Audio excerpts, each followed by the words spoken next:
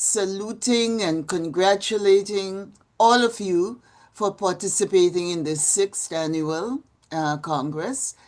Let me compliment Alex for the resilience, the determination that has kept this going over these many years. And congratulating all of you for participating in the sixth annual. Okay, why am I getting my feedback? Let me compliment. Okay. And let me say to all of you, um, who was sometimes, and I am in that category of saying, Alex, too much, not every day. At the same time, it's a daily reminder, and it's a part that says to us that there is still work to be done, there are still questions to be answered, and there is still circles that need to widen, that individuals must come around that circle to ensure that we keep the message alive. 30 years ago, when I put that motion in the House of Commons, um, it was very much as it is today, 30 years later. We were talking about debt and deficit and financial situation of Canada. We were talking about trade issues, softwood lumber, boneless beef, yogurt and ice cream.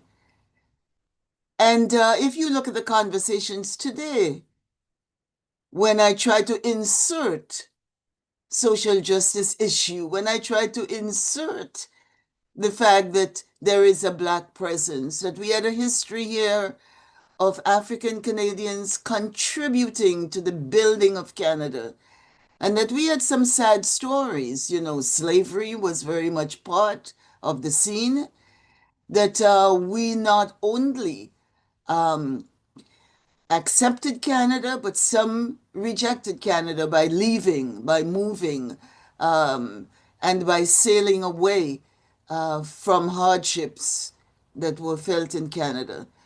We have many, many stories that need to be told. And at the same time, I think that over these 30 years, we've been telling those stories. I'm always so excited when I go into rooms and I see museum keepers, researchers, data collectors, architecture students, lawyers, doctors, nurses, every sphere in the society. I see Black people finding their way and providing leadership. And I think that over these years, we've made some progress, but we're not there yet. I usually ask the question, are you there yet? Because I know that we committed to a fair and a just and an equitable society. And we put that in policy and legislation.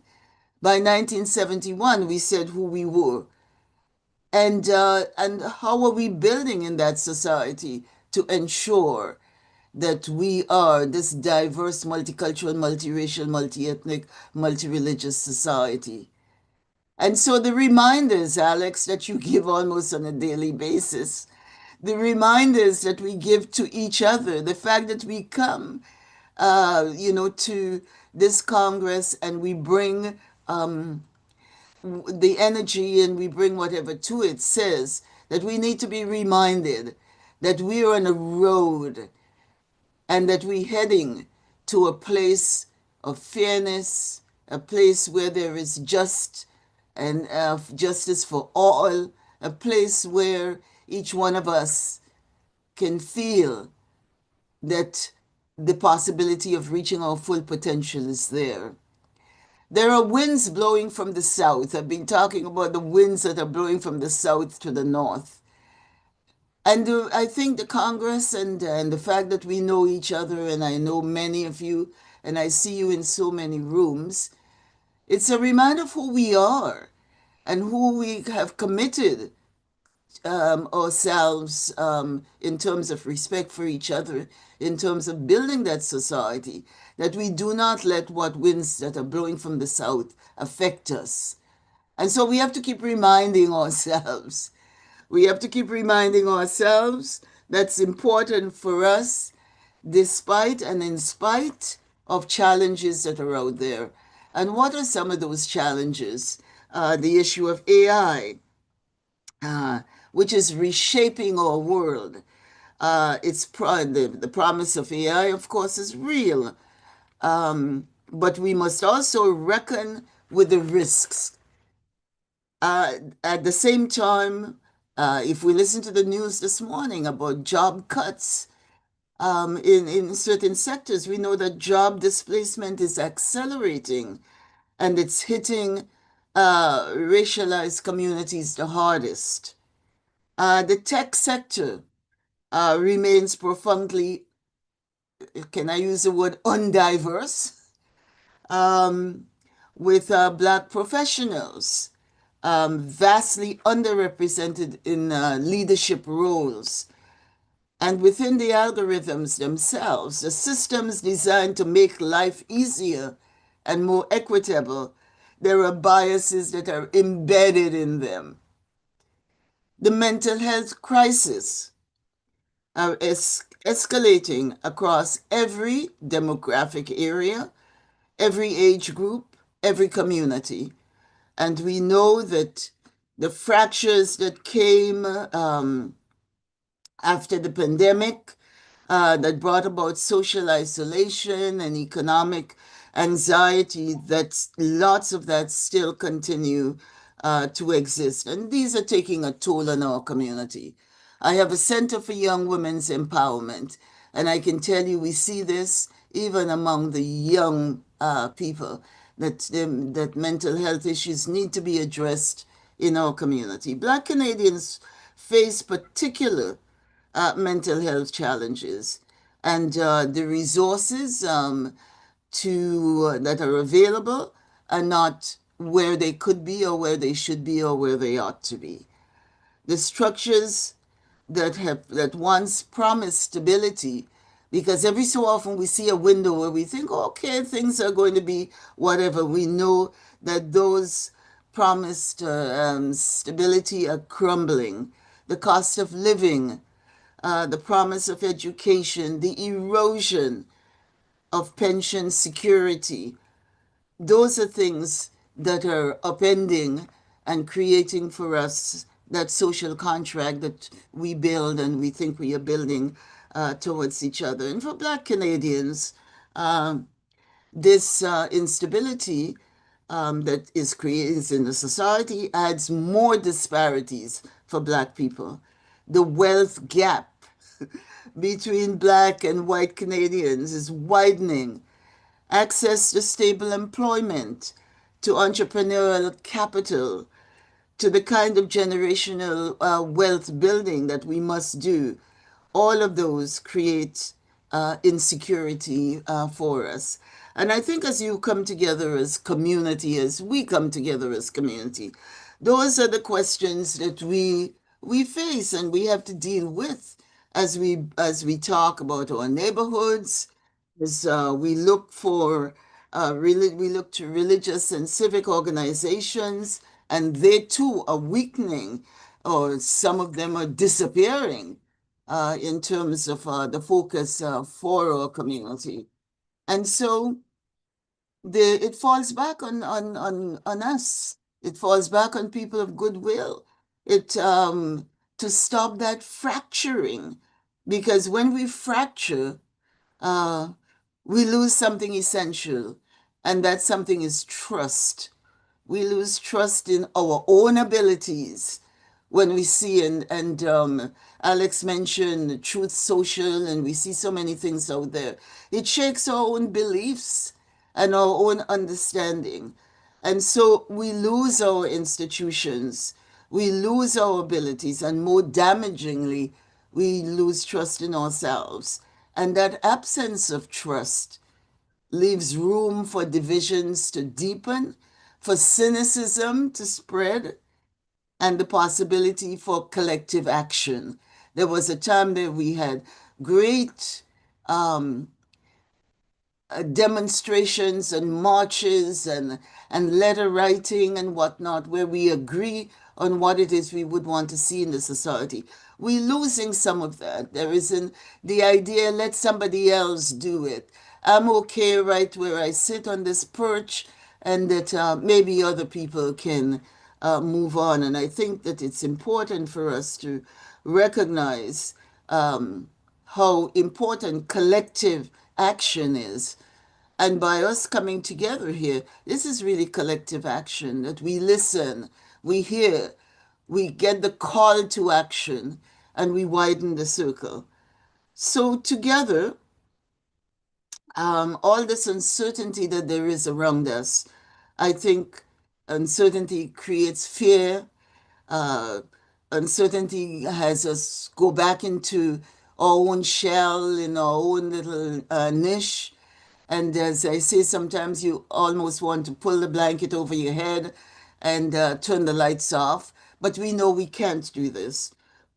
We know that what it means when people are fearful. Fear turns into blame when uncertainty turns into targeting of the other. And a lot of the things we see is really the targeting of the other. And so this is like a big solidarity group. It's individuals who care about the progress we are making in society, individuals who care about what we need to do in the society as we go forward. And I always talk about this issue and Canadian the issues that face us as Black Canadians as a work in progress. This is where this is a road that we're on, and someone talked, a while ago about a road with potholes, with bumps, with narrowing of the roadway, with all kinds of things that can happen. But we know that we have to continue pressing on, and that it's important for us, even when the conversation is challenging, even with those who would pull to the smoother and easier path, that we stand firm, that we share the message, and that we realize that this is a work in progress, and all of us need to be engaged in that work.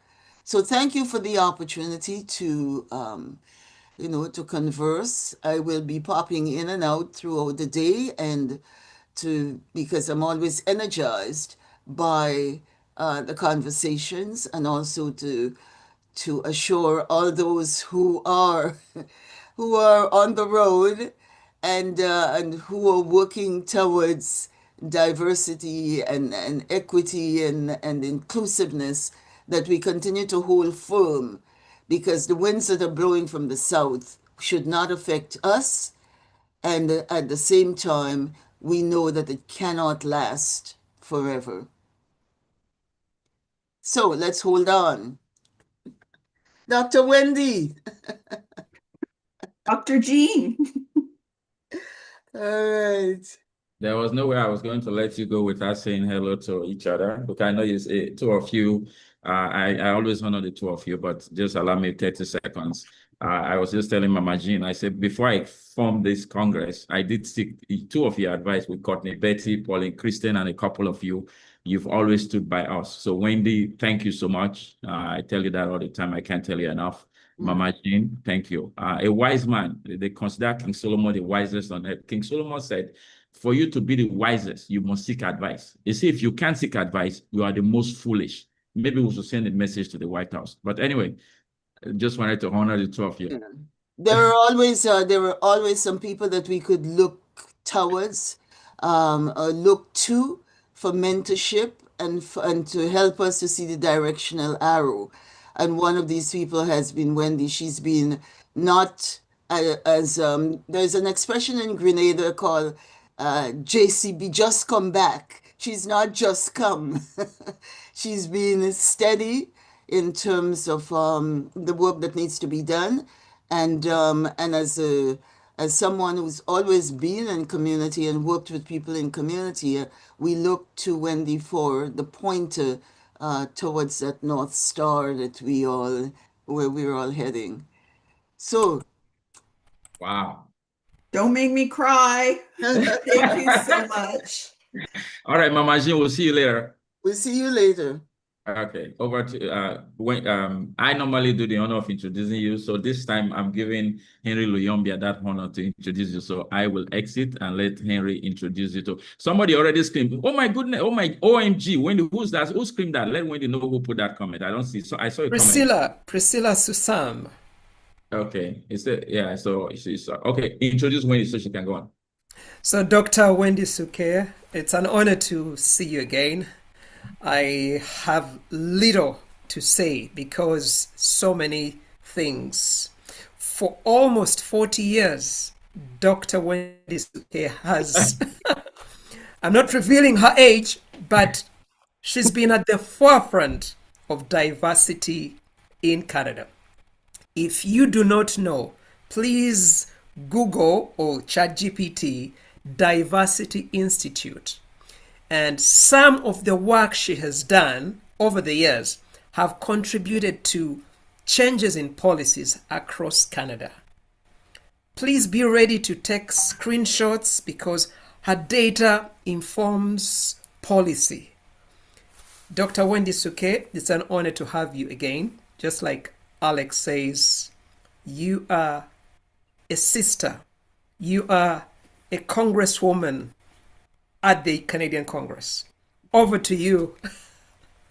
Thanks so much. Thanks so much.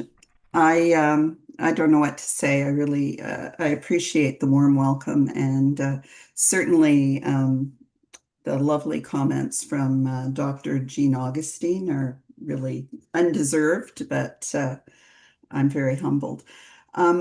So I guess I should start by saying I'm on the traditional territory of the Mississauga of the Credit, the Haudenosaunee, the Anishinaabe, the Chippewa, and the Wendat peoples. And some of you know the university that I work at is in the process of Truth and Reconciliation. That's why it's changed its name.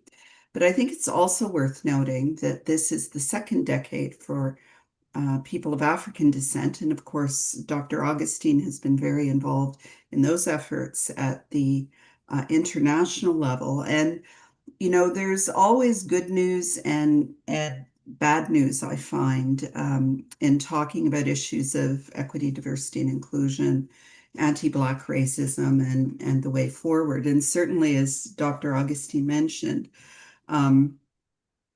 it's an unprecedented time. I cannot think of a time in my life, which is very long, though not as long as hers, when we have seen the convergence of so many dreadful things, whether we're talking about international conflicts and war, whether we're talking about the rolling back of decades of progress in the United States, whether we're talking about people in positions of power legitimizing language and ideas that even when I was a kid we knew not to say, is to me creating real challenges for all of us, you know, and getting up some days is really tough. At the same time, one of the things I think that we've seen as a result of some of the dreadful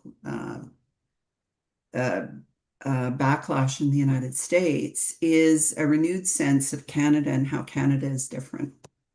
And so I don't want to sugarcoat anything that I'm going to say other than to remind us that despite being inundated by American media and being affected by American multinationals and a lot of the sort of spillover of what amounts to pollution and sewage, as far as I'm concerned, Canada still has very strong institutions that reinforce our commitments to equity, diversity, and inclusion. So it's one of the things that really concerns me, and we see this on a range of issues, whether it's, gun control or equity, diversity, and inclusion or immigration, we see Canadians starting to parrot or mimic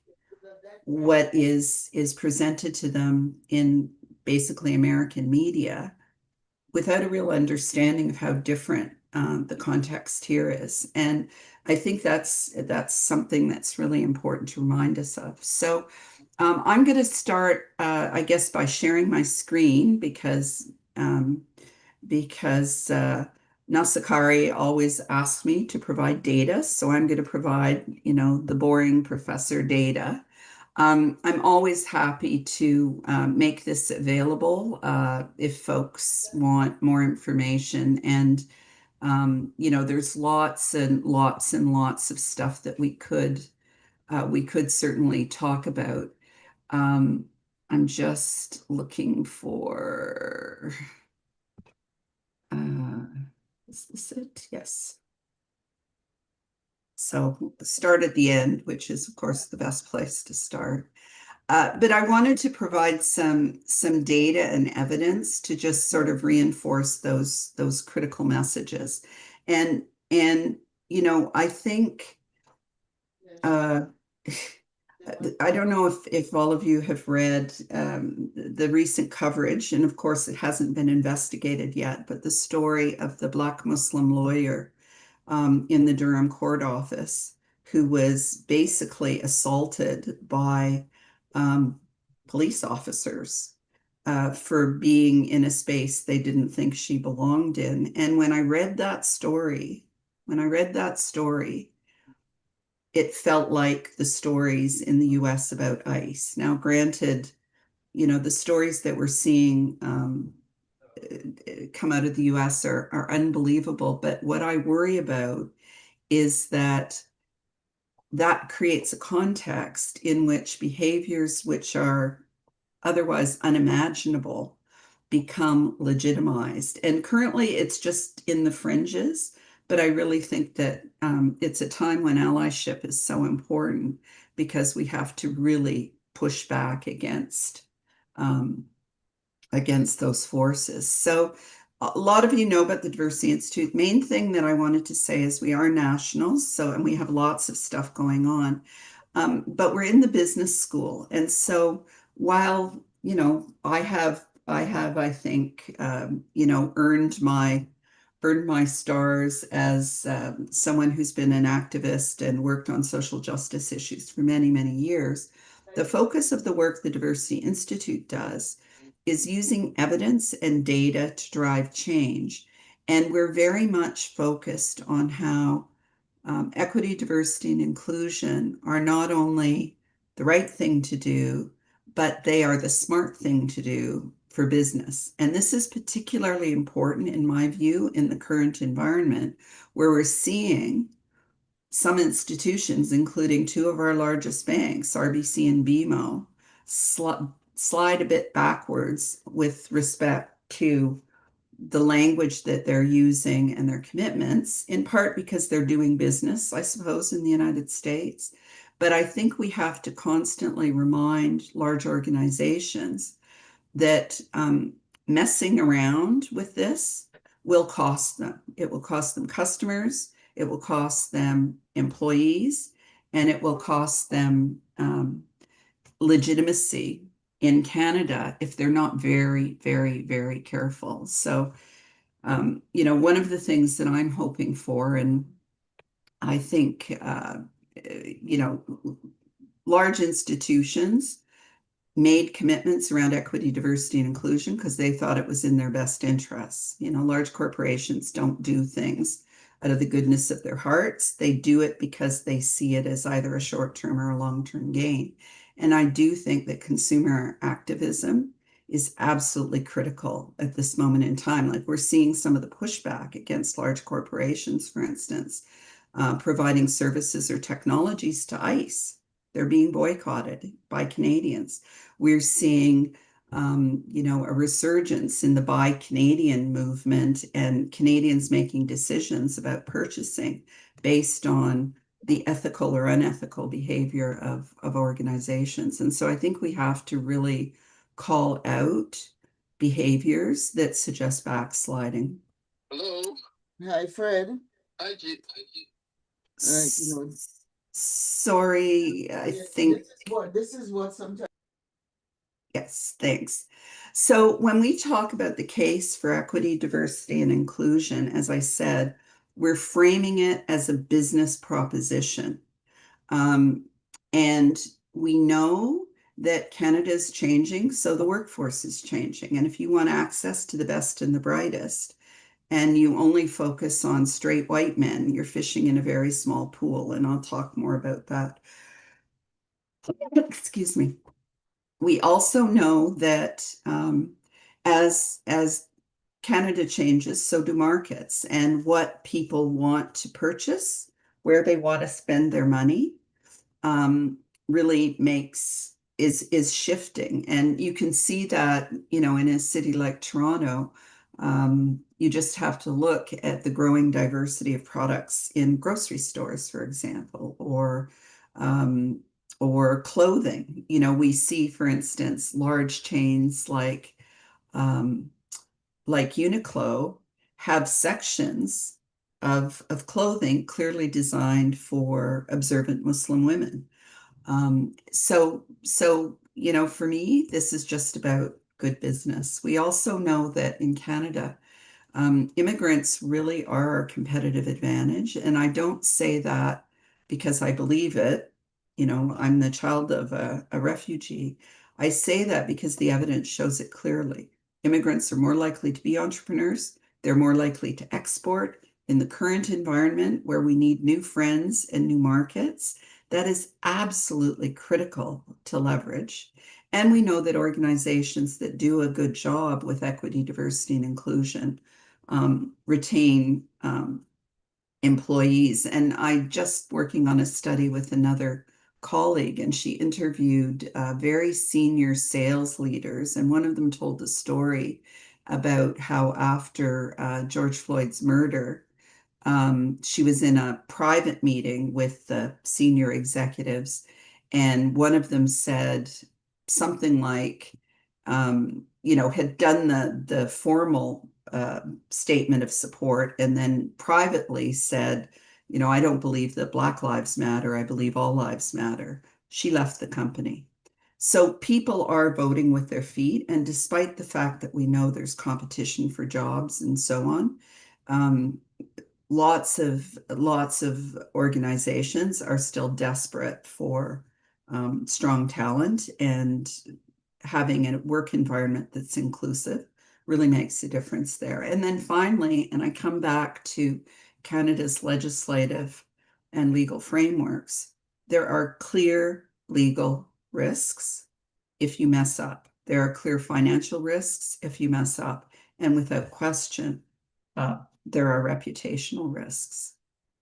So just, some of you, and I feel badly because one of the disadvantages of having been here over and over and over again is that I say the same stuff over and over and over again because I'm kind of a one-trick pony. But just to reinforce the point, women are not only the majority of university graduates now, we make the majority purchasing decisions. And you often hear about a man and a woman, for example, going to purchase a home. And what happens is very often the real estate agents assume that the man is the one with the power and the money, and they'll focus all their attention on selling the man without really understanding that it's not the man who's going to make the decision at the end of the day. We know that Indigenous youth are the fastest growing segment of the population. We know that, despite the backlash on immigrants, and I have a lot to say about that and how that happened, it's sort of beyond the scope of what I'm going to talk about today. All workforce growth will come through immigration because the boomers are aging out. And that is simply a fact. So whether we have high levels of immigration, medium levels of immigration, lower levels of immigration, we need immigrants. And what's interesting to me, and this is all I'll say about the backlash against immigrants, is there was a huge silence when certain people were fueling, in my view, anti-immigrant discourse. And, one of the most shameful moments I remember ever was in the presidential debates when the orange man said that immigrants were eating cats and dogs. And then we saw all kinds of crap on social media that was sort of amplifying those kinds of arguments. But one of the things that is, I think, so important to remember is that regardless of what happens, immigrants are absolutely needed for our workforce. And although there was huge silence from the business community, and we can talk about why that was, during those debates about immigration, which allowed the idea that immigrants were causing housing price increases. They weren't. We have the evidence. Stats Canada said rise in immigration is associated with 10% of housing increases. So if housing prices increase by 20%, you can only prove that 2% of that has anything to do with levels of immigration. And of course, immigrants build houses. So, that argument really had no weight. But what we saw was silence. And to me, silence is complicitness. After the Second World War, they talked about the banality of evil, the people who did nothing. And that's what happened with the immigrant crisis, because public opinion shifted in part because of this sewage we were seeing about immigrants. Polls shifted very abruptly, and then the government cut levels. After the government's cut immigration levels, the business community came out and said, what are you doing? Small business in Quebec launched a class action suit against the federal government because of the cuts to temporary foreign workers, because they are so essential to business. So I could go on and on and on about immigrants and how important they are in the economy and how they're better educated than the average Canadian, and so on and so on and so forth. But all I can say is, if you don't know how to attract and retain immigrants, if you don't know how to serve immigrant markets, if you don't know how to harness the power of immigrants' knowledge of international contexts and countries and trade, you are really, really a loser. I'll try not to say more, but it's one of the things that I find so disappointing in the current environment is the stories we're hearing about immigrants. And of course, there's a connection between immigrants and racialized people who are a growing segment of the population. We also know that the percentage of the population that reports having a disability is increasing. And part of that is because the definitions are broadening. So people are now talking about including mental health issues and cognitive differences, but it's also the aging population. I had my first cataract surgery. I know what I speak of. Finally, the 2S LGBTQ plus community is becoming more important, not only because an increasing percentage of youth identify as part of the community, but an increasing percentage of families have someone who is 2S LGBTQ plus as part of their family. And so, I know that this is, for example, trans inclusion is one of the flashpoints that has been used to build division.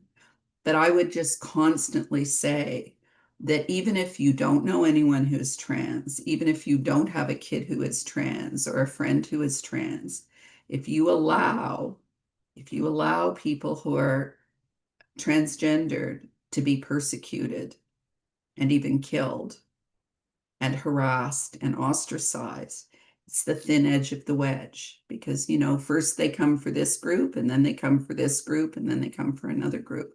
And I think it's something that we have to constantly remember, that if we all lock arms and stick together, there's more of us than there are of them. But if we allow our communities to be picked apart based on political, ideological, or even religious differences, I believe we'll lose. So when we look specifically at the workforce in Canada who's Black, we know that the gap in education is gone. So Black workers are as likely to be university graduates as everyone else. And yet, as Dr. Augustine mentioned, we do not see that equality in terms of opportunities for employment. So even though the percentage of the Black community, the percentage of Black people with university education is the same as everybody else, Black university graduates are almost twice as likely to be in jobs requiring only high school education. And what that tells us, in my view, is that anti-Black racism is still very deeply embedded in hiring processes and even in the education system, although that's getting better. We also know that, and again, Dr. Augustine mentioned this, and we're hoping to do some work with her center on AI literacy for youth, but we also know that technological disruption is reshaping the workplace, and that artificial intelligence in particular is growing in terms of the applications. There's good news and there's bad news here. So look at this table, which this is based on a very big survey with the Environics Institute, asking people if they're using artificial intelligence in the workplace. What you see is there's a gap based on gender, so men are more likely to say they're using it than women. But look at the stats. Indigenous peoples, Black people, racialized people, people who identify as immigrants are all using artificial intelligence more than people who identify as white or Canadian born. And that suggests, in my view, some real opportunities to harness that talent. Some of it may be driven by necessity. You know, lots of immigrants are using, for example, AI-enabled translation tools. Lots are using AI-enabled writing tools to improve their writing and so on. Nevertheless, if we're looking at skills and talent, it's not the old white folks who are leading with the adoption of technology. And this is also very important when we think about small medium enterprises, and particularly those that are led by women or Black people or immigrants, because they account for 90% of private sector employment. So we have to make sure that businesses that are led by diverse communities also are using technology to advance. And I think I've already said this, but you know, we have a huge problem right now with youth unemployment, and it's something that my team works on, and we're very committed to addressing in the Future Skills Center, and we run a program through the Black Youth Action Plan, which really focuses on digital skills and AI literacy for Black youth, and so on and so forth. But it's really important to remember that youth have different expectations than others about their workplace, and they're more likely to look at values alignment. So those companies that are backtracking on their equity, diversity, and inclusion commitments really are risking losing access to the best and the brightest. We still know, and Dr. Augustine again talked about health issues in the Black community. We know that anti-Black racism, and Kwame McKenzie's done really good research in this area, but we know that anti-Black racism, the experience of anti-Black racism or other forms of discrimination, affects not just psychological and mental health, but actually affects physical health as well. We know that discrimination in the workplace remains a big problem, and that, you know, almost a quarter of people who identify as racialized indicate that they have experienced racism. The group that is the most affected is Indigenous peoples. But remember, when we bring together factors, so when we consider race and gender together, often racialized women experience both racism and gender discrimination. And there's lots of research to suggest, for example, in the US, that Black women are experiencing the worst effects as a result of the rollbacks and the attacks on equity, diversity, and inclusion. And it's been suggested to me, though we don't yet have the data, that the same is true in Canada. My colleague Tamara Termtis, for example, writes a lot about misogynoir, which is very specifically focused on anti-Black, anti-woman discrimination. And we really have to guard against this. But you can see discrimination remains a problem. We also know that, and this comes back to changing markets, but there's a lot of evidence that indicates that bringing an equity, diversity, and inclusion lens to the design of products is really important in terms of not just selling more, but ensuring they're safe and they function. And, you know, the example, some of you have heard me reference this before, but research came out fairly recently that showed that women are more likely to die or be severely injured in car crashes because the research on car safety systems was done with crash test dummies that had male anatomy. And so the impact of car crashes on women's bodies is different than men. And think about it, lots of the women in the audience probably know this about seatbelt systems and so on. Kwame McKenzie did, and, you know, again, apology for repeating myself, but has an amazing study on how having a lack of consideration of race in the initial efforts to inoculate people against COVID resulted in the Black community having infection rates 7 times the level of others, 7 times. Part of this was socioeconomic conditions. Part of this was the concentration of Black people in frontline service. Part of this was distrust, with good reason, of institutions and so on. 7 times the infection rate of COVID. Dr. McKenzie and his colleagues designed targeted interventions focused on the Black community through Black organizations to develop culturally appropriate strategies, services related to inoculation, you know, mobile units. So instead of expecting people to come downtown Toronto to get inoculated, they actually took the inoculation to communities. As a result of that very targeted strategy, they were able to bring the infection rates in the Black community down to the same level as the general population. If that is not a strong argument for why we need to bring an equity, diversity, and inclusion lens to everything we do, I don't know what is. But there are lots of examples like that that show that if you're not thinking about diversity and diverse audiences and diverse patients and diverse customers right from the outset, you're going to make mistakes that can have very serious consequences. And then there's stuff about managing risks. And again, you know, our legal context has not changed. We are still seeing in Canada lawsuits based on harassment, discrimination, and so on. And even in the United States, in fact, I think it's part of the reason why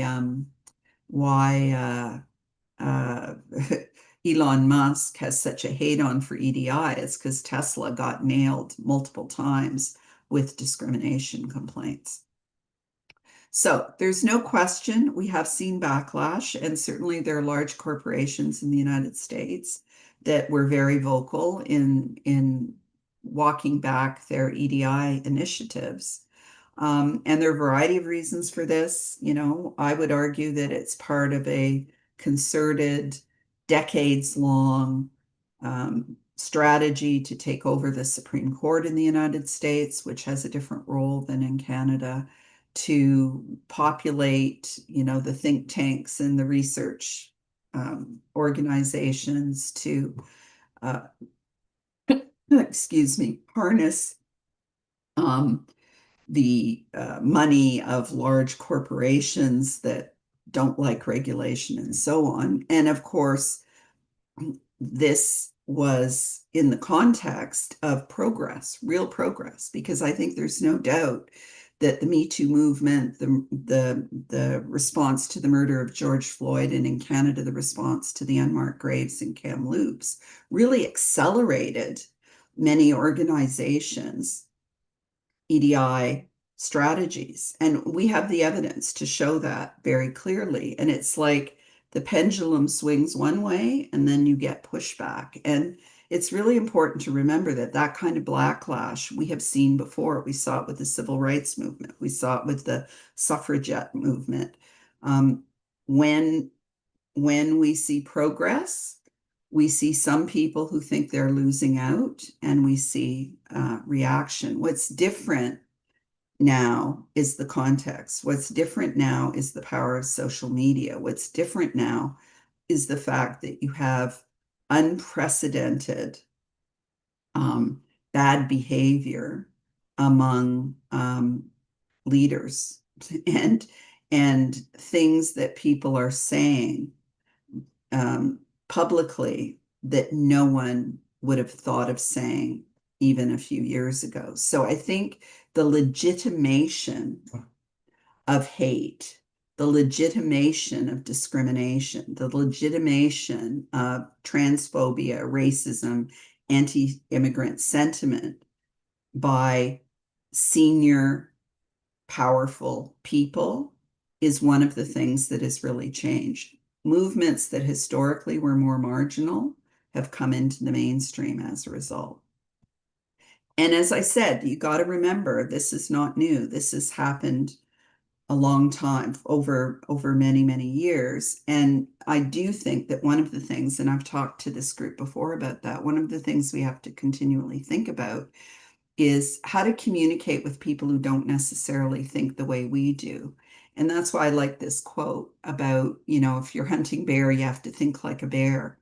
I think in the current context, if we want to get the government's attention, we have to make sure that we're framing what we're talking about in terms that align with what they say they care about.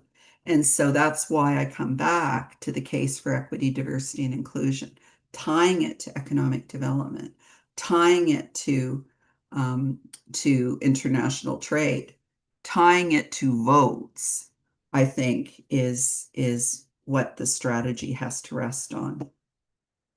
And I already mentioned this appalling and dramatic shift in attitudes to immigration, which, you know, we've done a fairly good analysis of what happened in the media, what happened with public opinion, what happened in the government, and it was sort of a perfect storm. It's leveling out, but not as quickly as I would hope, given the evidence that immigrants did not cause the housing crisis. We need immigrants to do the work, and immigrants create jobs. They don't take jobs from Canadians. And there were lots of reasons we saw this happen. As I mentioned, it was after the garbage in the media, after the shift in public opinion, after the cuts to immigration, that we saw companies stand up and say, what are you doing? We need the foreign workers. What? We need the foreign workers. What? Where are we going to get people to work in our stores? And I think we see that there has been some decline in commitments to diversity and leadership roles. You know, after a big push, and we showed this, I think, in the last presentation I gave to this group, after a big improvement in, for example, the representation of Black people on boards, in part because of the Black North initiative, we saw organizations that signed up to the Black North Initiative met their goals of 3.5% leadership. But what we're seeing now is a reduction in the commitments around gender. We're seeing a reduction in the commitments around diversity in senior roles. And you even see it, you may not notice it, but if you start to look, you will even see it in advertisements, in announcements. I mean, I was horrified, to tell you the truth, that the Buy Canada announcement had a picture that was almost entirely middle-aged white men. There were a few women and a few racialized people snuck in there. But in the past, people would be very cautious about giving, you know, running ads or social media announcements where there was no diversity. We see this with panels. I forget which one it was, but I looked at it and it was like 6 white men and 1 white woman talking about economic prosperity and the role of post-secondary institutions. You know, give your head a shake. That is not what the people in those places look like. So we're seeing it not just in the numbers, but we're seeing it in the ways in which organizations communicate. One of the banks, for instance, recently took out a full-page ad of its financial advisors. They were almost all men. Like, in what universe do you advertise that unless it's, you know, dog whistle politics and you're trying to quietly signal that, you know, you are part of the revival of masculine culture or something. So I think we have to be really, really attentive to what's happening.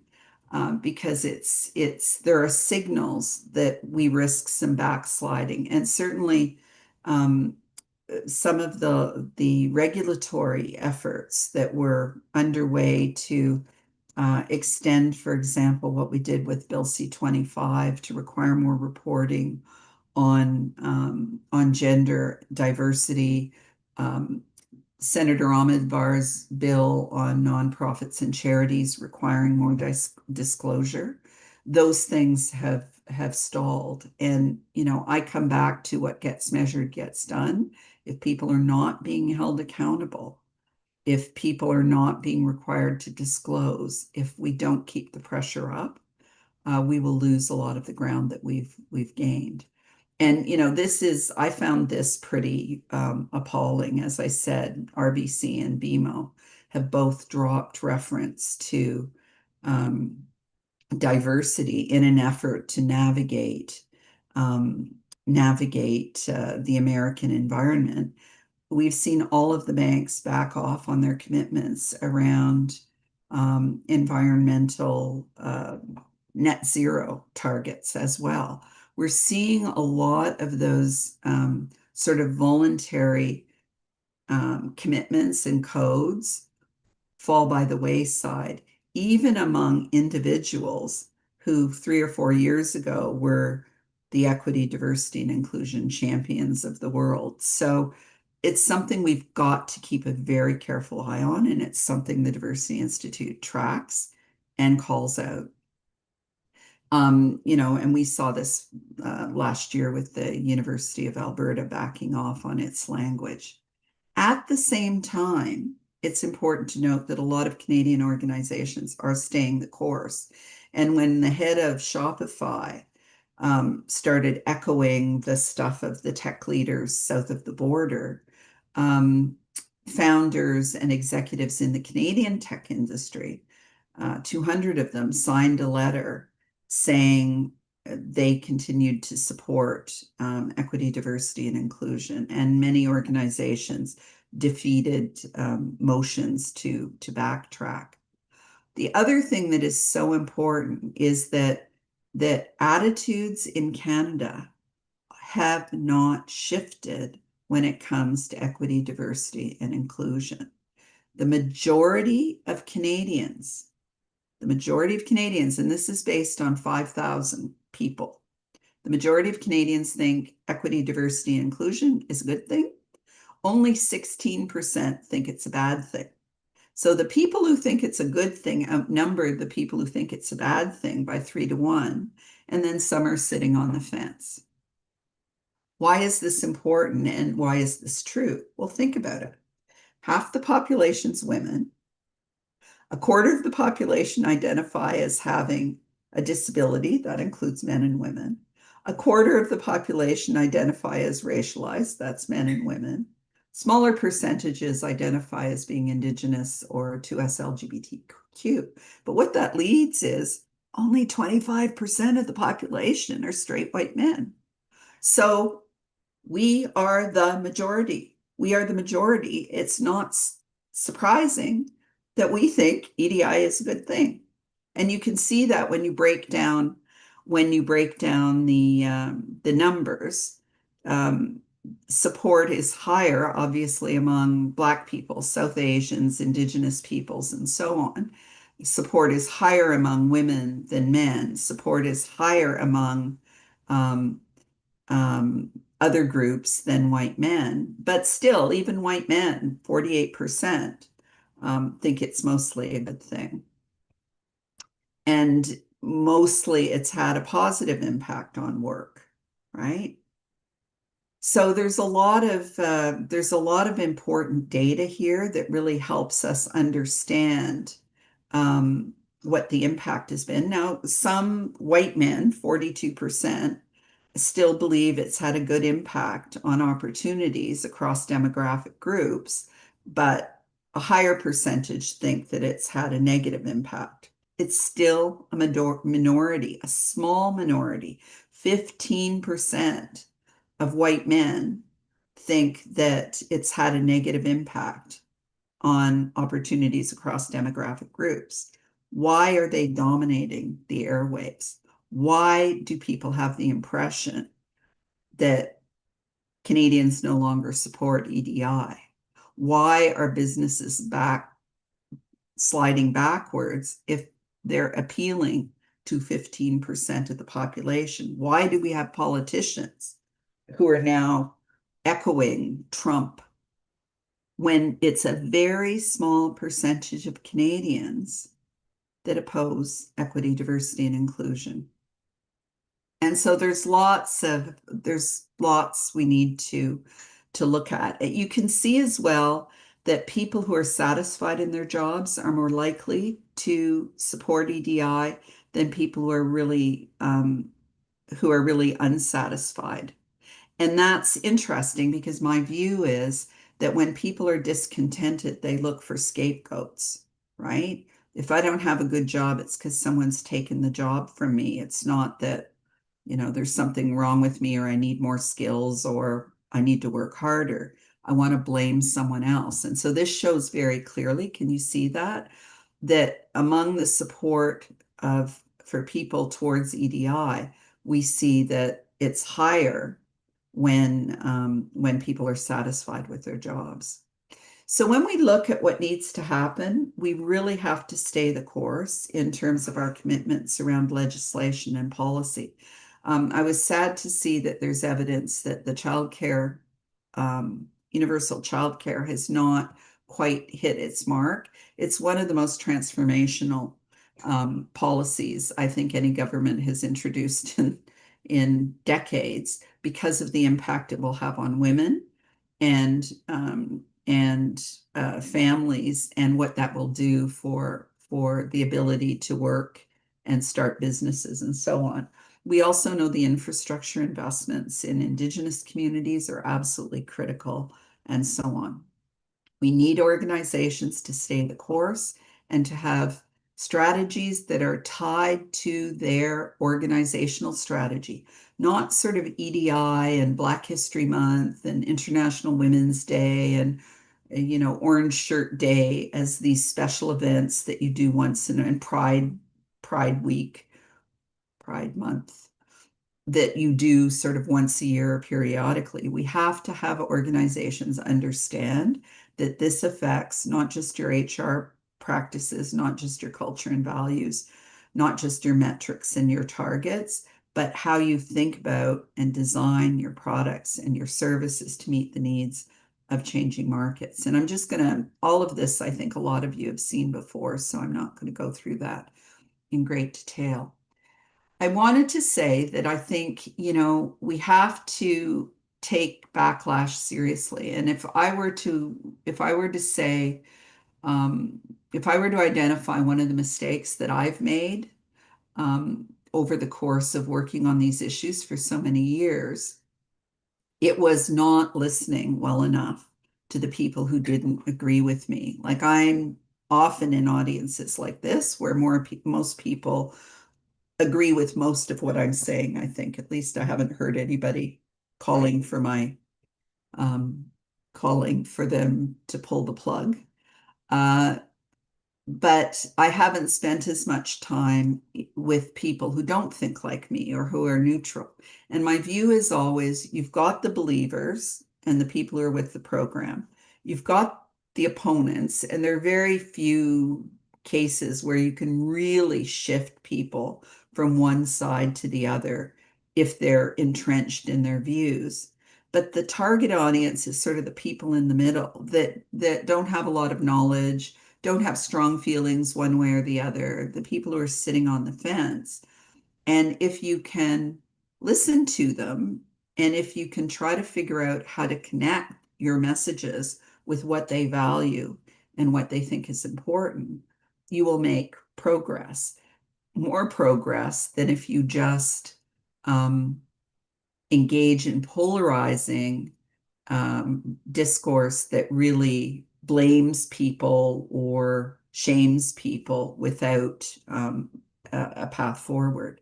So, from our perspective, these things are really, really critical. We have to think about people's hearts and minds and interests. We have to link our messaging to what people believe. We have to stay the course and recognize Canada is not the United States. And really, if you're in an organization, culture is the most important thing, but also the hardest thing. So, I'll end with, and I think I apologize if I said this before, but I started my career in highway safety. And think about speeding. What makes people drive safely? You can say don't speed, and you can have flashing signs that say you're speeding, don't speed. Education is the least effective way of changing people's behavior. You can increase, photo radar and having police stop you and so forth. You can increase the fines. Those things do have an impact, for sure. If I know there's a red light camera or photo radar, it changes my behavior. But what is the most effective thing to stop people from speeding? It's engineering. It's speed bumps.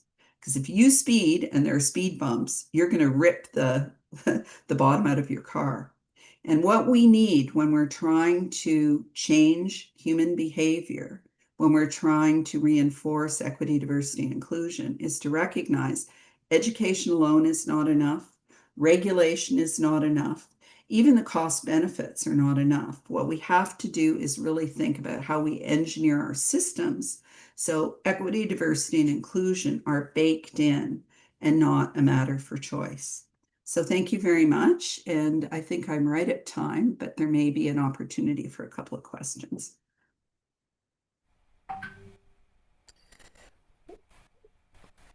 Wow, Dr. Wendy Suquet, Alex, Dr. Schindel, Sophia. Yes. What is it? I see all the claps and all the digital applause. Emojis. Yes, emoji. Can you hear me there, Wendy? Yeah. Okay, good. Thank you so much. I mean, if we can spend the whole day just thanking you, not just for being here, but for the great work you're doing. I was actually shocked about BMO removing diversity. So, like, I started the BMO Diversity in 90s. I did. I initiated it. I put people together. We went to the executives, and then she finally said, HRO VP, then Joni Michelle, she said, okay, Alex, what shall we do? I did not even know what we should do. Like, I didn't know anything then. So I went to the library, Mrs. Sagara. I started to ask people. That's how I started my own EDI kind of career thing. But for them to remove that diversity, how come we didn't hear? Like, I'm just saying, are we so Canadian that we are focused on American news? Because this should be a big deal. Like, this should be a big deal. I will write a letter. I'm going to investigate, and I'm going to write a letter, and I'm going to remind them of what we started, and I'm going to demand, and I'm going to say, you don't want me on your back. You don't want me on your back. So what shall we do? I'm asking you, like, what shall we do? I think, you know, I think people are doing things quietly. And as I said, sorry to interrupt you, Wendy, is quietly helping? It doesn't seem to be helping. No. It's I think it's like, you know, what's the story about the boiling frog, right? Yeah. Things happen gradually and you don't notice. And so what I'm trying to do is say, you got to notice, you got to speak out, and you got to pay attention, not just to the stuff that affects you directly, but the stuff that affects other people.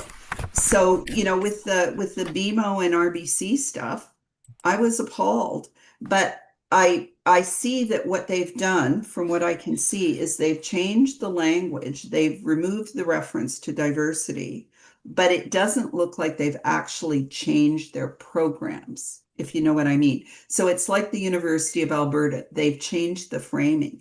I think, though, to prevent them from backtracking further, it's really important that people write and say, like, what? How did this happen? And we've got it used to be in the olden days, there was something called Media Watch that was run by Meg, I forget her last name, but it was a women's organization that tracked the media and identified cases where women were being presented in stereotyped ways or excluded or whatever. I don't feel that we've got a mechanism like that anymore. We've got so much fragmentation in the movements to support equity, diversity, and inclusion. Nobody is kind of pulling everybody together, and that actually works in favor of the people who are single-mindedly working on one agenda. So I do think we need better mechanisms, and I think organizations, forums like this are really important to make sure people are aware and to identify very simple things. Write your member of parliament. Like, we've seen some, I would say, some slippage in terms of, you know, the way people in government are now talking about these issues. You need to, everybody on this call should know who their member of parliament is, know who their provincial member of parliament is, and write them and say, you know, what are you doing to advance these things? I just want you to know that I think these things are important. Most Canadians think equity, diversity, and inclusion is important, and I expect you to stay the course, because we are seeing, you know, just little signs that people are backing off their commitments. And the only way to hold them accountable is as consumers, as voters, and as influencers. Yeah, so I will be reaching out to you because I believe the Congress is that platform, that media watch, as you call it. Like, because I can't, what they call it, Air Canada, they racialized me. I went straight to the CEO and I told him I'll be doing, I even shot a video that I will publish on social media. I say, if you don't, and they say, we'll give you a free ticket. I say, you've just insulted me. You think I'm coming to you for a free ticket?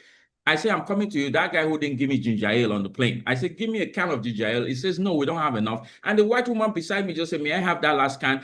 And he gave it. And I could hear it. I'm like, what? Right? I said, okay, I don't want to cause something on the plane. We are in the air.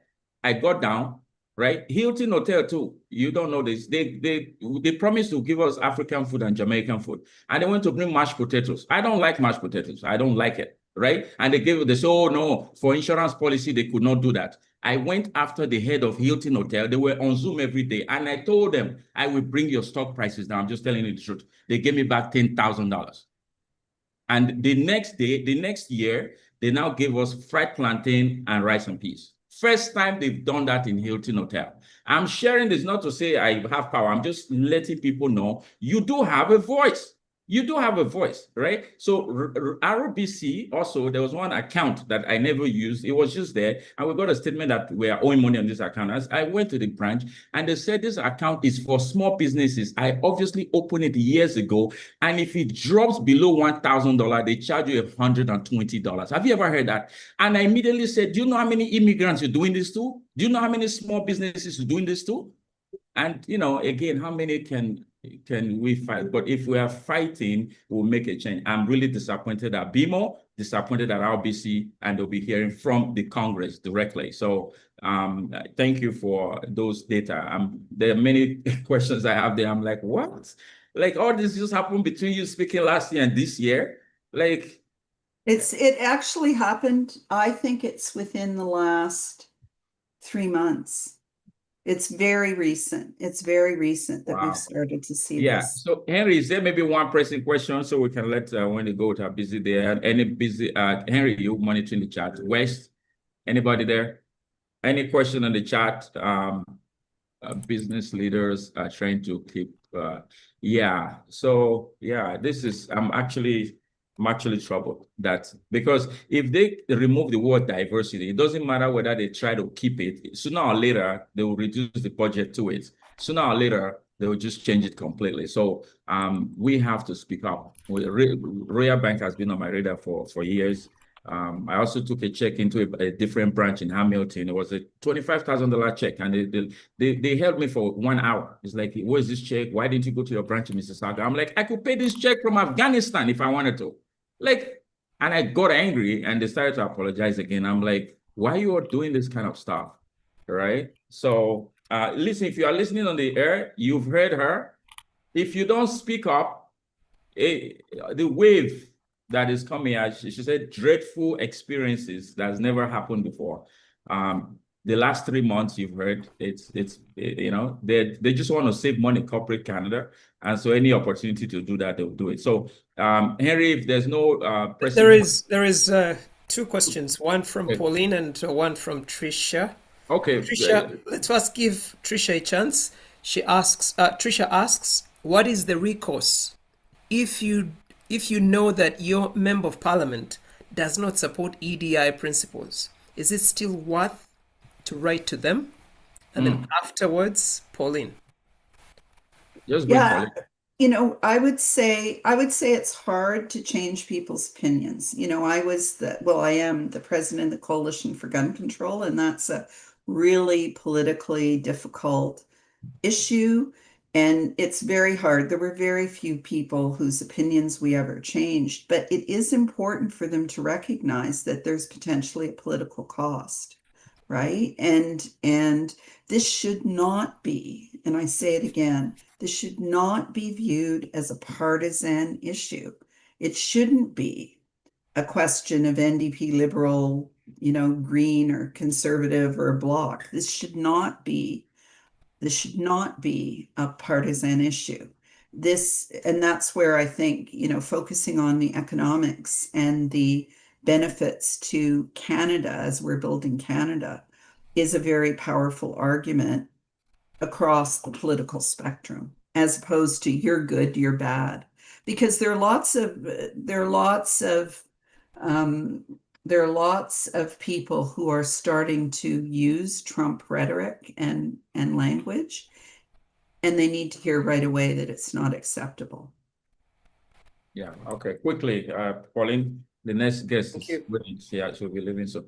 Yeah. Okay. Pauline, mine is not a question. Mine is just congratulations and just letting you know, Dr. Sukir, that you have been an amazing advocate for our people. Yeah. And from way back, from when I was the president of the BBPA, your support is just off the top. And I just want to tell you that you are the diversity queen. We have the king, that's Alex.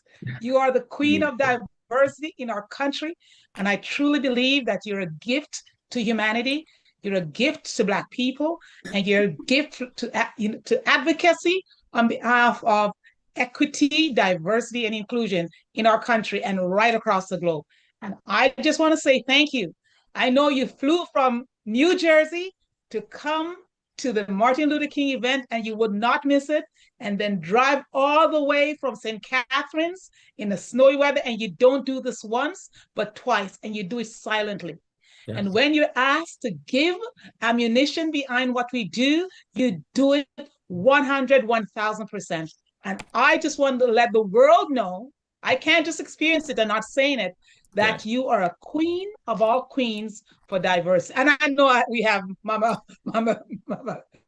Jean on the side too, and we know who the king is. But thank you again. You're just an amazing human being. I appreciate you saying that. Everybody put 111, as Henry would say on the chat, as a son of love. Wendy, we love you. Like if there were, and it's not even my funeral. Yeah, but at least we're giving it the flowers now, right? Most people don't hear nice stuff until they're dead. Thank you very much. I don't believe in cloning, but I would agree to cloning you. All right, Wendy, love you. Okay. Thanks. All right. Thank you so much. Okay, bye. We'll be in touch. Okay, let's bring in Pauline. Thank you so much for that. Actually, it's interesting you did that because Mama Jean did that for her before Mama Jean left. I don't know if she's still here, but she also did. Wendy, you all heard now. Wendy is a hero. Let's bring the next speaker in because she's on time crunch. Alex, is that Beverly? Dr. Yeah. Dr. Beverly? Bev. Dr. Bev, are you she is there. Yeah, put on your camera so we can bring you in. And Wes, where are you? Yes, and after Dr. Bev, we'll have Dr. Shindell. Yes, so let's. Yes, okay. So Dr. Beverly, Dr. Beverly Jean, we have to say it properly. This is Dr. Beverly Jean Daniels. Thank you so much for Congress. It's your first time on the Congress. This has been going on for years, and we are glad to have you. I know you're on time crunch. I brought a young man who is going to ask you a few questions after your presentation to introduce you. Wes, go on. Half a minute, quickly. Well, hello, Dr. Beverly Jean Daniel. It is a pleasure and an honor to meet you. I had the honors of just, briefly just doing, your introduction. I know that you are a woman with many different, titles and you have achieved so many different things across your career. I know that you are a professor at TMU as a child and youth care as well. I know you've achieved many academic heights, your PhD in sociology and equity, as well as your master's in counseling and psychology, as well as your bachelor's in arts and graduate degree as well in women and gender studies. So you have done so many different things. And I know that you're a huge advocate for, social justice as well within our community and also your work towards youth. So I am very appreciative of the work that you do. And I just want to honor you and just commend you for the body of work that you do. So thank you so much for being here. And I'm just looking forward to, witnessing your presentation and absorbing as much knowledge as I can. Excellent. Good morning, and thank you so much, West, and thank you to the entire team for involving me in this presentation. So, folks, I'm going to share my screen, and please confirm when you're able to see my screen. Yes, it's up. All right, excellent.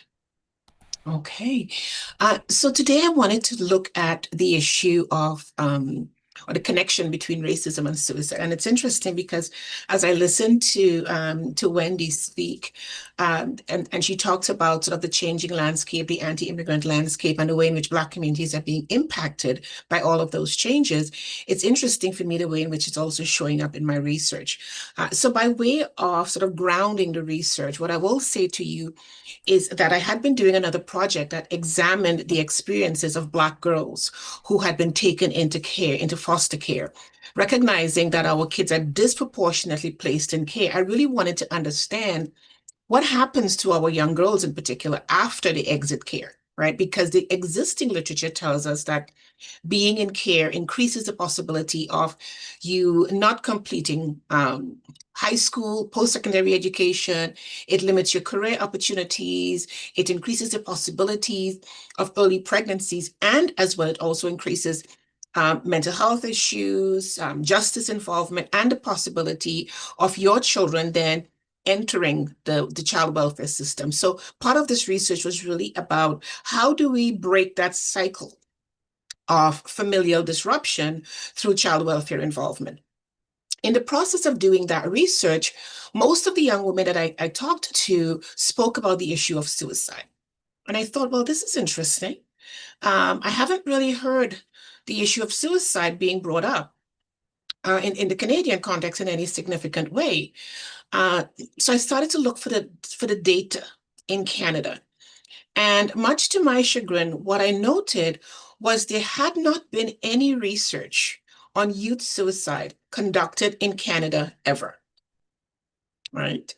The American data very problematically was indicating that Black youth suicide was now one of the highest suicide populations in America, and that in the past 20 years, they had seen approximately 144% increase in suicides among Black youth, with Black children ages 6 to 12 experiencing, twice as likely to die by suicide than white children, right? So in 20 years, we have seen the pendulum swing about 180%, indicating that our children are at significant risk for suicide in the American context. When I started connecting with community members here in Canada, the same issues started emerging. Essentially, everyone I spoke to could tell me about somebody they knew who had attempted suicide or who had died by suicide.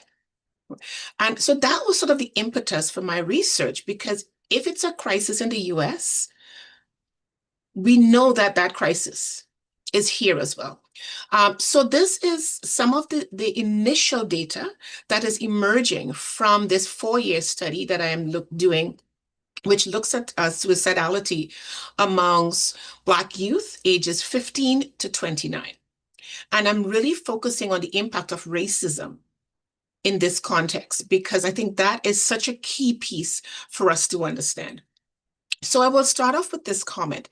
Racism operates as a structural determinant of suicide risk, shaping exposure to harm and access to protection. And essentially what this means is, if we understand that anti-Black racism is essentially embedded in every single structure in our society, it means that Black children, before they're born until they die, they are exposed to racism. So whether it's in hospitals when they're born, whether it's prenatal care, while the mom is pregnant, all of these factors are impacting our children from the time they are conceived and before.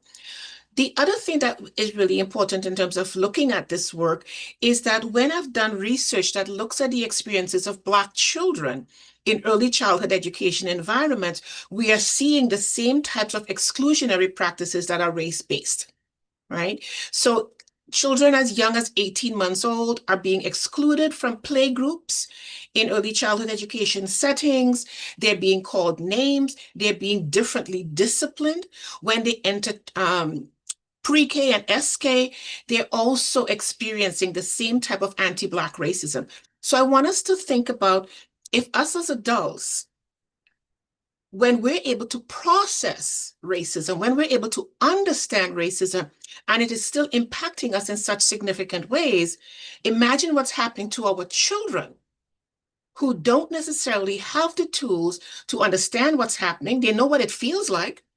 They know that they're feeling excluded. They're going home and talking about not being allowed to play with the other kids, or being called names. As one of my students indicated this week, a parent came home and was saying that her daughter was asking her, why are people at school calling me a monkey? Right. So we're really seeing this exposure to racism as it very stable condition in the lives of all of our children, and it's impacting them. So as I said, so racism is embedded in all of the systems. It produces chronic stress. And there was a report that was just produced in the US that was talking about the impact of racism on health. And one of the statements that I make very clearly in my work is racism kills.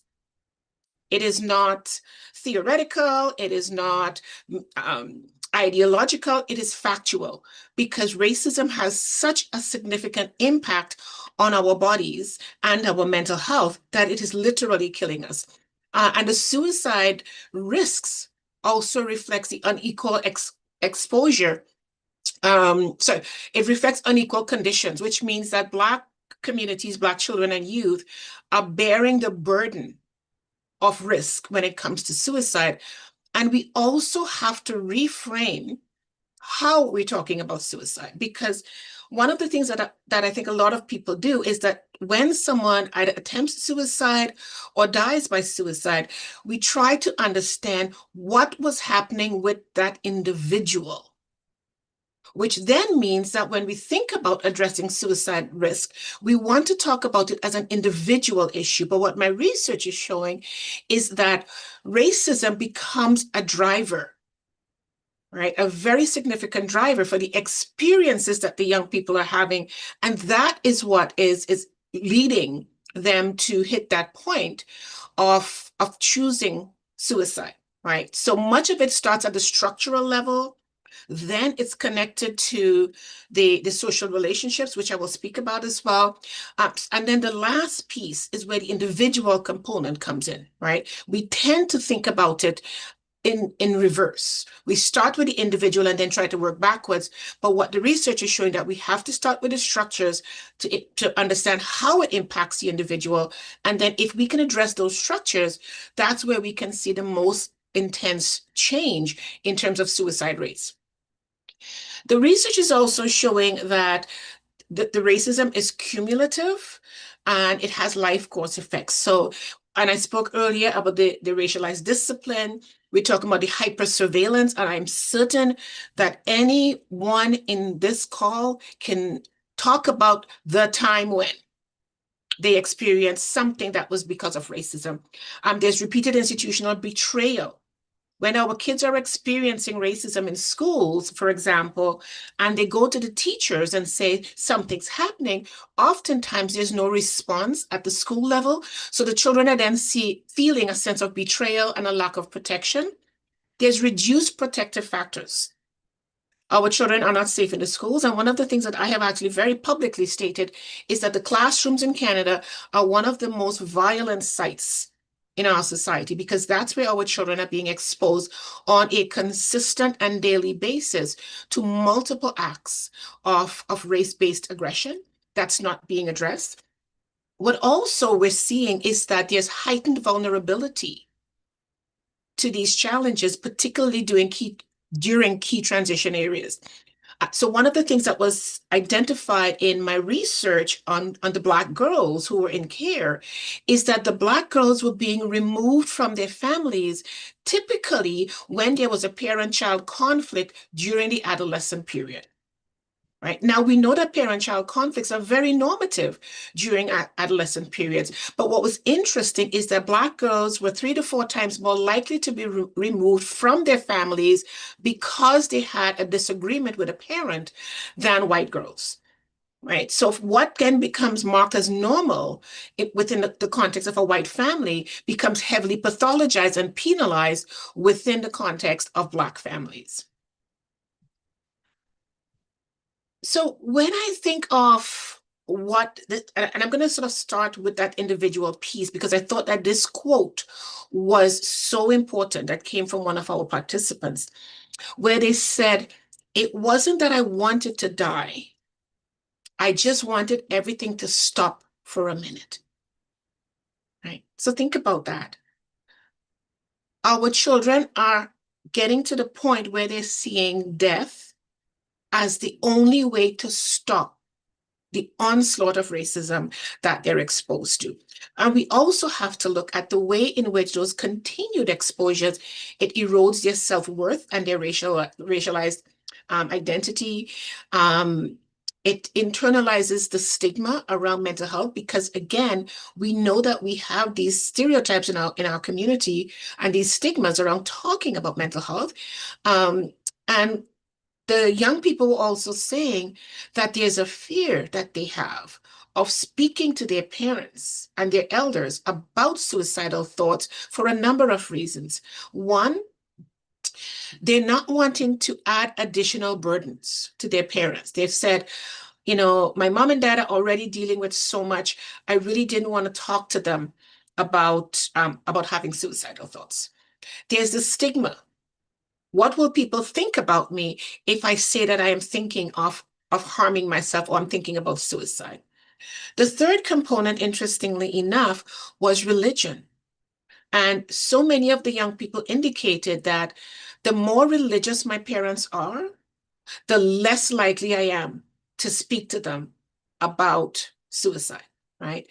So in as much as religion can become a protective factor and has been shown to be a protective factor in a lot of situations, what we're finding is that the level of religious involvement that parents have is also now becoming a barrier to our children speaking to us about suicidal thoughts, because the idea is that they're going to pray for me, they're going to tell me to read the Bible, or they're going to tell me that if you kill yourself, you're going to end up in hell, right?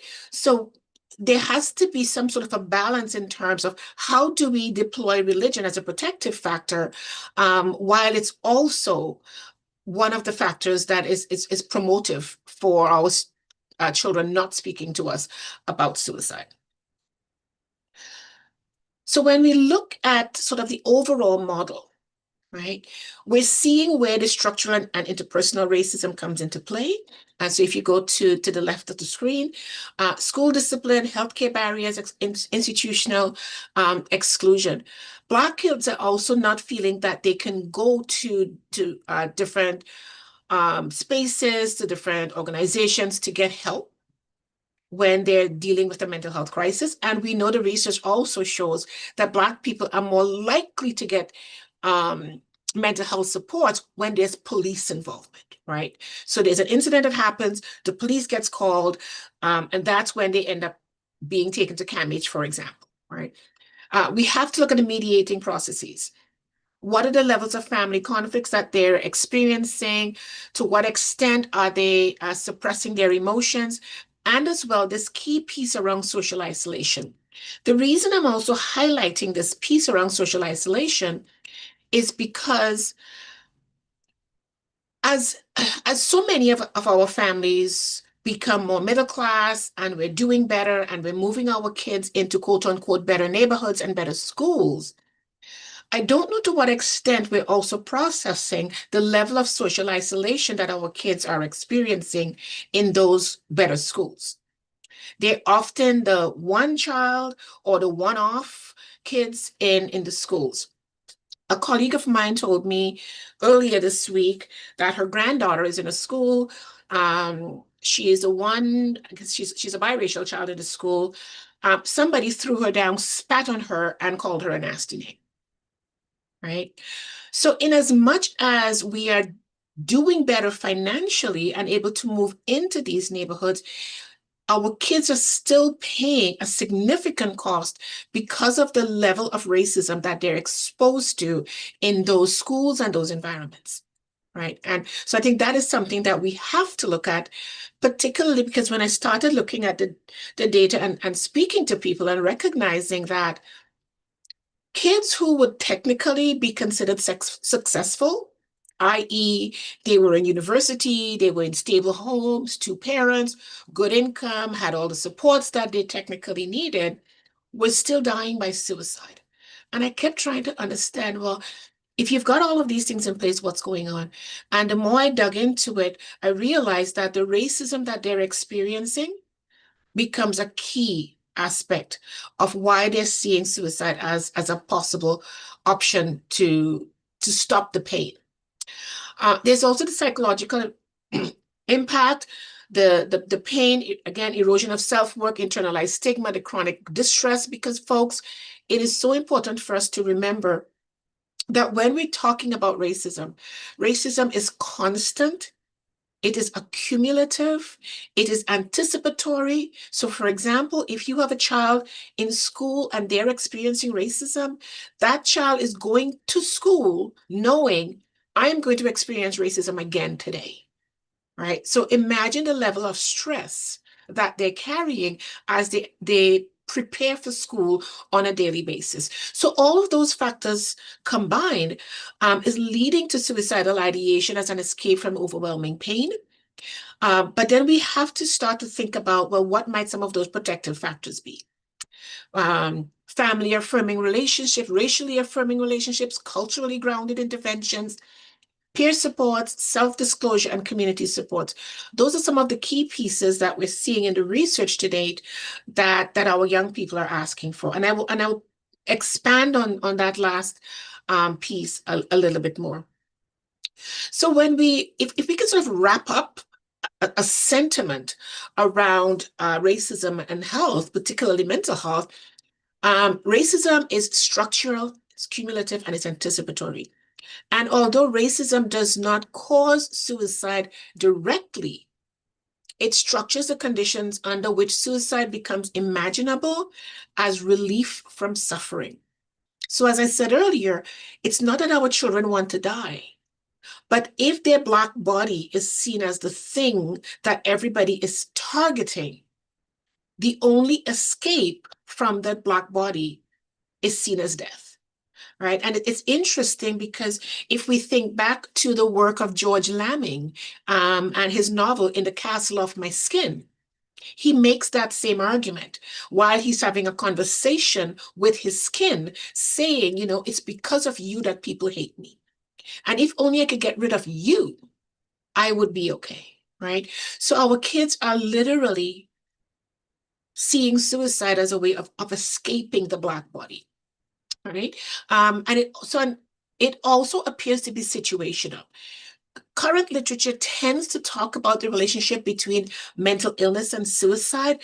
We're not seeing that direct pattern amongst the data for the young people that we've been talking to here, nor is it evidenced in the American data. So if as a parent, you're looking for signs or you're looking to see if they had some type of a mental health issue, that may not be the thing that you should be looking for. Because what we're seeing is that sometimes there's an incident that happens. And we use the term, the straw that breaks the donkey's back. It could be that incident that happened that day or that week that pushes them to say, I can't do this anymore. And that is the pattern that I'm seeing amongst a lot of the young people that I've been interviewing and the parents as well. Okay, so what are the implications here? Suicide intervention and prevention must address structural inequities. And Dr. Sukiye talked quite consistently about that, right? There are culturally unsafe systems that are increasing the risk for our kids because they're deterring them from asking for help. And we have to look at the way community leadership and accountability plays into this. We have to demand different options and opportunities for our children. Dr. Sukiye also talked about the need for increasing immigration and how that's connected to the workforce. And I think I can build on that by saying, if we were intentional in integrating Black and Indigenous youth into our structures in more comprehensive and consistent ways at all levels of the system, that would become a much clearer source of prevention than simply just talking about suicide, because we talk about it as an individual pathology, but what the research is showing is that it is a structural pathology, and that's what we have to deal with. Okay, so what are some of the recommendations? Invest in Black-led community-based mental health supports.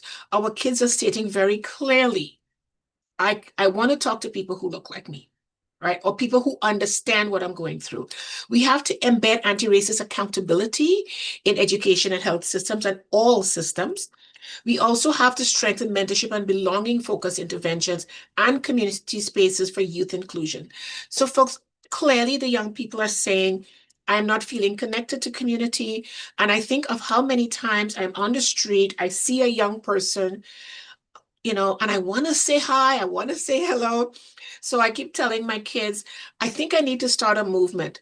Say hi to a Black Person Day, right? And your responsibility is every single Black person that you encounter, you say hello to them. And it may sound silly, but folks, a lot of our young people are saying, I felt invisible. No one saw me. I didn't think anybody cared, right? So imagine that young person who's at that breaking point, but somebody in the community says, hello, young man, how you doing today? Right? It humanizes them and it makes them seen. We have to treat racism reduction as a suicide prevention strategy. Our kids are dying because of racism. Therefore, we need to deal with racism. And we also need to shift from individual risk models to structural prevention. And finally, intentional commitment to including Black youth in all institutional structures. Our kids are going to keep dying as long as they feel that they are not part of the system. So the research is continuing. So this is sort of my plug to everyone. It's been really difficult getting people to participate in the project. It's been really difficult getting parents in particular to speak to, and I know it's a difficult thing to talk about. But if we don't talk about it, if we don't provide the data, and as I said, this is literally the first study ever in Canada that's collecting data specifically on Black youth suicide. Statistics Canada doesn't have the data. Coroner's office doesn't have the data. The police doesn't have the data. So now I have to submit freedom of information letters and requests to try and see what data can I find, because we don't have it. So if you can help in any way, shape, or form to advertise the research, get people involved. It is a cross-Canada project. So anywhere there's Black people, we're collecting the data. So if you know of anyone who's interested, please feel free to reach out to me, bdaniel@torontomu.ca or bjdprojects2021@gmail.com. And Alex said to me that I cannot end my session without promoting my latest book, which was published back in December. It is called We Were Not Built to Break, Racially Affirming Care for Black Children, Families, and Communities. And in this piece, I talk about the absolute importance, folks, of speaking to our children about racism. Culture is not enough. We have to make them comfortable in their Black bodies. And with that, I say thank you so much. Wow, amazing, amazing. West, quickly jump on. She has to fast. But thank you so much for that presentation, that data. My question, though, if you allow me to ask one, and then West can continue, is I just heard you say the data is not available in the police or anything like that. So is that intentionally, or what do you think from your perspective? Is that intentionally that they are hiding this data from the public? Well, I don't know if it's necessarily that they're intentionally hiding the data, because folks, please remember that race-based data collection is something that is very recent within the Canadian context, right? So for example, when I spoke to the head coroner, what he indicated to me is that it was only in May of 2024 that they were mandated to collect race-based data, right? 2024. 24, yes. And he said to me, it's interesting that we can tell you the color of the sheet that the person may have been laying on, or the color of the clothes that they were wearing, but there was never a mandate to collect information about race. So he provided me with some ideas in terms of what I could possibly do to access some of that data. So for example, getting the records of the actual coroner who performed the autopsy. Someone also suggested that I could reach out to the paramedics because they are often the frontline staff, first people on the scene. So they might be able to provide data in terms of who has passed. But to say that there's been a consistent collection of data, there hasn't. Stats Canada says that we don't do race data. And I said, no, you do race data because you can tell me about data for Indigenous populations and you can tell me about data for white populations. But what you're telling me is that the data for Black populations has not been disaggregated. Again, because of that stereotype that, well, Black people don't do that. Well, the fact of the matter is, and folks, I would charge you to this. Speak to 5 people in your environment and ask them, do you know anyone who has either attempted suicide or died by suicide? And everyone will tell. Alex has put his hand up. I attempted twice. I'm glad I didn't, or else I won't know Pauline. But my younger brother did and died. My younger brother swallowed Valium-5. I never even heard of Valium-5. And he swallowed it and killed himself. So, and also I did some work for one school board. I'm tempted to call their name because they are idiots. But we spoke to their youth, and I'm just portraying what you said. One of the girls we spoke to said, you know, can I say something more? I said, sure, you can. He said, you know, I really feel bad for my sister. Now, this is a 15-year-old girl speaking. And I'm like, why? He said, because she will have to go through this school. This is the only high school in this town. And what I have been through, I have to put, when I wear my uniform, I just put on my crocodile skin, right? And she said, even in town, a big truck was racing towards her. She stepped back the road and the truck stopped, and it was a bunch of white kids from her school yelling monkey at her, telling her to get on this road now, they will run her over. And I said, did you report this in school? Say yes, but the school said I was outside the school environment. And this was like, I went to my car and I cried before I left. I just didn't want her to see me crying. And what pained me was this girl is just used to it. Like, and then one day she just, you know, I pray not. But yeah, it's this is a very sensitive one. I hope you're all learning. Please, this is West session. Let's not take it from him. West, go ahead. And before I hand over to, if I could simply, if I could quickly put a plug in for 2 of my colleagues who've been working on this project with me, Dr. Alana Butler and Dr. Roberta Thimothy as well.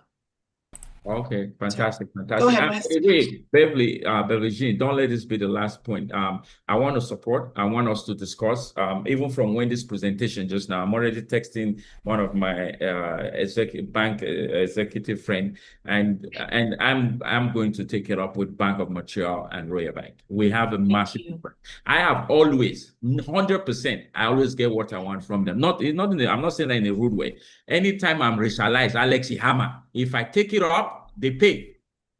And not just pay money, I'm not after the money. And when they offer me money, I tell them, you've just elevated the problem. You are giving me free ticket, Air Canada, you're crazy. I want to see your policy.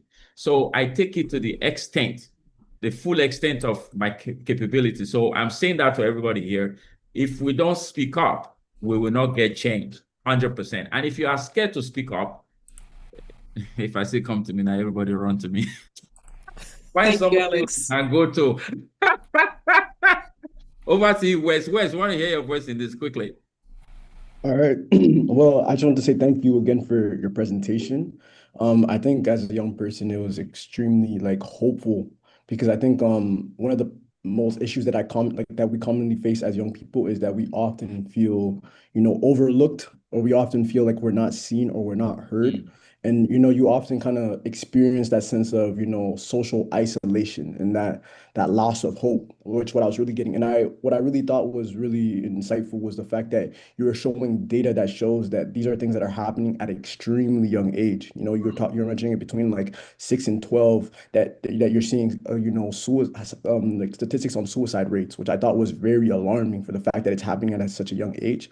So I think it was a great way to communicate to people who are in those positions of influence, to really give a position where young people feel safe enough to feel heard and to advocate those problems. And my only question I really want to ask you, me being, community leader and being in spaces with young people, what is your main messaging? What do you often leave young people with to kind of, have that sense of hope that they desperately need, especially since we're entering an anxious generation, a generation that is also, like I said, very prominent in its rate of experiencing high rates of depression. So what do you leave young people with to, to feel hope, and how do you allow them to be proactive in being a part of this cause or this issue, essentially?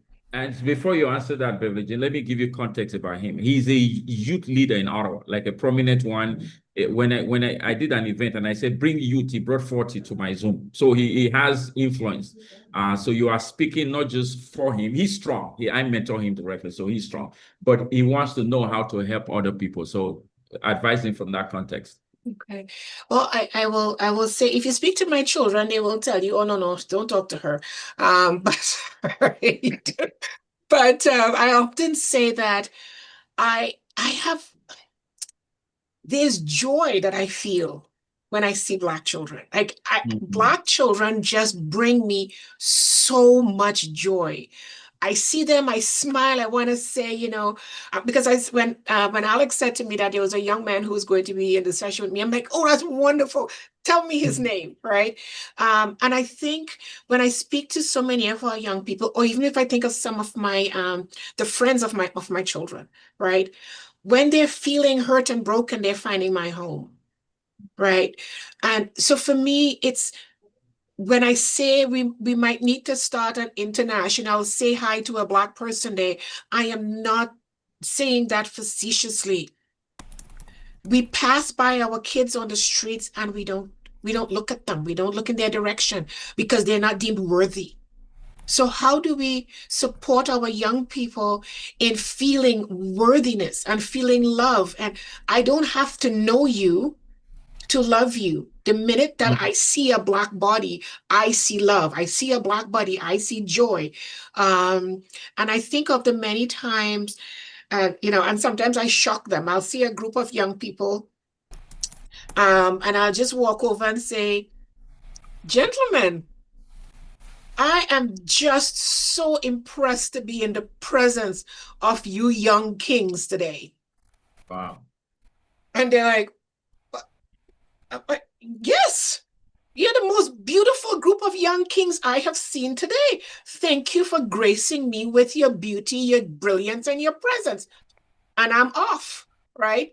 And the smiles that light up on their faces. So please love our children. The world is hitting them hard. And they're not feeling that they have places to go. They're not feeling that they can go to the church. They're not feeling that they can go to their parents. Yeah. Right? They're not feeling that they can go to aunties. We've lost the aunties and uncles. Yeah. So we have to rebuild that sense of community where our kids feel that they can literally talk to any elder or any person who is in their space. And I think if we can do that, the racism is still going to be there. I'm not minimizing that. But the kids are saying we don't feel that we have anybody to talk to. So this is the work that I'm trying to do. If I think of the work that I've done with regards to Black student success and the thousands of Black students that I've kept in school, so many of whom are now doing PhDs, who've gone on to masters, who's gone on to law school, who is, in policing. I got a text from one young man who said that he recently became a police detective, right? If I can take that into the mental health space and know that this work will keep our children alive, this is going to be my last project. This is my last research project that I'm going to do for the next several years of my career. So please, folks. What I can say, Dr. Beverly Jean, this is your calling. It's more than a research, because you can go on and on and on about that. It's obviously that this is you. Henry, put on the chat that School of Greatness community. I think you copied it. So because of time purposes, we'll have to move on to the next guest. And I know Dr. Beverly Jean have to go. Beverly Jean, before you leave, Henry quickly put it, you can join that group. It's a community where we can continue the conversation. We used to have it on WhatsApp. We have over 200 of people on WhatsApp, but WhatsApp is when you post, it just disappears. It's all disorganized. So there's a new system called School, SKOL. Henry, did you just post it? Yeah. That's correct, Okay. yes. Yeah. So I'm asking speakers and participants, just join it. It's free. School of Greatness community, and you can put your questions there. At least, hopefully, Dr. Beverly Jean will join, and then we can continue the conversation. So just before, again, my brother, in honor of my brother who committed suicide, to buttress your point, he had issues in school, no support. With the professor now said, over my dead body, you are going to graduate from this class. So other professors now took the professor's side. Pressure was high on him. He texted, there was no text, and it was letter. He wrote me a letter. I didn't respond. I was crazy. I was younger. And then he went to my dad's office, which was the last resort. That's why I say they don't get support from church or from anything. When he got to my dad's office, the conversation did not go well. I think my dad blamed him. He's fond of blaming all of us for everything. So anything is like, it's your fault. It was from there he went straight to get the medication. So if he had got the support and the encouragement you're talking of, he would not have gone to get that medication. So thank you again, Dr. Beverly Jean. God bless you. Go to your class. She's a professor. Thank you, everyone. Have a wonderful day, and thank you so much for allowing me to be here. Please reach out to me. Yes. Bye. Okay, but Henry, drop our LinkedIn link on the chat as well for those who want to connect. And let's bring in Dr. Shindell so that we can keep moving on. Thank you. I know Diana Ali, this is close to your heart because you like the young people. You actually love them. So did you hear of her before, Dr. Beverly Jean? No? Yeah, you are muted. Yeah. This is the first time, but just letting you know, I've lost 3 young lives Wow. to suicide since the pandemic. So, it's really tough. And one thing I will say, they were all loved. Mm. They were all loved. So we can't say that our children did not get the love. It's just sometimes the struggles they face in the school systems. Yeah. Yeah. I'm sure Wes can agree to that. It's the peer pressures and the bullyism and all that they cannot sometimes take home because they know there's repercussions from the parents to the school, and they don't want to get into that trap. Yeah, so we need to grow up though. When I say we parents and we teachers, we need to really grow up. We need to, if like, I am glad I was able to do it with my kids. My kids can tell me, no, Daddy, I don't agree. In my mind, I'm like, when I was a kid, I dare not tell my dad that. They will knock me on the head, right? So if you can make your children say their mind, you would have prepared them for the world. But if they can't speak their mind with you, some will get pregnant, unfortunately, and they don't tell their parents, and they are going to do abortion, and some of them have had fatality just doing that. And the parents like, no, I could never believe. Like, no, are you sure she was pregnant? Of course she was. All right, so are we ready now? Yes. Okay, let me go to... Okay, mute Mama Jean. Okay, and let's bring in Shinde and continue. Nice to see you, I hope you have the right to unmute yourself. Dr. Shinde, do you? Yes, she does. No, oh no, she doesn't. I just gave her the right. Okay. Harry, mute. Hey folks, can you hear me? Loud and clear. Loud and clear. Okay, I'm sorry. I'm like having some major technical difficulties over here, but it's great to see you all. Hello. Hello, hello, Dr. Shindell. What an honor to see you. I know you're joining from Los Angeles. No, I'm in Barbados right now. Oh, Barbados. Okay, but you teach at a university there, and over 25 years, you have done incredible leadership and culture work. Your bio is very extensive, and when I was reading some of the work that you've done, your information that you'll be sharing today is what we need, especially where we are right now. That as Canadians, many of us are focusing on the United States. And yet, even in our backyard, the things that are going on. I know in Barbados, in Grenada, in Uganda, in Kenya, people are joining from around the world. They're the same issues that we're grappling with. So we are honored to have you share some of your wisdom and a little bit more about you. You teach at the University of Southern California, or you studied from there and got your doctorate. I studied there. I don't teach there, but I studied there. Yeah. You teach at the University of Redlands in Los Angeles, and over 30 years of doing equity and diversity work. Friends, join me in welcoming Dr. Shindell by putting 111 in the chat. Please, 111 in the chat. Dr. Shindell, over to you. Thank you so much. Thank you so much. Hi, folks. I am really, really thrilled to be here. This is phenomenal. I've been listening, so inspired, so motivated. So thank you so much.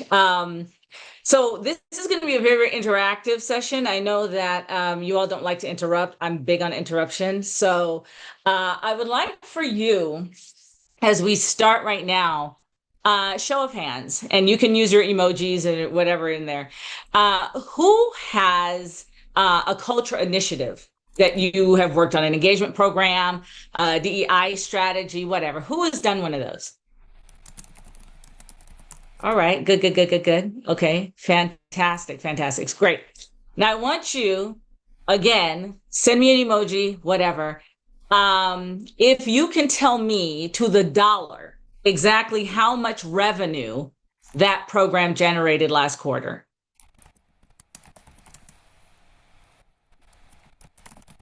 Okay, yeah, that's what I thought. So here's the thing.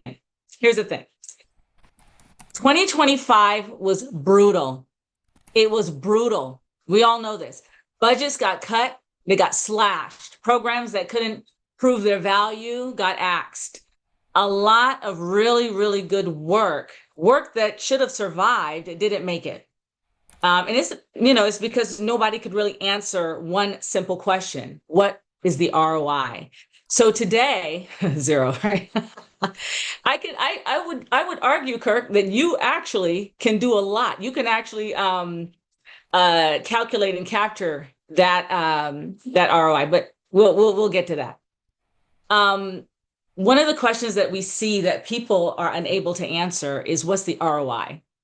What's the ROI of the culture initiatives that you're doing, the EDI work that you're doing, whatever, the anti-racism work that you're doing?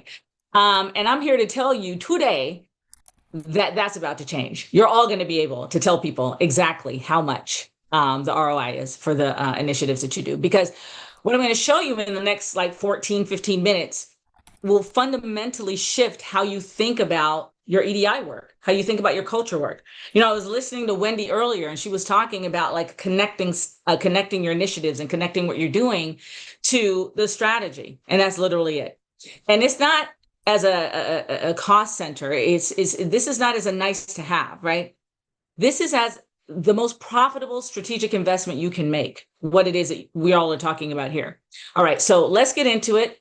I'm going to share my screen if I can. Do I have the right to share my screen? Yes, you do. Okay, let me see here. Share, here we go. Boom. All right, folks, just roll with me. Okay. Can you see what I'm projecting here? It is coming. Your bandwidth is low. Yeah. Yes, now it's here. Okay. Got it. All right, sorry.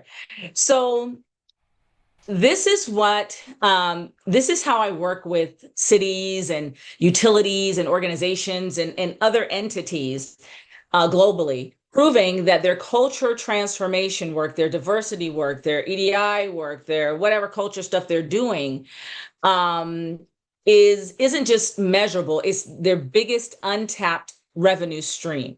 So this is all about the money. Show me the money. This is all about the money right now, your culture work and the money. So the most expensive tax that your company pays, it's not the income tax. It's not the income tax. It's not the corporate tax, folks. It's what I call the disengagement tax. Now, many of you spoke about disengagement earlier, and this is how it works. Your mid-level manager, let's call her Sarah, used to be great, showed up early, stayed late, mentored juniors, came up with ideas. Then something shifted. Now she does exactly what's required. Nothing more. Shows up at 9, leaves at 5, stop raising her hand in meetings. Now, a lot of you talked about, and I know that the lady before me was speaking about how racialization of individuals causes them to shrink. This is part of that as well, right? Let's think about what happened to Sarah. Sarah's disengaged, right? Here's the tax on that.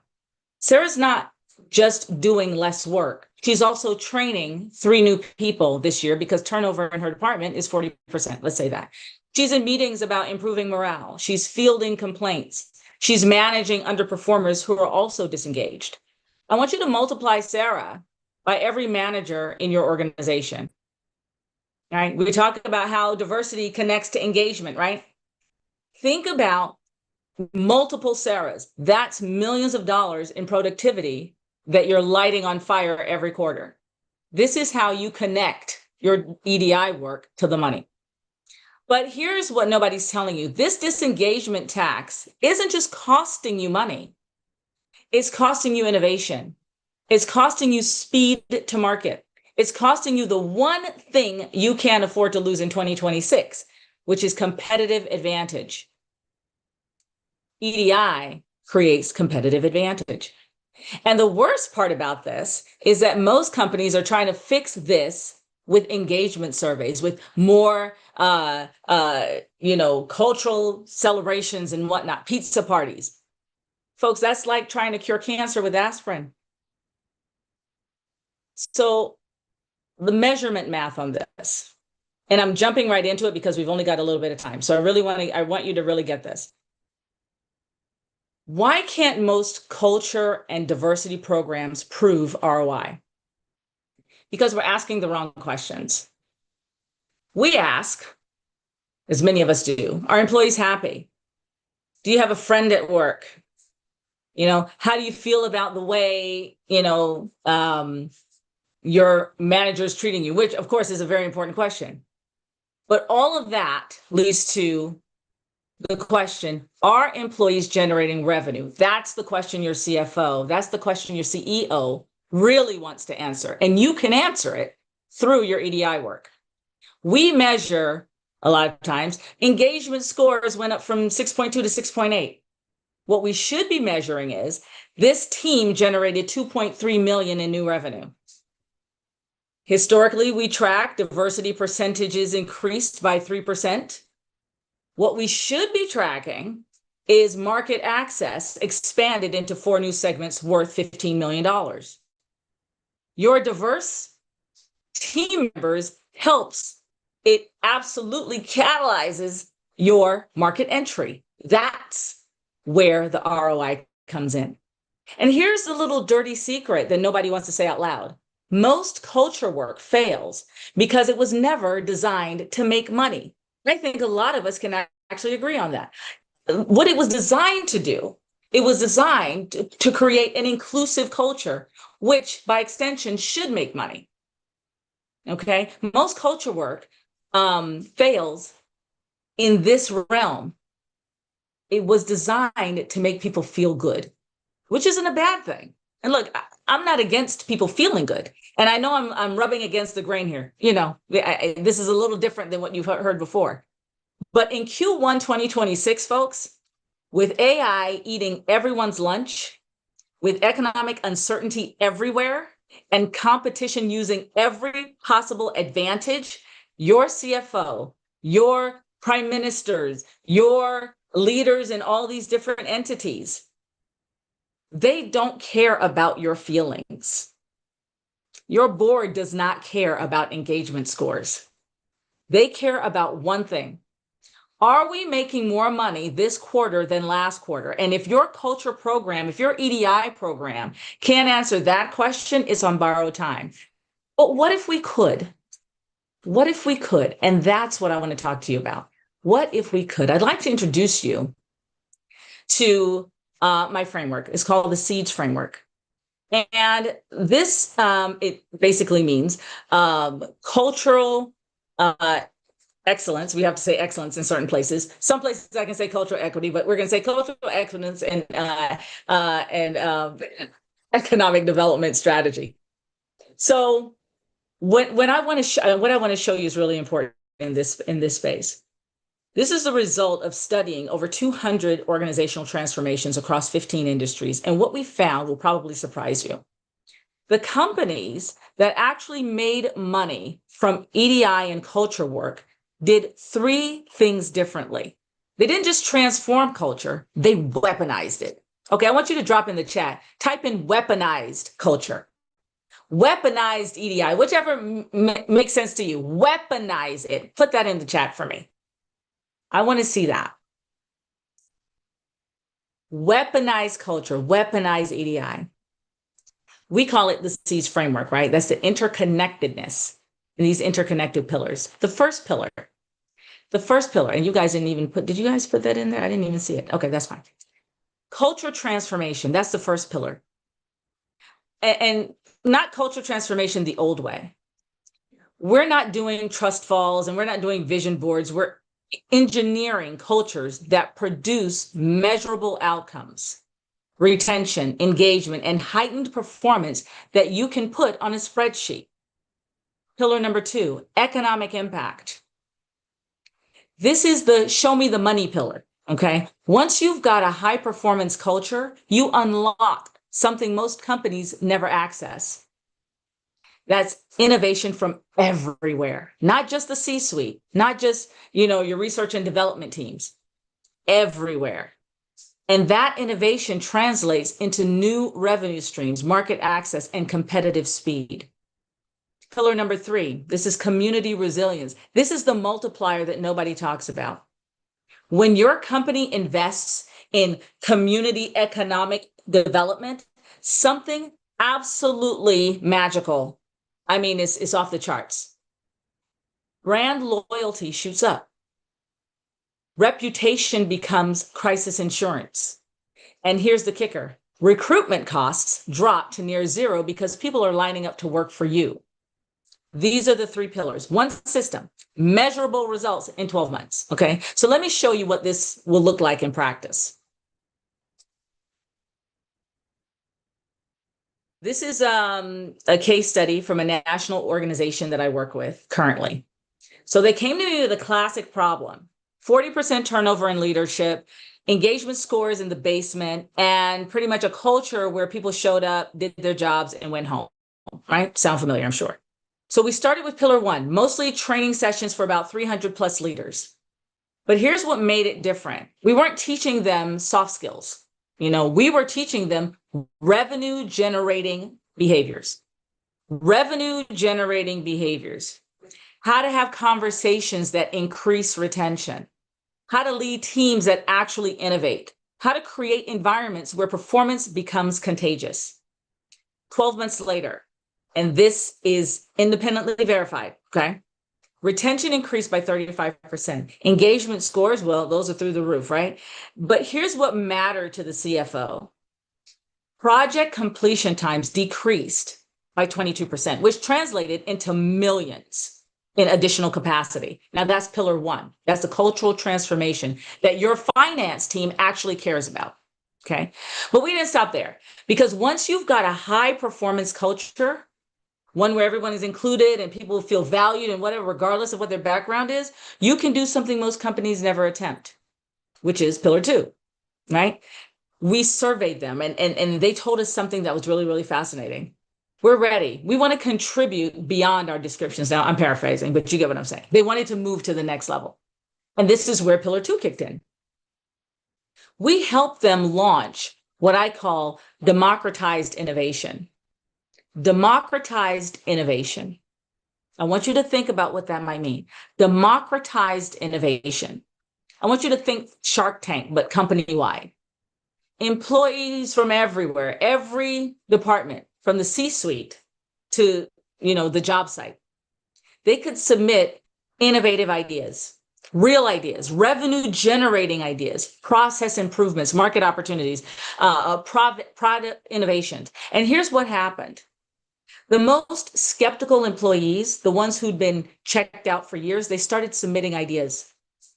Because for the first time, someone was actually listening. They felt valued. The winning ideas they're being implemented actually right now. Some will generate hundreds of thousands in new revenues. Some will save millions in operational costs. But here's a real kicker. This isn't a one-time thing. They've created a system where innovation is constant, where market opportunities get identified faster, where competitive advantages actually compound. That's the economic impact pillar. And according to research from actually one of your universities, the University of Toronto Rotman School of Management, organizations that systematically capture employee innovation see 27% increases in innovation metrics and 18% growth in new revenue streams. Not percentages, real dollars, real competitive advantage. But here's one more piece that most people, most companies miss entirely. This is going to sound a little counterintuitive to you. The best thing you can do for your company's bottom line is invest in your community's economic development. A lot of you spoke about what happens in your communities, how people feel, may feel included at the expense of others and whatnot. This here is where organizations actually get into that mix. So I want you to stay with me here. When your company actively strengthens the economic resilience of the communities that you operate in through workforce development for all groups, through supplier diversity, through local investment, three things happen. One is we have brand loyalty that becomes crisis insurance. When things go sideways, and they will, I want you to think target, okay? Communities that you've invested in become your advocates. They defend you. They support you. That's worth millions in reputation protection. Number two, recruitment costs collapse. Why does that happen? Because people are coming to you. They've seen your impact. They want to work for a company that's building something bigger than quarterly earnings. According to research from another one of your universities, I think it's the Schulich School of Business, companies with strong community investment see 40% lower recruitment costs and 60% higher application quality. Number three, economically healthy communities create economically healthy companies. Stay with me. I'll repeat that. Economically healthy communities create economically healthy companies. It's not charity, it's strategy. Think about this. When your community thrives, your customer base expands, right? They have more capital. Your talent pool deepens and your market position strengthens. That's pillar three. That's our community resilience that creates a moat around your business. Now, let's put all three of these pillars together and show you what this really means in the practical space. These three pillars, they don't work independently. They actually compound, and I want you to pick up what I'm putting down. When you transform culture, that's pillar one. You don't just reduce turnover. You create the foundation for systematic innovation. When you unlock innovation everywhere, that's pillar two. You don't just generate new revenue. You create speed to market advantages your competitors can't match. When you invest in community resilience, which is pillar three, you don't just build brand quality, you create sustainable competitive moats. And here's the beautiful part about this. It's all measurable. Every single step, every pillar, every outcome. Culture transformation, that piece is where we track your retention rates, your engagement metrics, and your performance indicators. Economic impact is where we measure revenue from innovation, speed to market improvements, and market access expansion. Community resilience is where we quantify brand value, recruitment cost reduction, and market position strengthening. This isn't soft, folks. This is fluffy. This isn't fluffy. This is the hardest, most strategic work you can actually do. And the companies that figure this out in 2026, the companies that create more inclusion, the companies that look at their EDI programs and fund them based on the ROI that they're seeing, they are going to dominate their markets for the next decade. The companies that don't, well, I mean, you know, it's going to be more of the same in that. But let's have this discussion. Programs that really can't prove the value, right? I want to, this is the framework here, but I want us to look at how 2025 set us, where it put us. 2025 was brutal, like I said, for programs that couldn't prove their ROI, budgets that got slashed, the teams that got eliminated. Good work that should have continued, but got cut because it lived in the nice to have column. We're in Q1 2026. AI is accelerating everywhere. Economic uncertainty it's not going anywhere, right? Economic uncertainty is living in our brains right now. Competition is using every possible advantage. Your CFO, your leaders are looking at every line item and asking, does this make money? Your board is asking, are we more competitive this quarter than last? Your investors are asking, what's our unfair advantage? And if your culture work, your engagement programs, your talent initiatives can't answer those questions with hard numbers, your EDI programs could be living on borrowed time. But here's the opportunity. Most of your competitors are still doing EDI work the old way. They're still measuring feelings instead of dollars. They're still treating it as HR's problem instead of the CEO's strategic priority. That means you have a window right now. You who are on this call right now, you have a window to get this right while everyone else is sitting around figuring it out, right? So people are still trying to wrap their heads around, like, how do we do this and compel the leaders to fund it, to buy in? And I know what you're thinking. This sounds really, really great, but does it actually work? Well, that's a fair question. So let me give you some evidence. We validated this framework across 200 plus organizational transformations, a lot of research there, and 15 different industries from healthcare to manufacturing to professional services. And the results are consistent. Organizations see an average of 27% increase in innovation metrics within 12 months. That's not innovation theater. That's measurable new product development, process improvements, and market opportunities. They see 18% growth in new revenue streams, real dollars, real competitive advantage. And the timeline is 12 months from start to measurable results. Now, this isn't theoretical. This isn't academic. This is proven, repeatable, and scalable. The research backs it up, and the case studies prove it. The organizations doing this are actually winning. They are actually winning. The globe all over. Now, what makes this different from every other EDI framework out there? Now I'm here, we've been doing a lot of data. We've been doing a lot of research in really what the problem is, right? This is a solution to some of those problems. 3 things. First, we measure what actually matters to the people who make the decisions about the programs that you're trying to get implemented. Not how people feel, what they produce. We track dollars, not sentiment scores. The second thing, we integrate instead of isolate. Most culture and EDI work happens in HR, separate from strategy, separate from operations, separate from finance. Seeds is a business strategy that happens to transform EDI and culture, not the other way around. Third, we prove value every single quarter. You don't wait 3 years to see if it worked, right? You're not doing more study needed. I mean, many of us are doctors. We know how the research goes. More study needed, more research needed, right? You see results in Q1. You measure impact in Q2. You prove ROI in Q3. That's why it works. That's why organizations that implement this framework see measurable results within 12 months. And that's why your competitors who figure this out, well, they're going to own your market. We don't want that. Now, here's what I want you to do.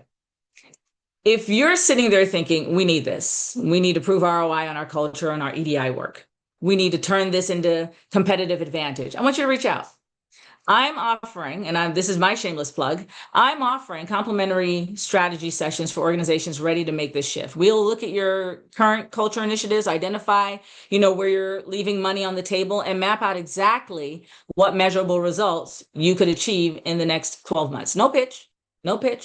I'm easy, no pressure, just a strategic conversation about turning your culture into your biggest competitive weapon. So the truth is here, folks, and I'm almost done, is that 2026 is going to separate the companies that talk about culture and EDI, like we were just saying. BMO pulled it back. A lot of companies pulled it back, but it's going to separate those companies from the companies that actually weaponize culture and weaponize EDI for the good of humanity. The companies that prove ROI from the companies that hope for the best. It'll separate the companies that dominate their markets from the companies that disappear. And with that, I'd like to thank you. I'm Dr. Shindell, and let's turn that culture into currency, folks. Let's do it. So thanks for this opportunity. And I'll stop sharing now. Amazing. Dr. Shindell. People. Henry, come up. Dr. Yes. Shindell. Wow. Yes, sir. Wow. Yes, sir. Yes, sir. You got us thinking. Thank you. What an incredible presentation. When you Thank talk you. about culture, there is a famous line Alex often uses. What's that? The management guru. He talks about Peter Drucker, who Oh, yeah. reminds Yeah. us that whatever your strategy, Mhm. culture will eat it for breakfast. Eat it for breakfast. Yes, sir. Yes, sir.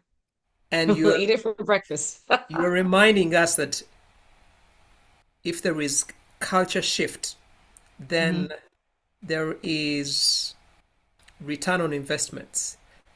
If has to be. we change the way we view people, the way we view our work, even what we do changes. Thank you very, very much.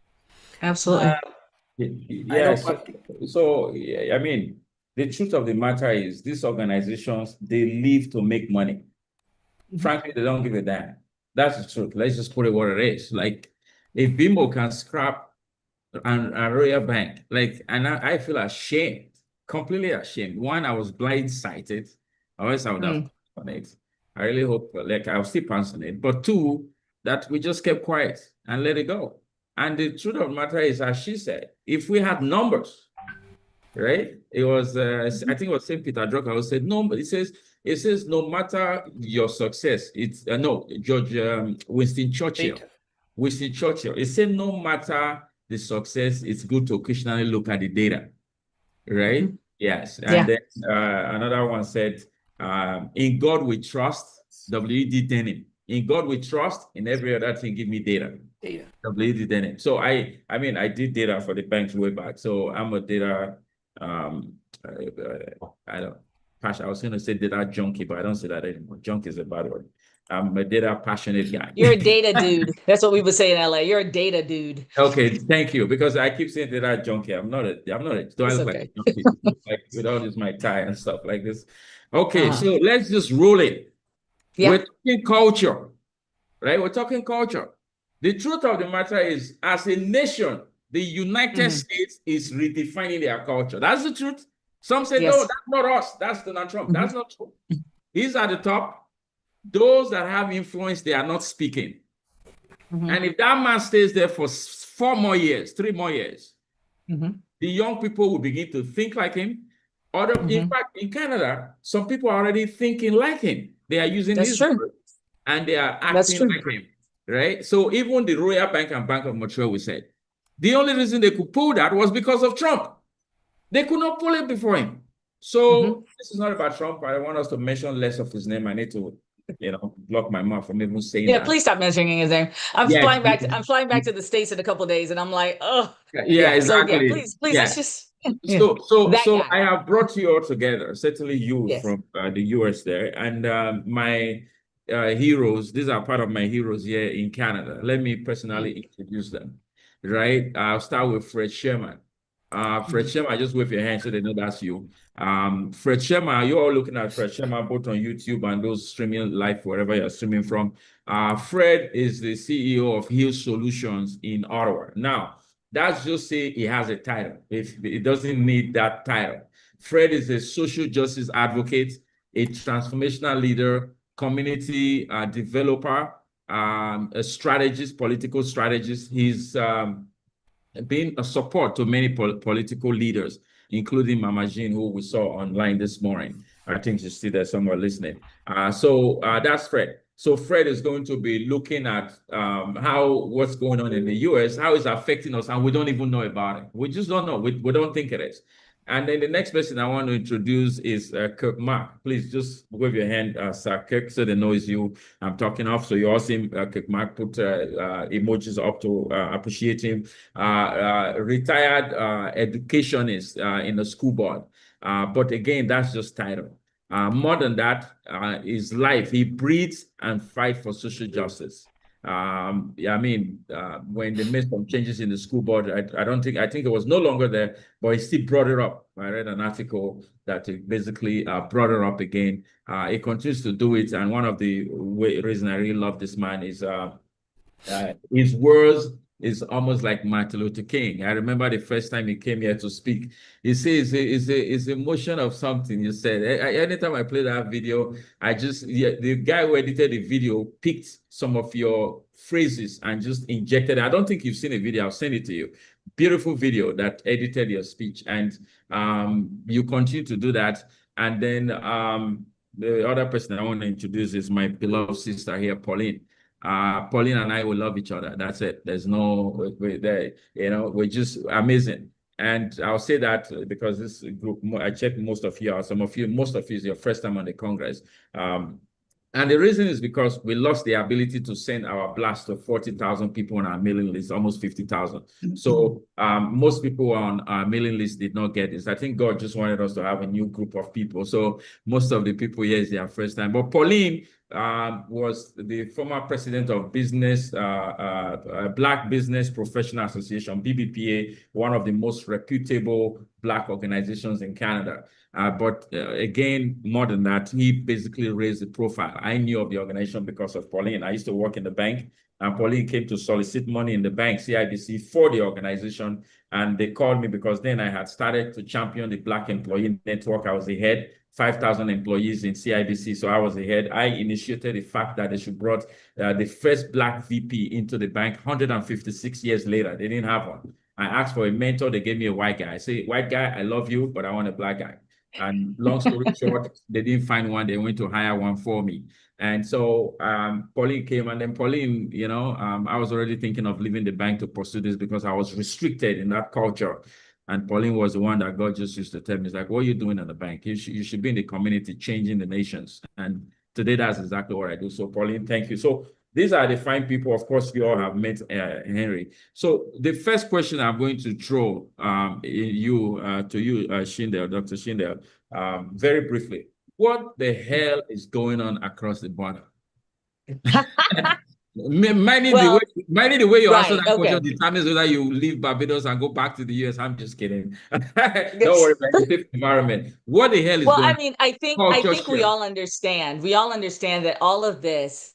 Everybody was talking about Project 2025 and all this kind of stuff before Trump got in, right? And that was kind of like the albatross around his neck, right? But the reality of it all is that in order for him to stay out of jail, he needed to make sure that he won. And whoever made sure that he won is who is running this situation right now. So he's beholden to whoever it is that has funded his campaign and who's funded his rise to whatever.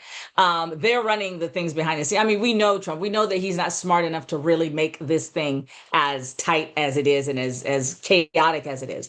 So those who are behind the scenes running the game, they are, he's a willing mouthpiece. He's making so much money doing this. And once again, back to the ROI for those companies who said, hey, you know what, we'll stay in there. We'll be good. They still are losing money. So what's going on is literally to serve those who want to re-implement this whole new world order, this Make America Great Again piece. And they have infiltrated every single system in the United States in order to do that, because that's how you do it. You get into all of the integral parts and then you make it happen. What I'm hearing you say, a couple of things. One, I'd never heard it before, that for him to not go to jail, he had to win. That kind of makes sense. I never thought about it, because with all those convictions, he was bound to go to jail, except he won. 37, 34? 34, yeah. Okay. Yeah. So that's interesting. And then secondly, of course, we all know it's not smart. They couldn't even give a speech at the Economic Forum. But so the people behind him are machines and systems, people with massive influence power. And the country is being run through him, basically. And well, you know, that's one of the things, Alex, that I think that a lot of us had missed before.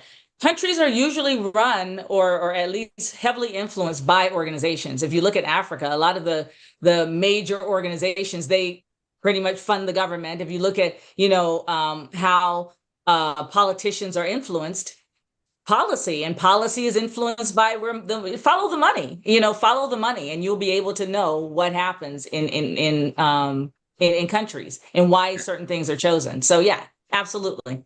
Absolutely. Fred Sherman, you are in Ottawa. I mean, Ottawa is so small that from your house to the Prime Minister's house, I think it's a walking distance or something. Like, and you see all these guys in the restaurant, you hang with them, you influence them. What is happening across the border? Is it truly impacting us here in Canada? Can we say we are Canadians, we are peace lovers, we are fine, nothing's influencing us? What's your take? My goodness. Thanks, Alex, and thanks, Dr. Schindel, for your presentation that just preceded us. No, Dr. Sinja just said to follow the money, you know, and if we talk about following the money, it doesn't make sense, because if we even look, if you look in the context of the World Economic Forum, when we follow the money says that the good money is on equity, diversity, and inclusion, you know, or primary thesis in this space, you know. So I think when you look at the winds, as Dr. Augustine talked about, the winds of the South blowing on us, yes, we all know that when the U.S. catches a cold, we sneeze. You know, so the reality is, it's a very, very fine walk for folks like us who are committed to kind of bring about the kind of changes, to paraphrase Gandhi or King, that we want to see in this world. And it's frustrating because again, when you go into these spaces and you try to make an impact or make conversations about how we build a better Canada which is one of our driving purposes, is you don't find it. So relationships are being tested in public spaces. Relationships are being tested in private spaces. I've been in rooms where these conversations have happened, and I think what it forces me to do, and those who are probably in this space, is how do we kind of start looking at solutions? What's the way forward? You know, Alex, you talk about not being silent. You know, I think I heard Dr. Cook here talked earlier about, you know, using our force at, I think, what you said, consumer strategy, consumer action, you know. And these pieces, all of this stuff comes together in a space of, I think, just collective courage and will. And kind of understanding that we just got to shift to a higher gear to kind of respond to these very real threats. The old world order was as it is. It is something different. You know, our Prime Minister, the Canadian Prime Minister Mark Carney, spoke in Davos, and he kind of talked about a rupture and talked about the notion of so-called middle powers kind of coming together and forming sort of a unified collective aggregate purpose to kind of drive these goals. But bottom line is this, and I'll cede the floor, is just that we know it's facts. The data speaks to it. The money speaks to it. You know, there's notions of extreme words. We can talk about racism. We can talk about, you know, all those other systemic forces that have worked over and over to kind of keep us out. You know, if I may buy 10 more seconds of just the history of Canada itself, you know, I had the opportunity early in my career to work at the Public Service Commission. I realized, I think we were doing something called Embracing Change then, which was one in a series of initiatives that this country has had with respect to institutionally trying to address you know, systemic inequities, right? And they failed and failed and failed and failed forward. And every year it seems like the bureaucracy itself kind of washes, rinses, and starts anew, which I guess if you feel you conscribe to the axiom of you got to keep failing to finally find success, right? We're still failing, but we must continue failing forward, right? So last sentence is just this, you know, takes a lot of courage, takes commitment. We got to keep working forward. They keep moving the pieces. What do you call it? The chess pieces keep moving. The board keeps changing, but the resolve of folks, obviously the folks that are around this table, and Alex, the work you do as well, kind of steers us on a path, hopefully, to kind of put our head into those winds as opposed to being blown by those winds. Wow. Very deep. Thank you so much. Alex, before you move on, I would like to piggyback on something that Mr. Sherman said. It was profound. Mm-hmm. When you mentioned racism, I was hearing the previous presentation about racism. When we think about racism, we have to look at it as an economic construct. Racism is economic. Yes, it impacts us physically and all that stuff, but originally it was economic, and it continues to be economic. And we have to look at all of this from that frame. It is an economic. And just think about why people are suppressed, right? It is an economic structure. So with that, I will cede the floor. Muting now. And I see Cook nodding to that. Having said that, Mr. Cook, we sit here and we watch the comic we're seeing, the sitcom we're seeing in the US. It's almost like really comical. Now, there's AI creating a lot of some of this. We don't even know the difference because him and AI, they look like the same thing. Whichever is fake, whichever is true, is the same. And some of the policies that I know you follow the news very well, some of the policies is made, and I'm not talking what they call it, those tariffs. We know the tariff, or maybe the tariff. What are some of the things you have seen coming out that is affecting us in our roots?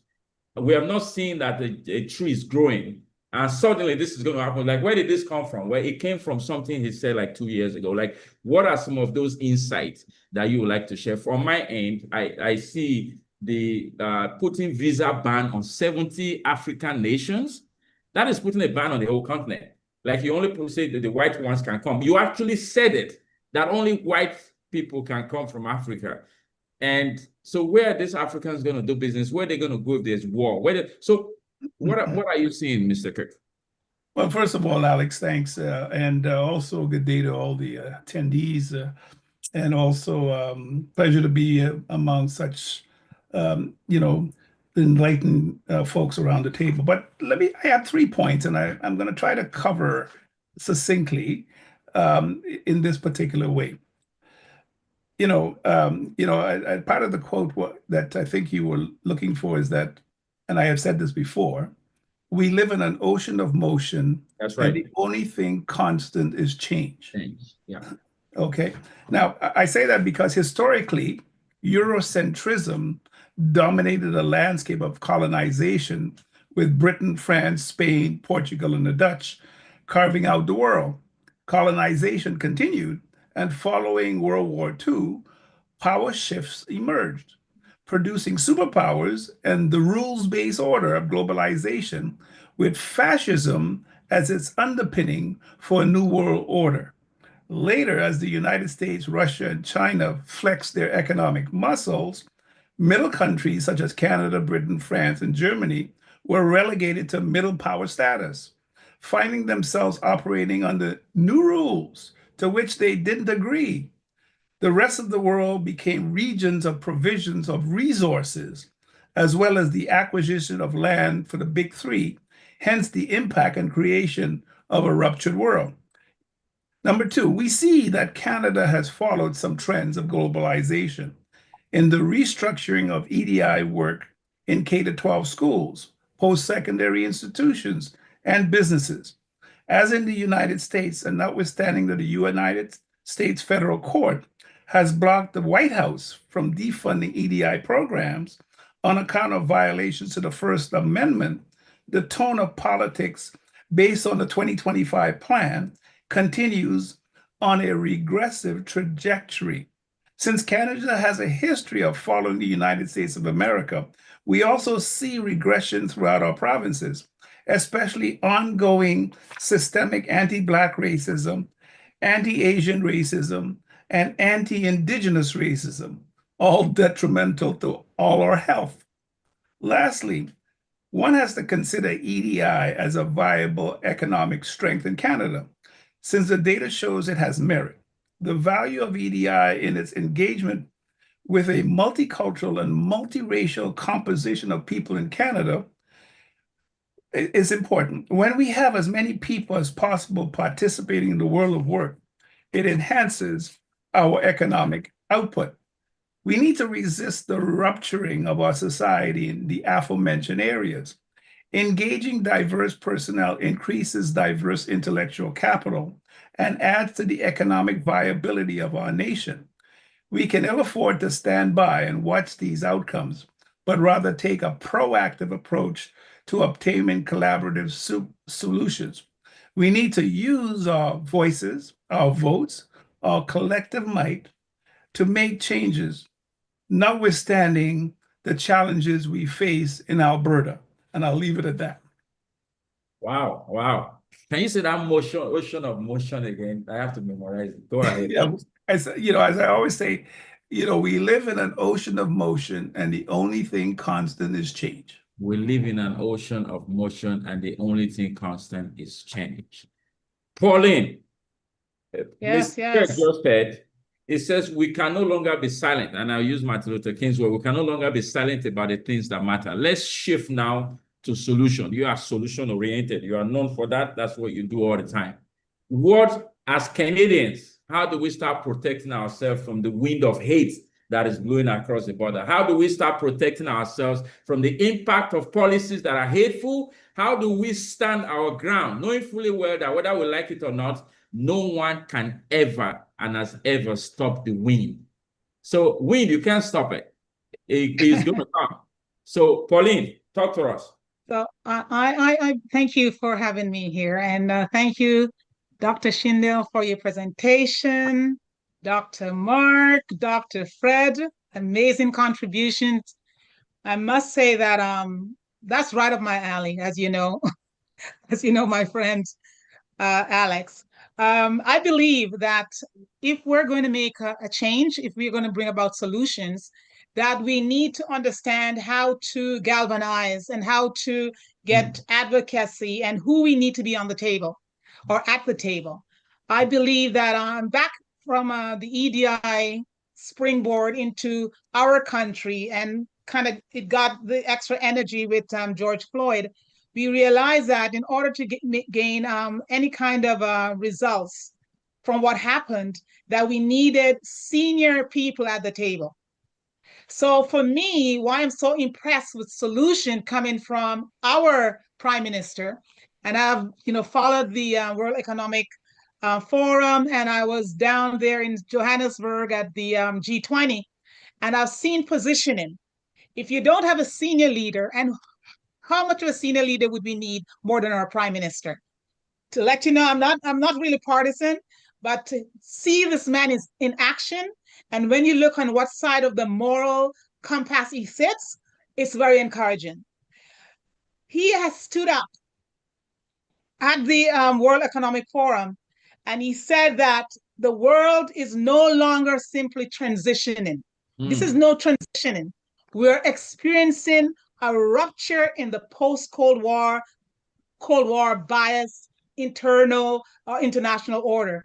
In that context, he outlined how societies, particularly middle powers like Canada, because our friend on the board, on the other side of the border, how he feels of always Trump, everything for him is trumping things and being at the top of things. And then he isolates the middle class and the lower class to be nobodies. And here you have a Prime Minister coming to say that, you know what, I'm a new in here, but here we need equity. Apart from EDI in the workforce, he's saying equity along the global context. So he said, let's get away from this Cold War rules-biased international order.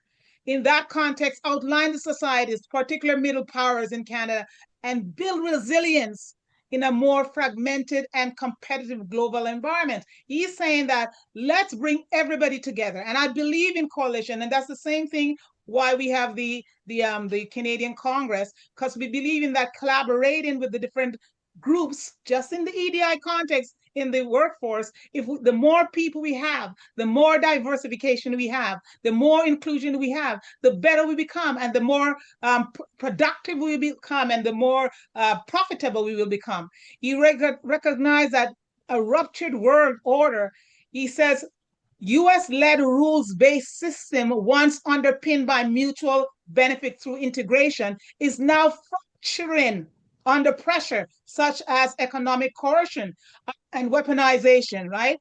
Now, I believe that most times when we have new leaders, come in, they have the rhetoric, and so I'm just hoping, right, that he will stand tall on what he believes in. So they have this idea and they go in and they go strong, but then you wonder, under pressure, because you know that our friend Trump is going to come with some heavy duty pressure. Under pressure, will they fold? So if he stands up and he gets collaboration from the other different mighty powers within the world, the globe, across the globe, I think we may see a change. And as we say, we don't want to continue to be looking at a system where there is this superpower, even though he's doing things in the wrong way. But however, because people are scared, they're scared, when you look at trade, for example, Carney spoke, he get hit with 100% tariff, right? So if we can withstand that, but here's Carney saying, we have enough on the energy side. We have enough on the people side. We are the most educated nation in the world. We have all this going for us. And now he's looking towards having a relationship with India and having a relationship with Africa, then coming together. And he has the UK, because remember, this man is a brilliant man. He has worked in situations where he was not familiar, like being in the UK financial systems. So we have something good going for us. And I think that as they said, that Trump was all over the place and was the dominant figure at the World Conference, the World Economic Conference.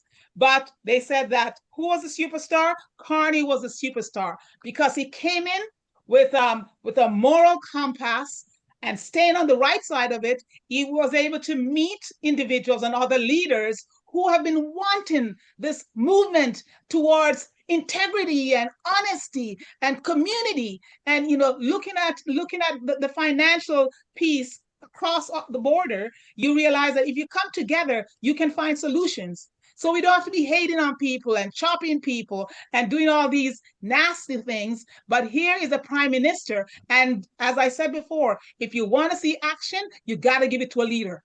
And a leader who can stand up. And I think we as a people, we just need to support him and make this experience a good experience. And again, I don't think it's a one-off for Carney, because I also saw the way, just his disposition in Africa when he was there for the G20, and how he was so really collaborative with the African President Ramaphosa.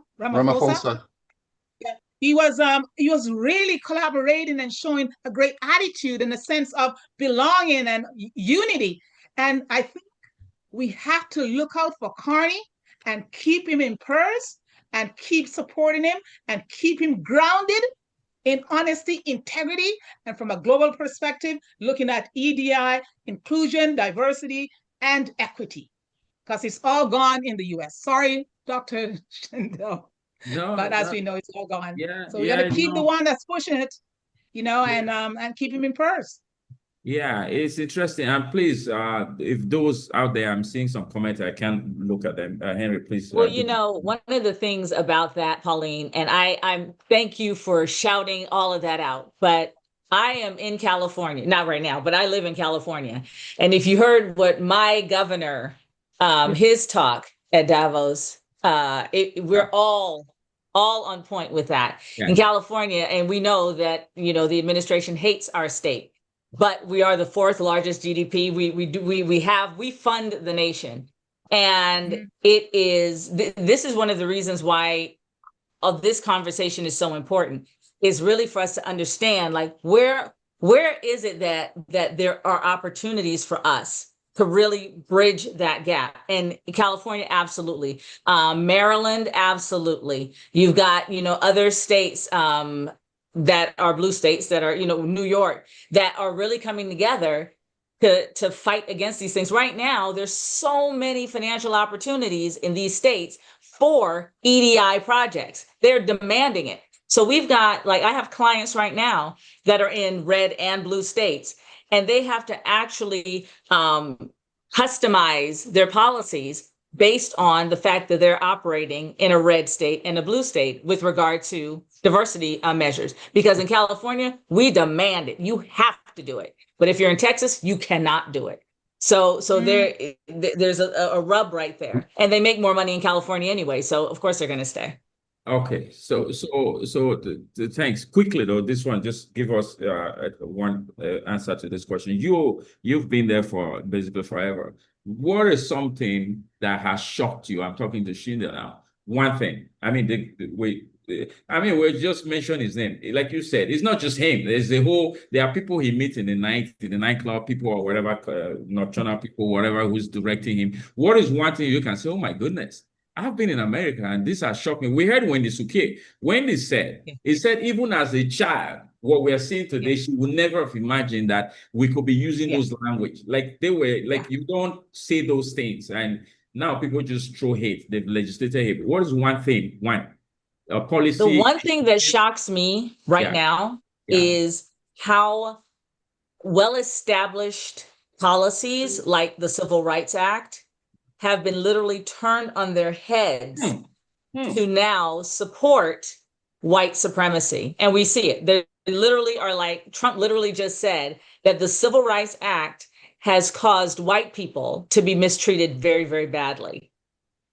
And so we have a civil rights department led by a woman who's a Sikh. She's, by culture Sikh, who now only goes after people who have instituted, or organizations who have instituted DEI policies in their organizations. She's going after people who have created civil rights policies in their organizations. It is literally flipped. Wow. And that's what we're seeing right now. That's what's happening in the United States. What is the impact of that on us, Mr. Freshman? Well, it's startling, and I think it really has ramifications in so many different ways. I think if I were to kind of even take it up one step higher, Alex, I'd look back to where we exactly are in terms of the evolutionary as if you will, planet Earth, to speak bluntly or vaguely. But the reality is that in our lifetimes, and I think we just kind of paraphrase what Winnie Koch here, in our lifetimes, we've known the world order to be a certain way, this so-called rules-based order, as we call it, right? Where the good guys, the bad guys, what flowed out of, for example, World War II, the Cold War, and how we've evolved as a society. We're in a space, I think, in human history, the 5 billion years of that life the Earth has existed, and of course, a civilized society, the 2,000 plus years, we've never had such a prolonged period of peace, in aggregate terms. So we've all in all, including Dr. Augustine, have grown up in a space where peace has been a norm, and expectations and assumptions have been the norm about good governance and balance and how nation to nation, state to state interactions should go. But again, within the last several months, if you will, we've never thought that this situation would have occurred. And even if we did get in the situation where we had so much chaos, we didn't think it would be from our neighbors down south. And I think what it asks those of us who would dare to even venture into, if you will, independent thought as opposed to groupthink, is to kind of ask why and where is this going, and what does our world look like 10 years from now, 20 years from now? Is this a passing fancy? Should some of us just kind of wait, has to say, wait out the clock and let Trump walk in the distance? What is germinating after Trump in the United States?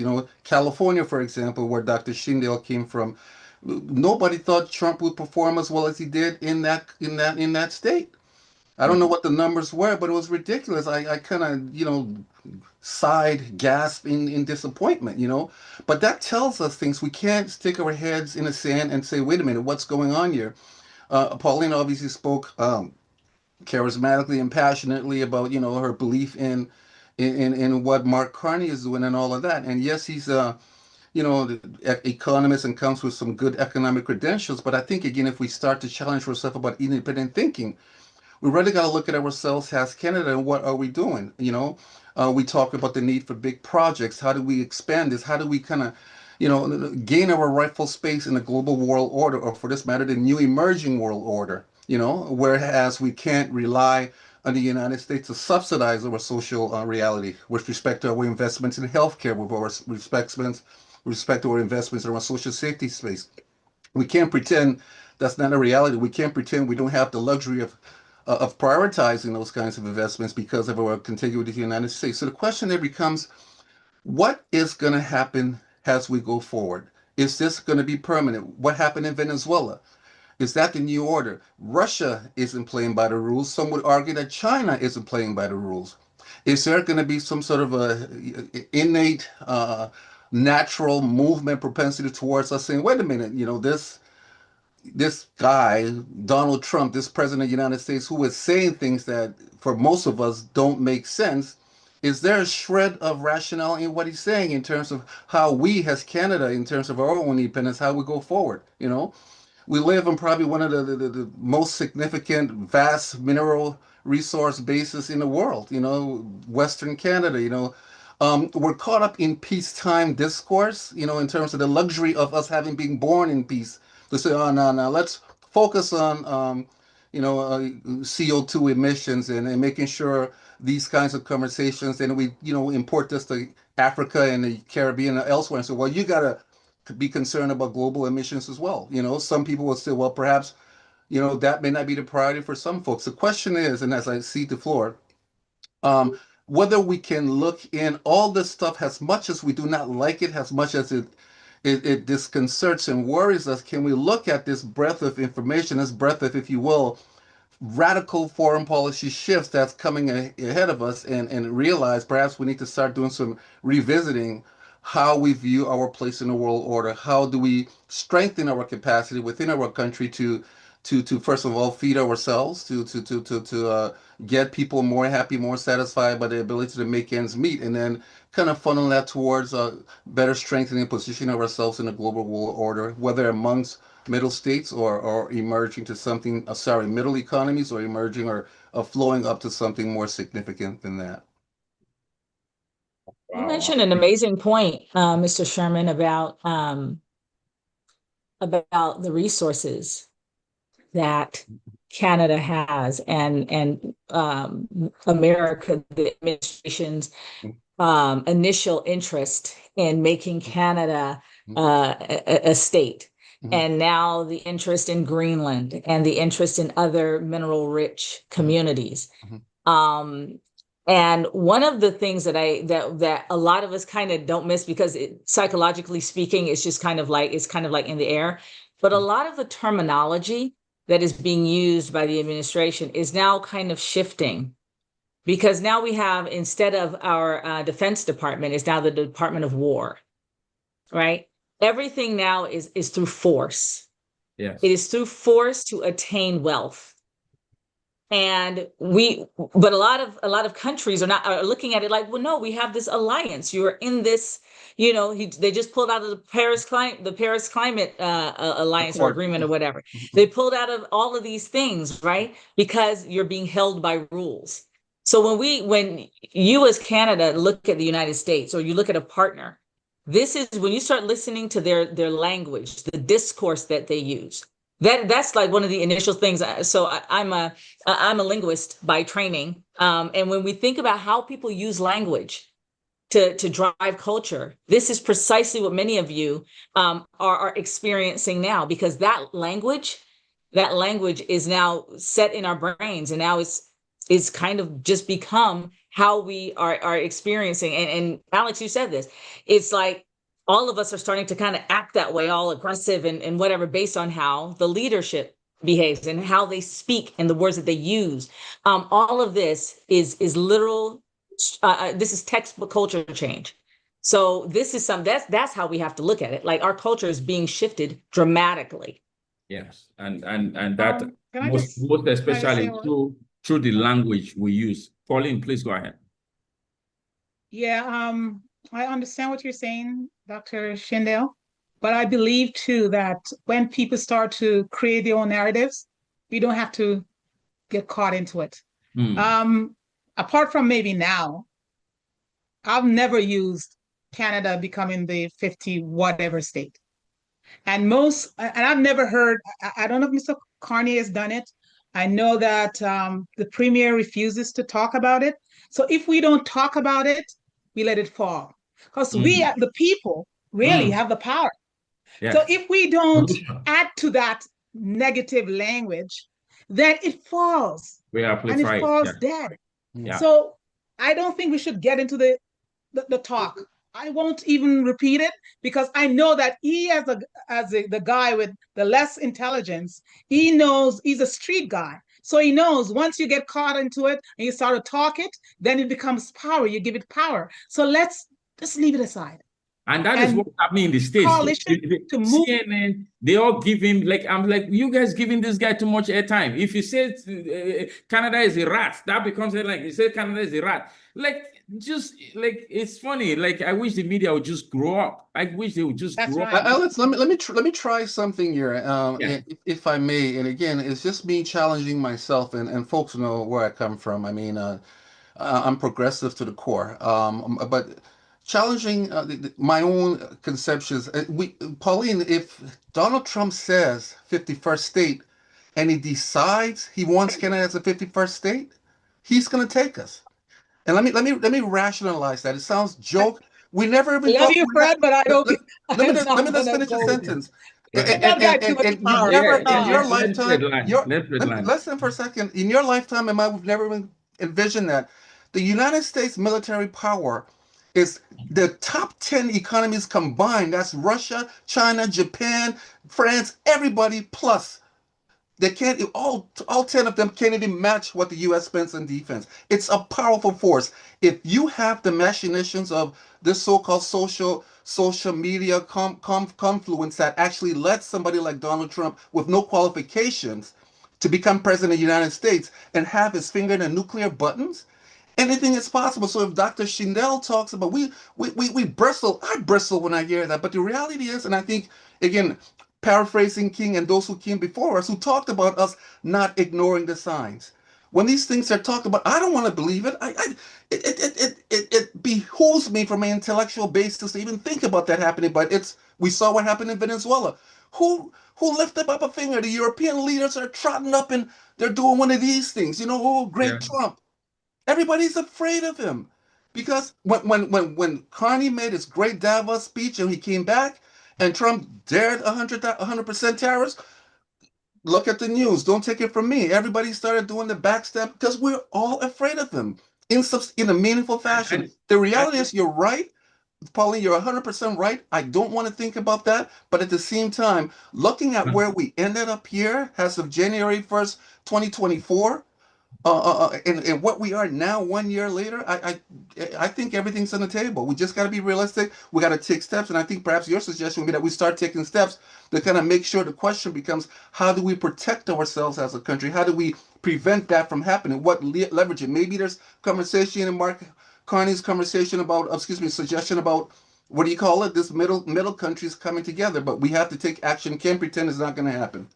Wow. So it's interesting you say that, because the whole of the European Union, when he said he was going to take Greenland by force, and he even made a joke of it. He said they sent what, 4,000? He said that's what you could send there, 400 troops or something like that. Like he literally humiliated them, and they had to go beg him. So France is strong, England is strong, Germany is strong, but they are not all strong against the United States of America. And the reason is because over time, people have depended on them, which he's right about that. They said they were not paying their fair share at NATO. So while he was spending money building, not him, while the country was spending money building their military, others were spending their money trying to do one or two things. So it's way, way advanced. Now, and Henry, I want to hear your thought on how this is affecting mental health, right? You're the mental health guru. So in my new book that is coming out, allow me read a passage, and then we'll start to round up this conversation. Now, if you are listening to this on Zoom or online or whatever, you have a question, put it on the chat there. Henry is monitoring that, and we have just kind of segued into the Q&A. And right after this, we are going to have like a 10 minutes break. Don't go away, just mute it, whatever. And use it to invite more people, because the afternoon session is going to be explosive. So here's a passage from my latest book to run us this session up. I said, so yes, education has failed us. Governments have failed us. Corporations have failed us. Financial systems have failed us. Religious institutions have failed us. Yet we continue. We continue as though tweaking policies will suffice, as though changing leaders without transforming consciousness will somehow alter the outcomes, as though incremental reform will rescue systems that were never designed for this moment in human evolution. This is the global trajectory we are faced with today. We are like a massive ship sailing confidently towards a colossal iceberg. The signs are visible, the warnings are clear, the data is undeniable, yet many are dancing on the deck. They are distracted by entertainment, intoxicated by consumption, and comforted by routines. They argue over politics while ignoring purpose. They debate ideology while neglecting integrity. Some even deny the iceberg exists, and others insist that technology like AI will save us at the last minute. A vast majority of the population, unfortunately, ignorantly, nonchalantly, or arrogantly, believe it is someone else's responsibility to transform their world. Meanwhile, the ship continues forward. This is where confusion becomes leader. We have mistaken mere change for transformation. We demand new policies, new leaders, new strategies without demanding new thinking. We celebrate innovation while clinging to outdated values. We applaud disruption while resisting introspection. Change, my friend, is easy. Transformation is demanded. Change alters the external. Transformation confronts the internal. Change can be delegated. Transformation must be embodied. From the introduction of my book, The Mystic of Transformation, coming out March 21st, Saturday. There'll be a virtual book launch on that. Henry Luyombia, how is this affecting mental health? What do you think the Americans, especially in Minnesota and those hot areas, how is that affecting them? And also Canadians who think they are shielded, but yet all they watch is social media. What's going on in our head? Well, first, I acknowledge the conversations earlier, the esteemed speakers. One thing that we have to notice, that people have not healed from past traumas, especially early childhood traumas. Again, let me not mention his name, the gentleman at 1600 Pennsylvania Avenue in Washington. We are told that he was traumatized by his dad growing up.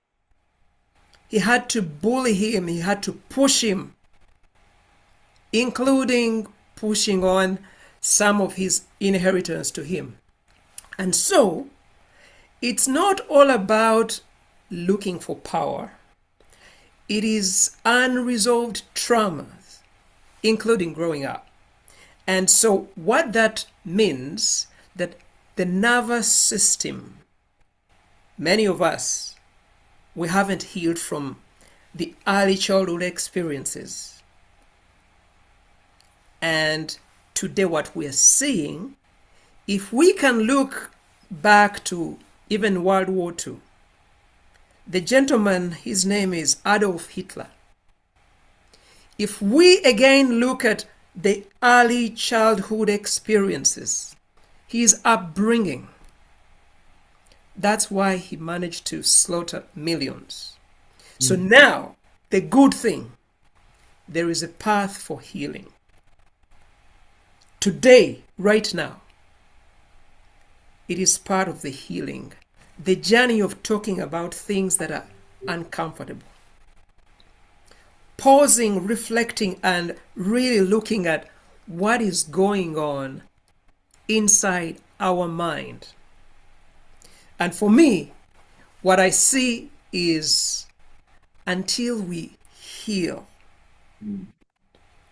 we're just going to push the issue away until we confront that inner struggle. A little bit about myself. I've been divorced twice. One of the relationships, I brought this woman to Canada. We were together for 9 years, bought a mortgage, we split, and she took everything. That has affected me. Even though I've healed, that may never go away. There was a wonderful book called The Body Keeps the Score. If people are traumatizing us today, that healing can be a lifetime. Yes, we can get coaching. Yes, we can get therapy. We can have conversations. We can consult with experts. But it's going to partly begin with us. When we clear the mind, when we heal, then we're not going to be very, very angry towards those who hurt us. The Bible, those who believe, tells us that let's forgive. Forgiving is not to accept the bad, but for our internal emotions. So, in a nutshell, the strategy I'm providing us is perhaps consider taking a pause. Deeply reflect on what the hurt that has been caused by job losses, by people being shot dead, by people being deported, even when some were born in the country.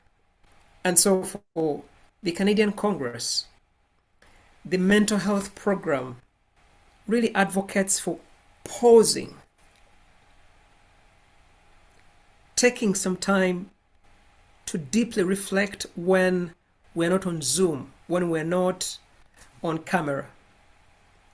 That, I believe, is going to support us in confronting the bigger systems. And the question, the bigger one, I think it's coming up in the afternoon. Can racism be eliminated? Very, very important. But what are you doing to even address the internalized racism, whereby sometimes you want to impress the people in positions of power? Those are very deep reflections and questions that we have to confront. If we do so, I believe we're going to be grounded. Instead of taking on more anger to already the injury, we're going to pause and say, let's continue collectively to address the systems that are oppressing us. Those are my reflections. Absolutely, absolutely. As we round this up, I'm going to ask every panel in 10 seconds or less your final word of advice to people watching us, keeping in mind that many of them, they are like us. It's just the way it is. When you do an event like this, I see all the names. By the way, I can't, if I mention names, I'll forget some. I see Alan there. These are social justice advocates. These are people who are sold out. You know, Khadija is there, also a politician. You know, many respectable people. You are respectable people. So let these words of advice settle in your spirit. I'll start, and we'll just go around. And Henry, you bring it to a close and give us that 10 minutes break. Tell us what we need to do for that break so that we can continue. Fatia is already here for our session at 1 o'clock. So for me, I found out I was getting very angry. In fact, I started confession time. I started to really engage, and I forgot that my name is attached to every post. So some people have found me and come into my inbox to insult me, and I actually fought them with, of course, with fingers, right? You know, like Trump guys, right? And some are even pastors, right? Saying God sent Trump. I like, you go to hell. I told them. I said, go to hell. You want to challenge me on the Bible? And I brought verses out. It says, righteousness and justice are the foundations of my throne. God speaking. Tell me what he's doing that is righteous and what he's doing that is just. So after I said, dude, man, dude. This is not your, like, you can't go that route with them. So I asked to social media, don't show me Trump. I blocked the name, any video, anything concerning him, blocked, because I found out that when there's injustice, I can't keep quiet. I often say if I was where they were killing George Floyd, maybe 2 of us would have gone, because I will attack that police. That's the truth. I will do it physically. So I don't know why people recorded it and did not go push the man off. So I'm just sharing what I did.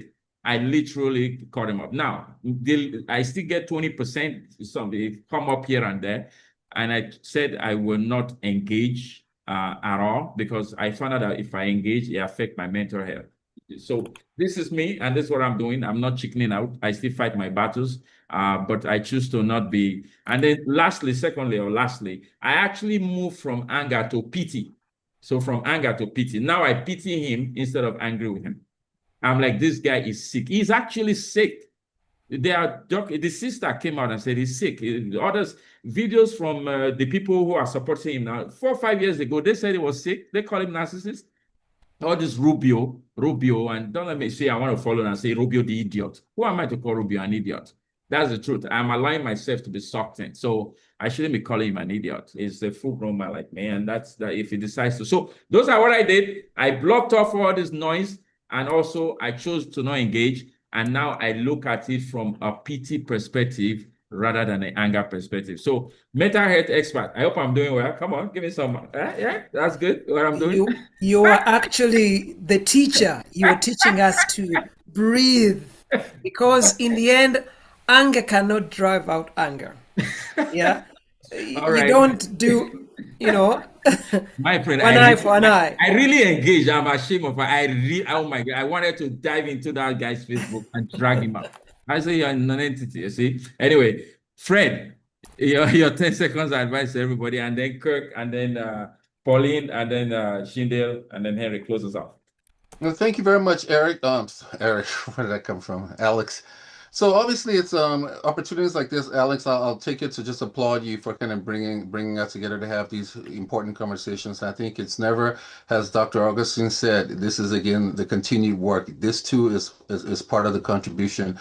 The key piece that I would want to leave is that we start to kind of look at the reality of the weeds. Look beyond our comfort space, what we're used to, and realize that if this confluence of variables could create a circumstance where we have to gather to talk about things that we've taken for granted for my entire lifetime and most of yours around the table, then certainly let's not be reactive, let's be proactive. And I think that's what we're doing. Let's find a way to go forward.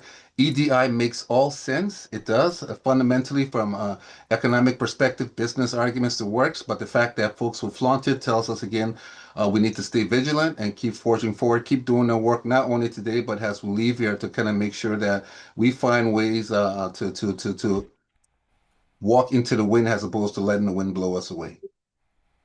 Wow. Say that last part again. We got to what? The wind? Find the power and the fortitude to walk into the wind as opposed to letting the wind blow us away. Mature advice. Thank you for that. Mr. Kirk?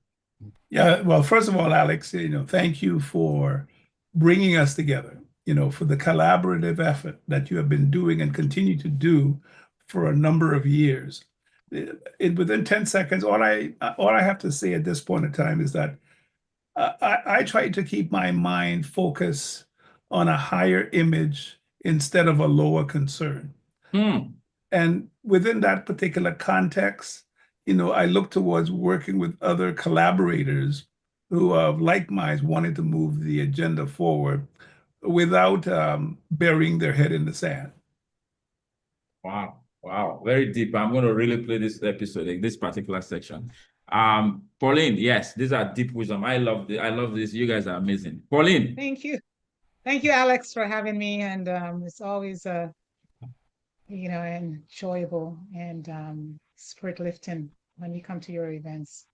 And when it comes on to injustice, and as you know, I've been the founder of the Martin Luther King celebration here in Canada. And I remember times when, my funders decide to go south because they want you to do certain things or to remove certain things that are very important for your community in building education and all that stuff. And when you sit for 6 months and decide you're going to say no, and you say no, and you realize that you have Black brothers and sisters who have stood up stand up and have given so you can do an even bigger event and give out more scholarships.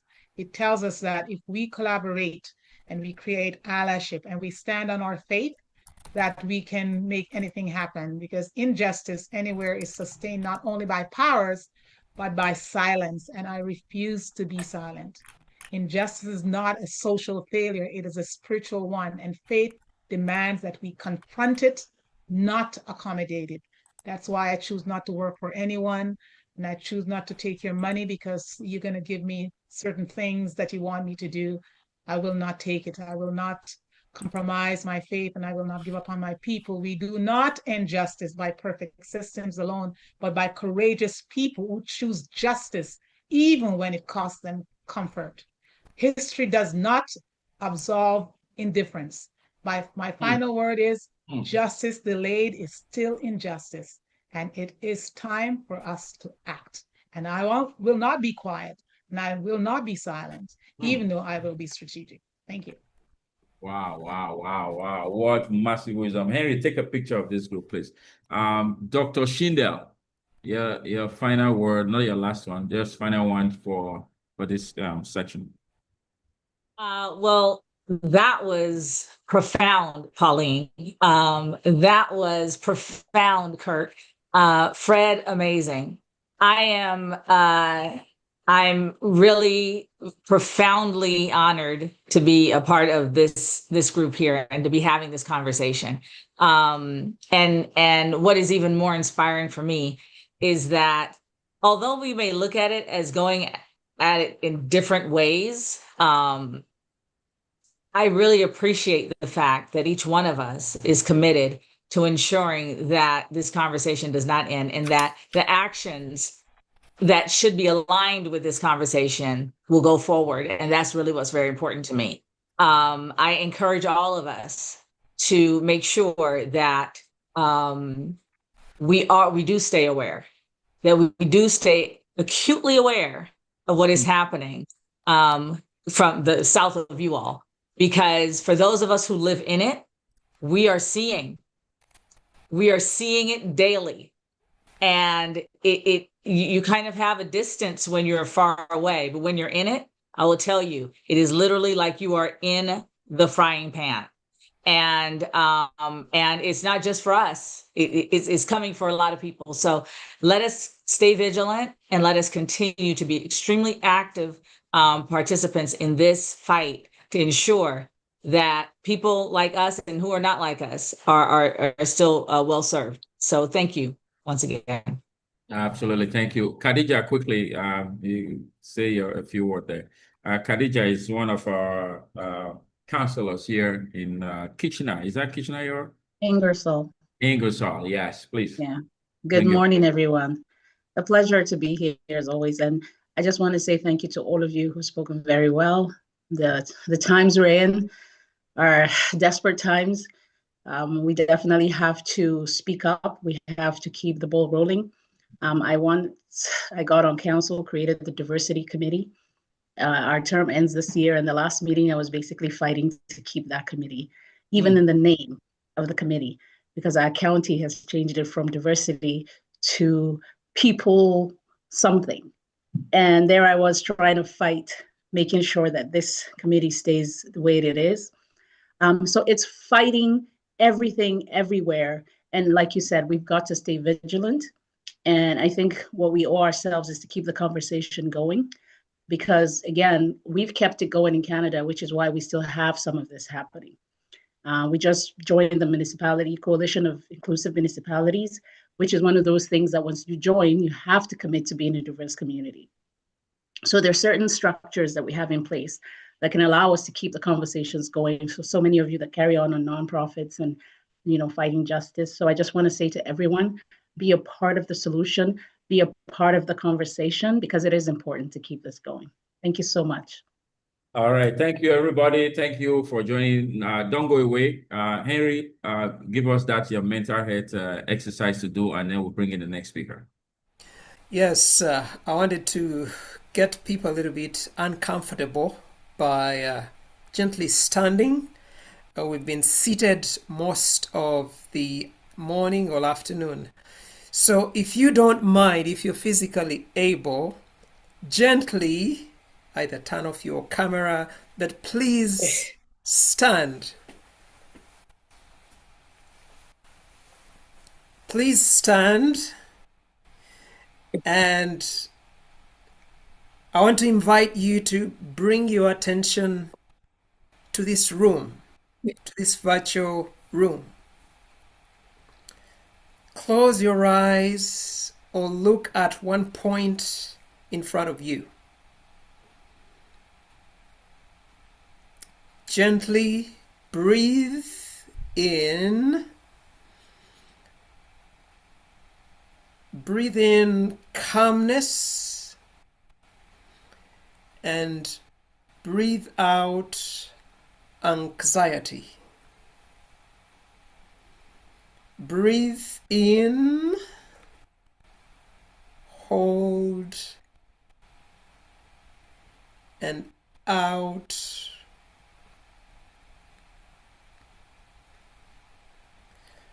One more time. Breathe in hope, hold, and breathe out anger. One last time. Breathe in happiness, hold, breathe out frustration. Gently open your eyes and try to swing around left and right, left and right, left and right, and now become a bird. Raise your hands and start flying like a bird. Flap up and down, up and down. Some of those fingers, Alex, I don't see you. Yeah, I You're want like to a bird. put on so that we can be seeing something. Yes, okay. Up and down, up and down. Great. All right, next, you're going to hold your right hand forward and you're going to tap on top up to the fingers, come back down, and then go down, tap, and come back. Excellent. And then turn to the other hand, bring it up, tap, and come back, tap, and then under. Wonderful. 2 to go. So now, again, if you're physically able, we're going to touch your toes. Okay. Touch your toes for 3 seconds. We're going to count. Touch your toes. 1, 2, 3. Excellent. Wow. All right, final one. Just tap your head from top to bottom. Just wake up, wake up. Hit your cheeks, your chest, your legs, and gently come back to the room as we prepare for an exciting chat on entrepreneurship. You can please be seated. Thank you very much to those who participated. And if you did not, it is okay. But I challenge you, within the next 24 hours, do something that can move you. If we're to address anti-racism and inequities, we have to keep our bodies healthy, strong, and we have to be present. Thank you very much. Alex, carry on before you introduce our next speaker. Yes, yes, But yes. yeah, Let me Carmen, just say what is thank you. I think Carmen is there. The next speaker is already here, my dear friend Fatiha. Carmen is here, yes. Yeah, we have to give her co-host right. But let me just thank again everybody that is here. You're all heroes, right? I was writing an email to you all yesterday. I realized that we are singing to the choir or preaching to the choir. You are already converted. That's why you're here, right? Carmen is converted. Fatia is converted. Khadija is converted. Diana is converted. August is converted. Oh, we're all converted and we are here. So we may as well call it the Congress of those who are converted. That's really what it is. But here's the challenge, though. Here's the challenge. The challenge is, like when I newly became a Christian way back and I go to church and I'm like, all those people that struggle, why are they not here? Those ones are struggling with drug or this or that. And I realize that the people that are struggling, they are struggling because they never show up. Yes, that's And therefore, we are not here to preach to you what you likely don't know. We are here to encourage you to take the message to the world. This is a build-up program. We are here to strengthen. I've been strengthened. I have learned a lot. I'm encouraged.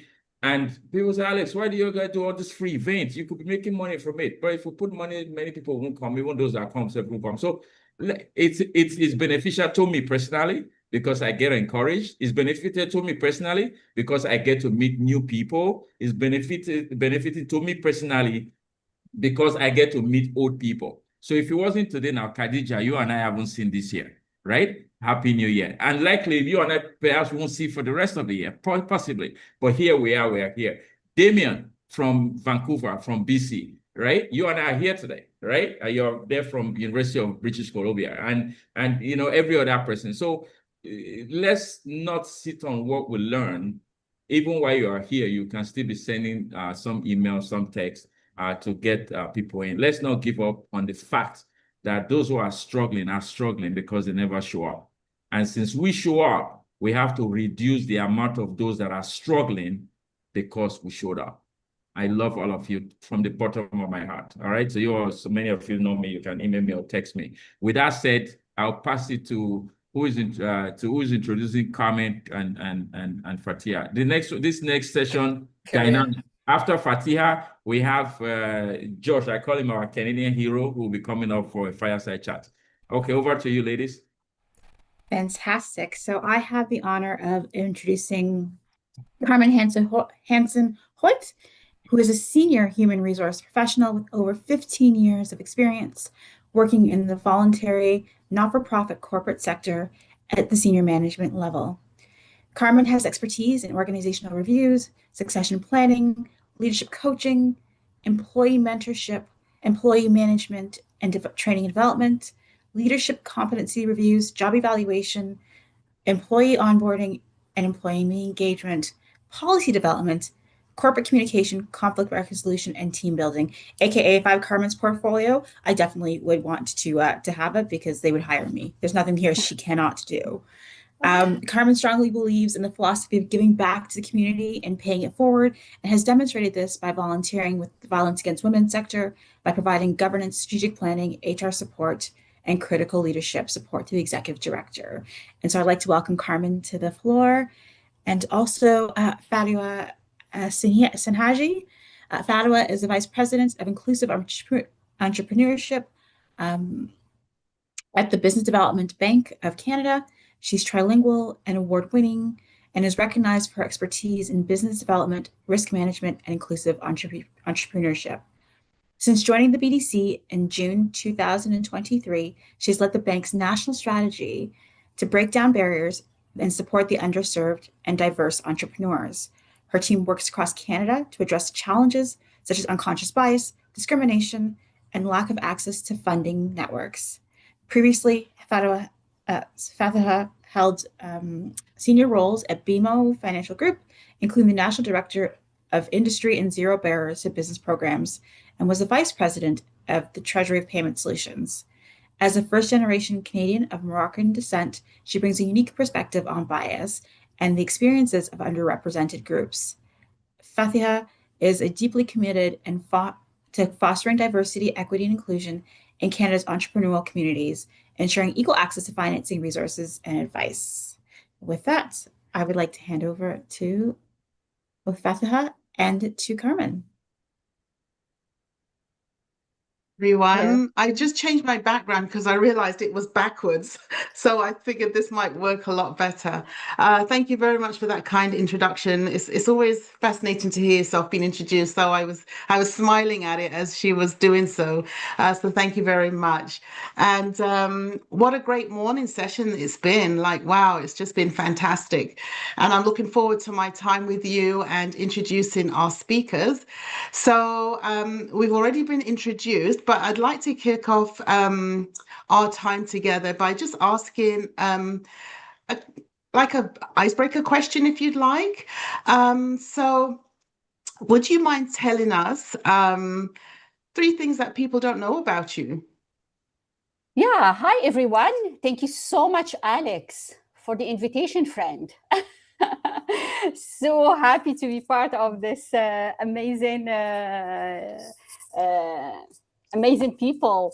So yeah, 3 things people don't know about me. I will stay more on the professional side.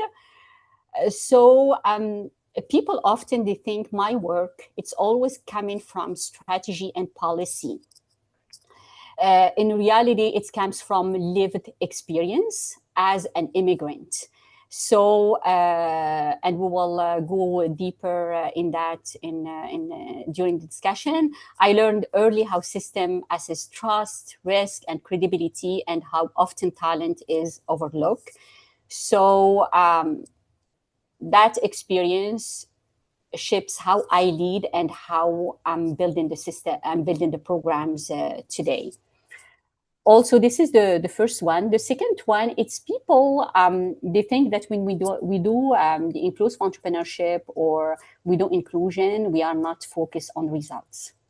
So very important, my work, it's focused on results. So I'm deeply committed to inclusion, but only when it's deliver real outcomes. If we want to see impact on our community, on the Black community or any other community, it's outcome.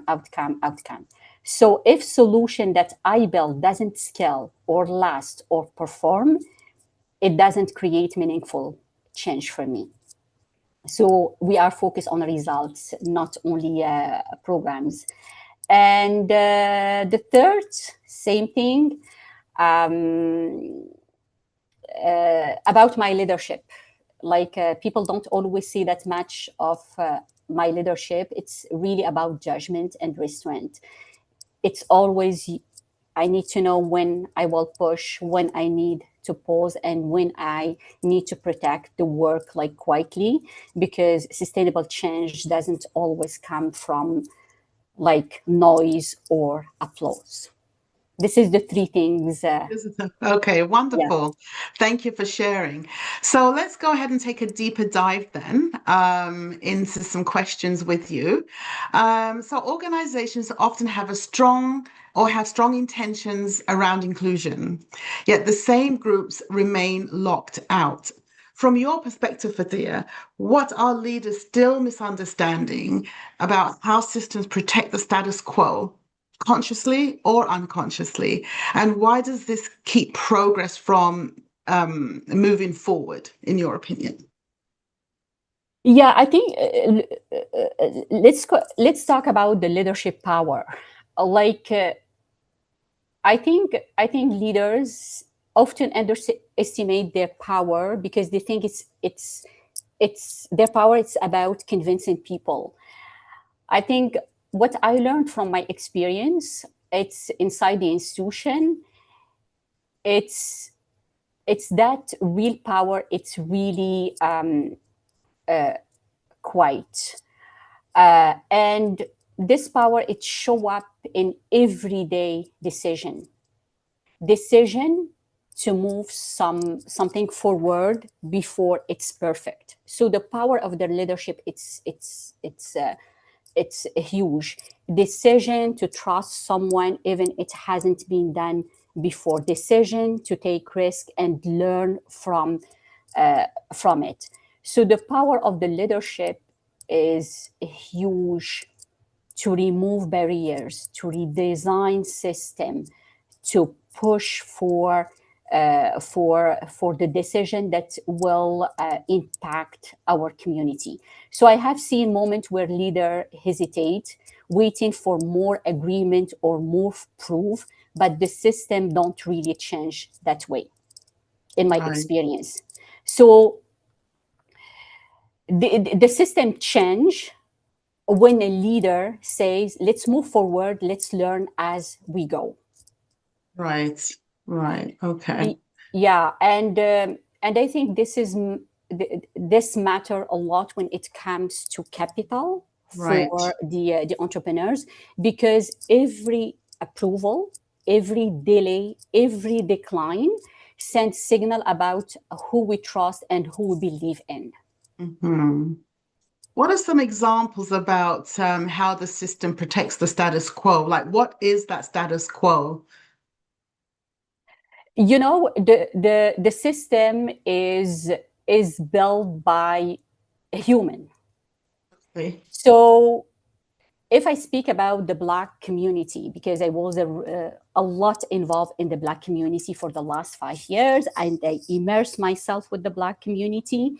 So access to capital, it's really a barrier for the Black community. Access to capital, education, and networking. Right. Access to capital, there is some systemic barriers that the Black entrepreneur, they are experiencing when it comes, like example, the bank, they think that everyone is starting in the same place when it comes to guarantee. Sometimes because it's the community, it's the culture. Sometimes we don't go to the bank in the beginning. It's always let's use our money, personal money. Let's use our personal credit. So sometimes the credit bureau is impacted. So access to capital become a little difficult. Right. So this is, if we don't understand all these barriers for the Black community or any community, by the way, the indigenous community experience the same thing, women entrepreneurs experience the same thing. We cannot design the system and relax the criteria so people they can access to capital.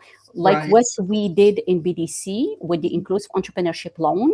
When I joined BDC, we knew that there is some barriers, so we designed programs based on those barriers to remove them, so people they can access to capital. And education, we cannot grow, we cannot run a business, we cannot lead the business efficiently if we don't have education.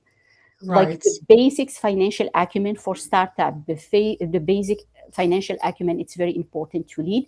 And after the Black community, the entrepreneurs, they stay small. So we need this wraparound in education so they can grow, we can build the wealth, and we can see entrepreneurs in the mid-market. And networking, the same thing. We need, in the beginning, after George Floyd, we were talking about the networking between the Black community to build the trust. But I think Black community, they have to network with other communities. We cannot network with only our community that's experiencing the same challenges. Right. So you need to understand the challenges, and you need to build the system to remove these challenges and these barriers. Okay, great. Thank you. And this next question sort of feeds off of what you've already started to elaborate on. But you yourself, you operate at the intersection of leadership, capital, and systems. And again, I think you've alluded to already, but maybe you could elaborate a little bit more. Where do leaders underestimate the power that they have to change outcomes? And how do they stay steady in moments of skepticism or fatigue without becoming louder or performative? Maybe you want to break that down a little. Okay. You know, I will see between the intent and the outcome. Let's say it this way with the leaders. This is your question, Carmen. I think it kind of it does relate. I think like we talked about capital and systems, and you just mentioned, you know, how there are systems in place that prevent barriers for communities accessing that capital. When a leader in that situation recognizes their power, what can they do to break that down and understand, you know, what it takes for somebody to come forward?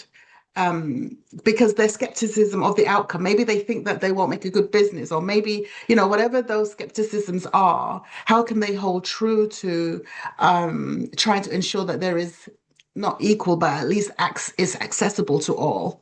I think is what we mean by that question. Yeah. Okay. You know, as I answered in the previous question, their power is strong, so they need to be curious. They need to learn about the communities, because usually what is happening in every organization, we are ticking the box, like inclusion. Okay, we have policy, we have this for inclusion or equity. We need to understand the community. We need to understand the barriers, and we need to know how we can remove these barriers inside, like our system, the biases that we are talking about.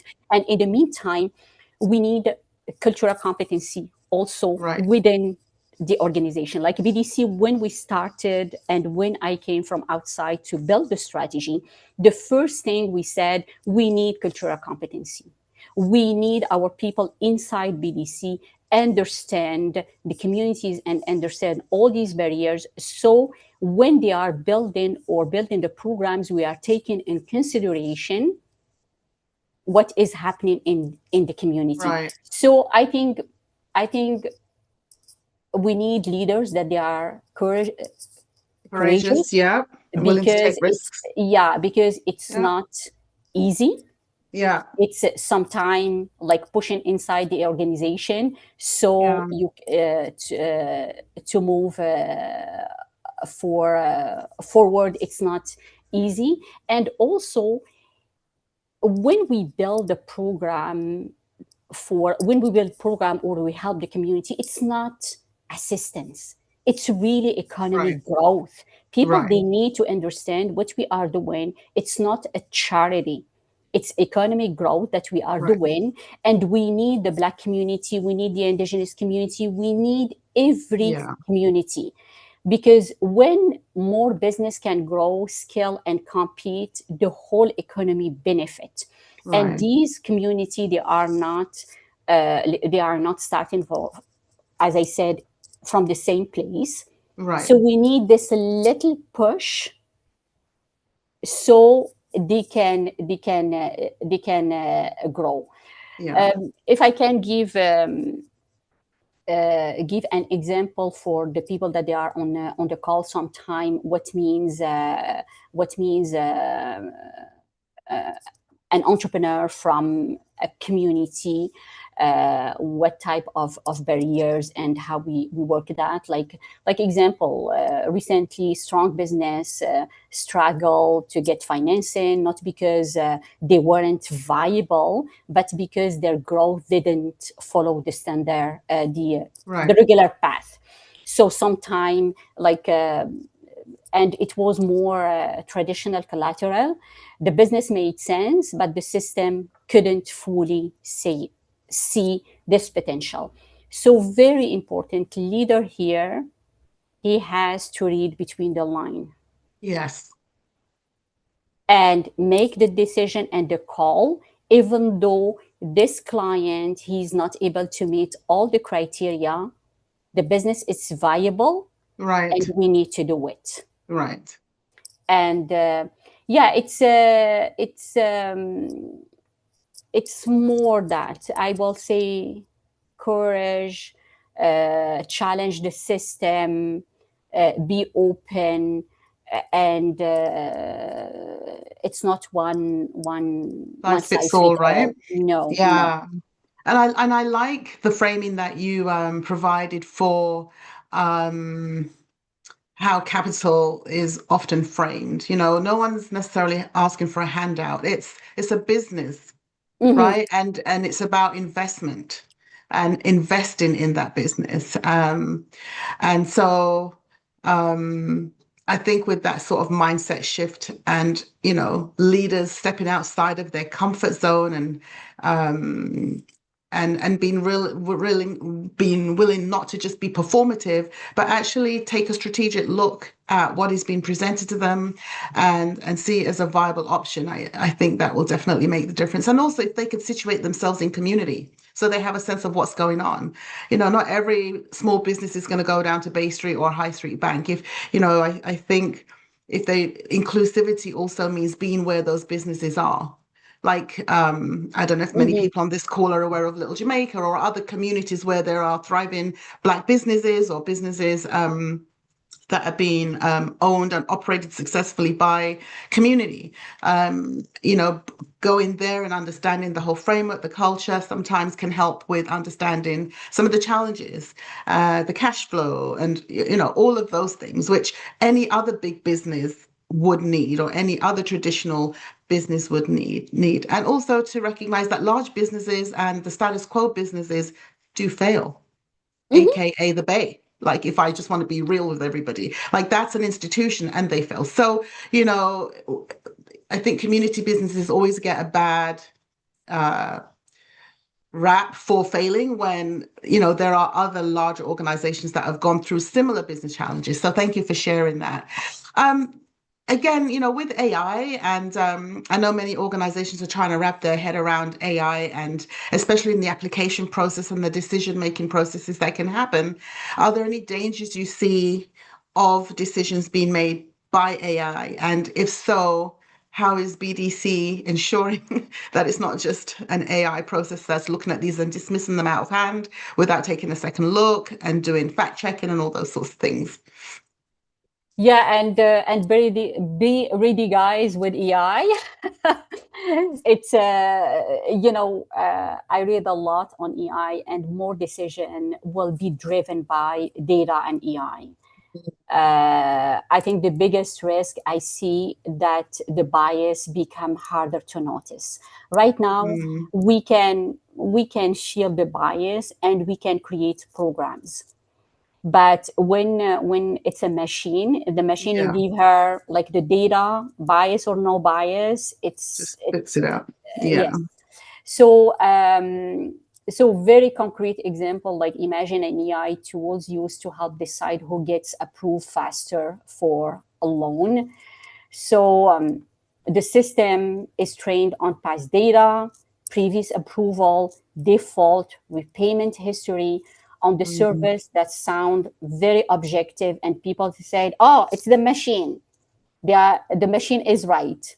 But if historically some entrepreneur were given smaller loan, less time, fewer second chance, the data reflect that. Right. So the AI, it's learned to favor the same profile. Right. Interesting. Yeah, not because it's biased on purpose, but, you know, because that's what the history shows. Right.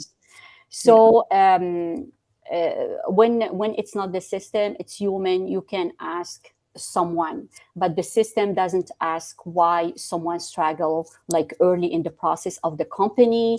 If we label, like example, now without the program, we label women like entrepreneur that they are risky, like example, when they are in the beginning of like the stage. So it's make EI very dangerous for us, Right.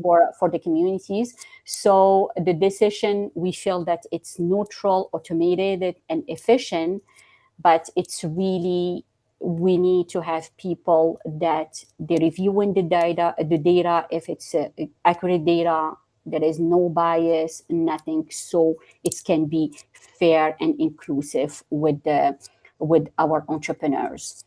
Are So those safeguards that are in place right now, or are they in the no, it's everything. Huh. It's a new, and we It's are right. working toward that, and we have a lot of Okay. training on that. Okay. Just finish on that. EI doesn't replace judgment; it's require better judgment, Right. and we Okay. need to be intentional with that. I don't think so that other banks it's already EI with automation Right. and stuff. Everyone it's new, and everyone it's learning as we go. As Right. we are doing a lot of training, and tomorrow we'll have another training on that.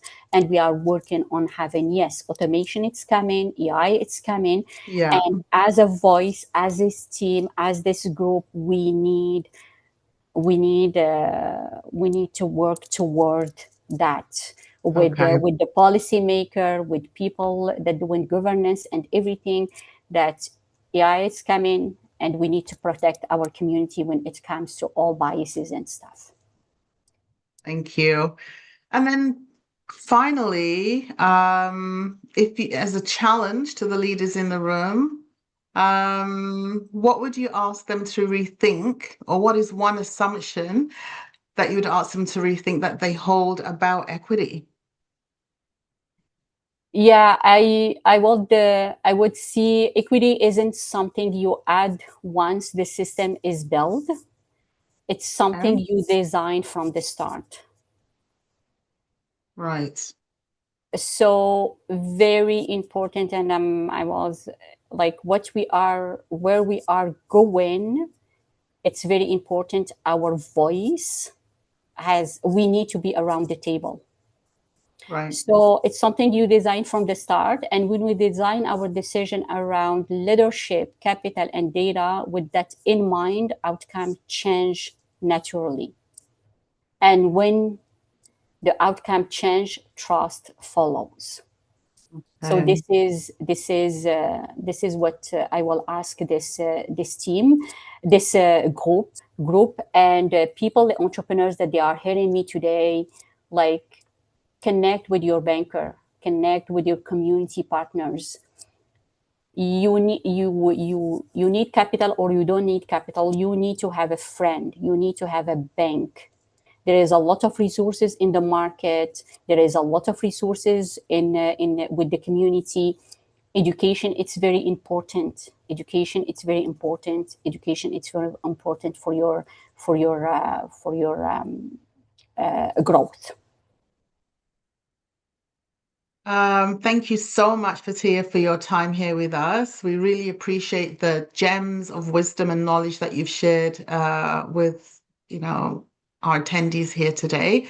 Please join me. If you check the chat, you'll see lots of hearts and applauses going up in appreciation for what you shared. I don't know if you want to leave your information in the chat, if anybody wants to reach Yes. out to you, or Yeah, if it's, sure. I will. Please, it's not about capital. If you need anything, advice, or anything, yeah. review, tools, resources, BDC, we have a lot that I can share with you. I know Mr. Alex has a lot of tools and resources too, but if you need anything from BDC, please reach out to me.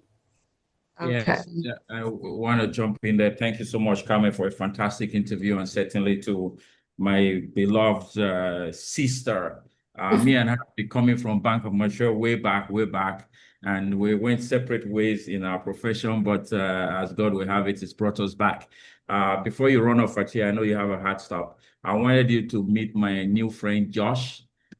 Josh is the director of, let me unmute you, Josh. There you go, unmute yourself. Josh is the director of diversity at Vancouver Airport Authority. So I'm sure you go to Vancouver all the time. So Vancouver is a place I landed when I came to Canada almost 30 years ago, 27 to be precise. But even more so is a Canadian hero. So he's next after you. But Josh, Fatiha, I think you came in just after the introduction. She is the inclusive Vice President of Inclusive Entrepreneurship at Business Development Bank of Canada, right? That's the government bank. They have so much money. All your taxes go to her. She's in charge of your taxes. So the interesting thing is she, through her program she built with her team, of course, they allocated 1 billion, I think it's more than that now, 1 billion at one time, 300, because we interviewed Isabel, your boss, $300 million for Black entrepreneurship and $500 million for women. Is that correct, Fatia?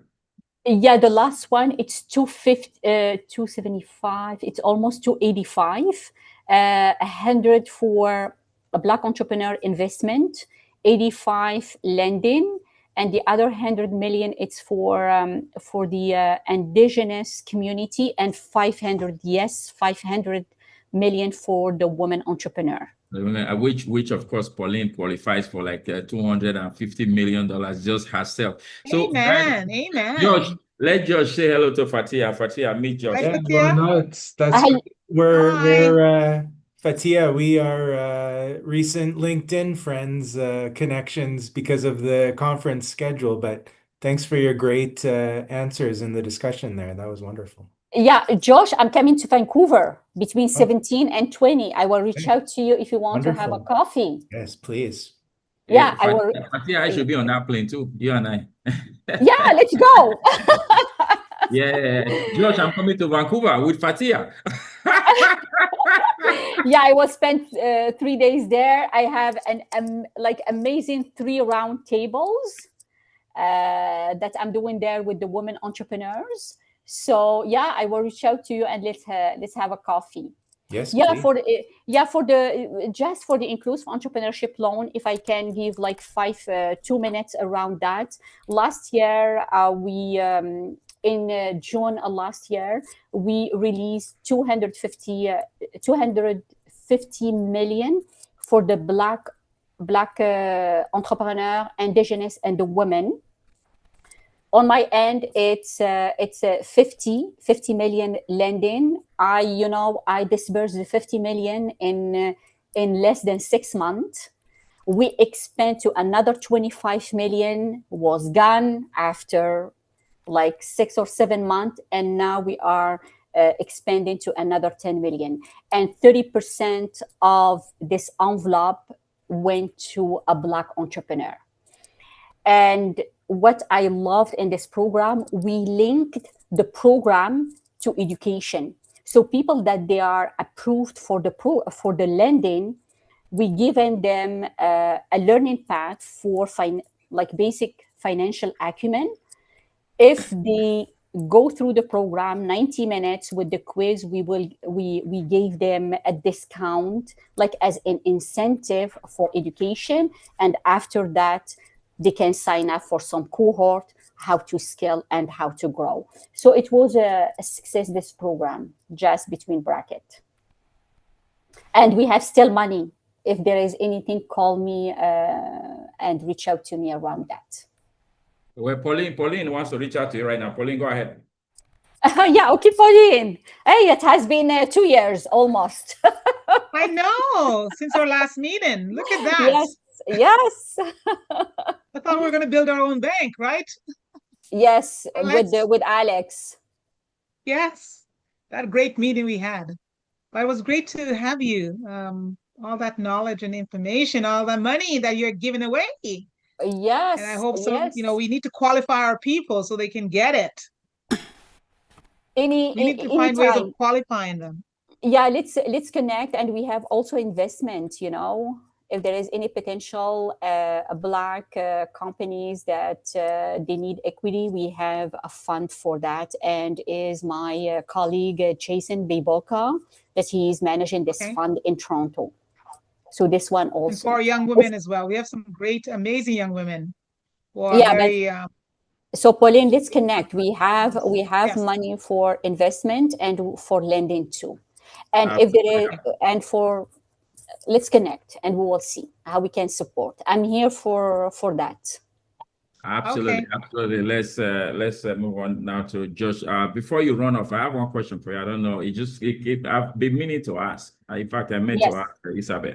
Where do BTC get all this money from? Where do you guys get all these billions from? Is it our taxes? I know I was joking just now. No, it's not taxes. Are you It's sure? Are you sure my taxes we are is not so there? specific. Fatia, No, don't tell me, they charge me too much taxes. no, we are independent. No, it's not our taxes. Are you It's independent, really? Yeah. We are financially independent. That's why we are doing lending, it's interest rate and all these things. We are The independent. government of Canada don't fund it. I thought they fund that. No, we are giving them like dividend like every year. The government of Canada is making money from you guys. Yes, we are sustainably like financially Government, sustainable. Yes. Okay, for some reason I thought all these billions you guys just take it from the taxes money. No. Okay, all right. Thank you anyway. Thank you. Let's move on to the next one. Yeah, thank you so much. I will Okay. stay. Yeah, stay a bit to listen to Josh. Yes. Fantastic. Henry, take a picture of this quickly. I know you're a picture guy. Take a picture. Everybody smile, say cheese. You got it? I'm tired of smiling. And the third one, just in case. Got it. Thank you. All right. Okay. I see Justin. Justin, I got you as well. And Cindy. Henry, introduce our next guest. Let's keep rolling. We're on time, which is good. Thank you, everyone. Let's give Fatiha and Kamen some love in the chat. Please type 111 in the chat. Kamen, you do you work on CBC or CTV? I don't know. I loved your interviewing style. Yeah, she does. Fantastic. We are going to get her to do more for us. Yes, thank you. So like Alex, Josh, and I sort of share something similar. I've been to Vancouver. He's in Vancouver. And my mom visited Canada from Uganda in the 1990s, and she landed in Vancouver. And that is sort of the connection. And when I got a chance to have a chat with Josh the other day, wow, what an amazing Canadian. He's won a Paralympic medal. He's been doing this for 20 years, inclusive work. And wow, I don't have something written, but from what I have seen, Josh is a champion on and off the field, especially at the Vancouver Airport Authority, trying to get not only marginalized populations and communities on the table, but being effective while on the table. Friends, colleagues, join me in welcoming Josh for a fireside chat with Alex. Please type JJJJJ in the chat. Josh, Alex, welcome to the virtual stage at the 6th Canadian Congress. Over to you. Absolutely. My dear friend, Josh, nice to see you again. And you, I was being polite on mute here, and Okay, I was checking out all the J's in the chat. That's very nice. Okay. Thanks for your very kind introduction, Henry. That was really nice. Absolutely. You are, like I said, you're a Canadian hero. That is the truth.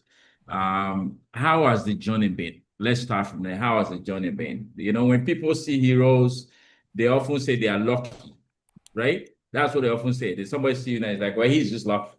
No. How has the journey been? Well, and it's very kind for you to call me a hero. I don't know if I ascribe that to myself. I thought what I would start with today is I'll get into the journey, but there's a tradition we do sometimes in the disability community. We just do a quick visual description of ourselves on a panel like this in case there's any one tuning in who's blind or has vision loss. And so I'm a white guy with brown hair. I've got my beard is looking pretty good. I got a high fade. It's going to be time for a haircut soon, but it looks okay. And I've got my clear rimmed aviator glasses on today. Uh, I was born missing most of my arms and legs, and so you can't really see it always on camera. I really learned in the pandemic what it might be like to have a non-evident disability, because if I really slouch down on certain cameras, I can just not be disabled, and that was so interesting. But one of the other things I learned is that if I needed disability credibility in a conversation, I would just adjust my glasses, and then that could usually change the tone of the conversation. But I'm wearing my favorite pink polo shirt today, light pink. Really love it. I'm here on Sea Island in my office at YVR at the airport, and Sea Island is the traditional unceded territory of Musqueam, and we're so proud to have a country leading friendship agreement with Musqueam that includes genuine collaboration. It includes revenue sharing, and my mind all days, but especially when I get to have conversations like this, my mind is on Musqueam elders, past and present, for showing us how to grapple with systemic issues in such a good way. And I've, of course, been grappling with those since the moment that I was born. The doctors sort of said to my parents, there's been a tragedy. Your son was born missing most of his arms and legs. We don't know why. The doctors still don't know why, but they painted a picture in my first moments there that it was just so bleak. My parents asked them, well, is he going to die? And the doctors had to give their heads a shake and say, no, he's not going to die.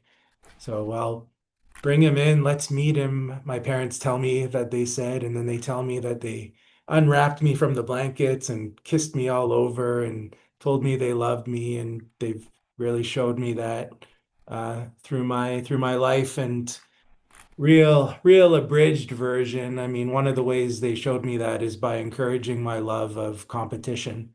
It's very clear that I was competitive and that I loved to move, loved to do the movements that I was able to do, either down from my electric wheelchair, which I've got here behind me in my office, by the way. I'm sitting in my office chair today. I've got my electric wheelchair behind me.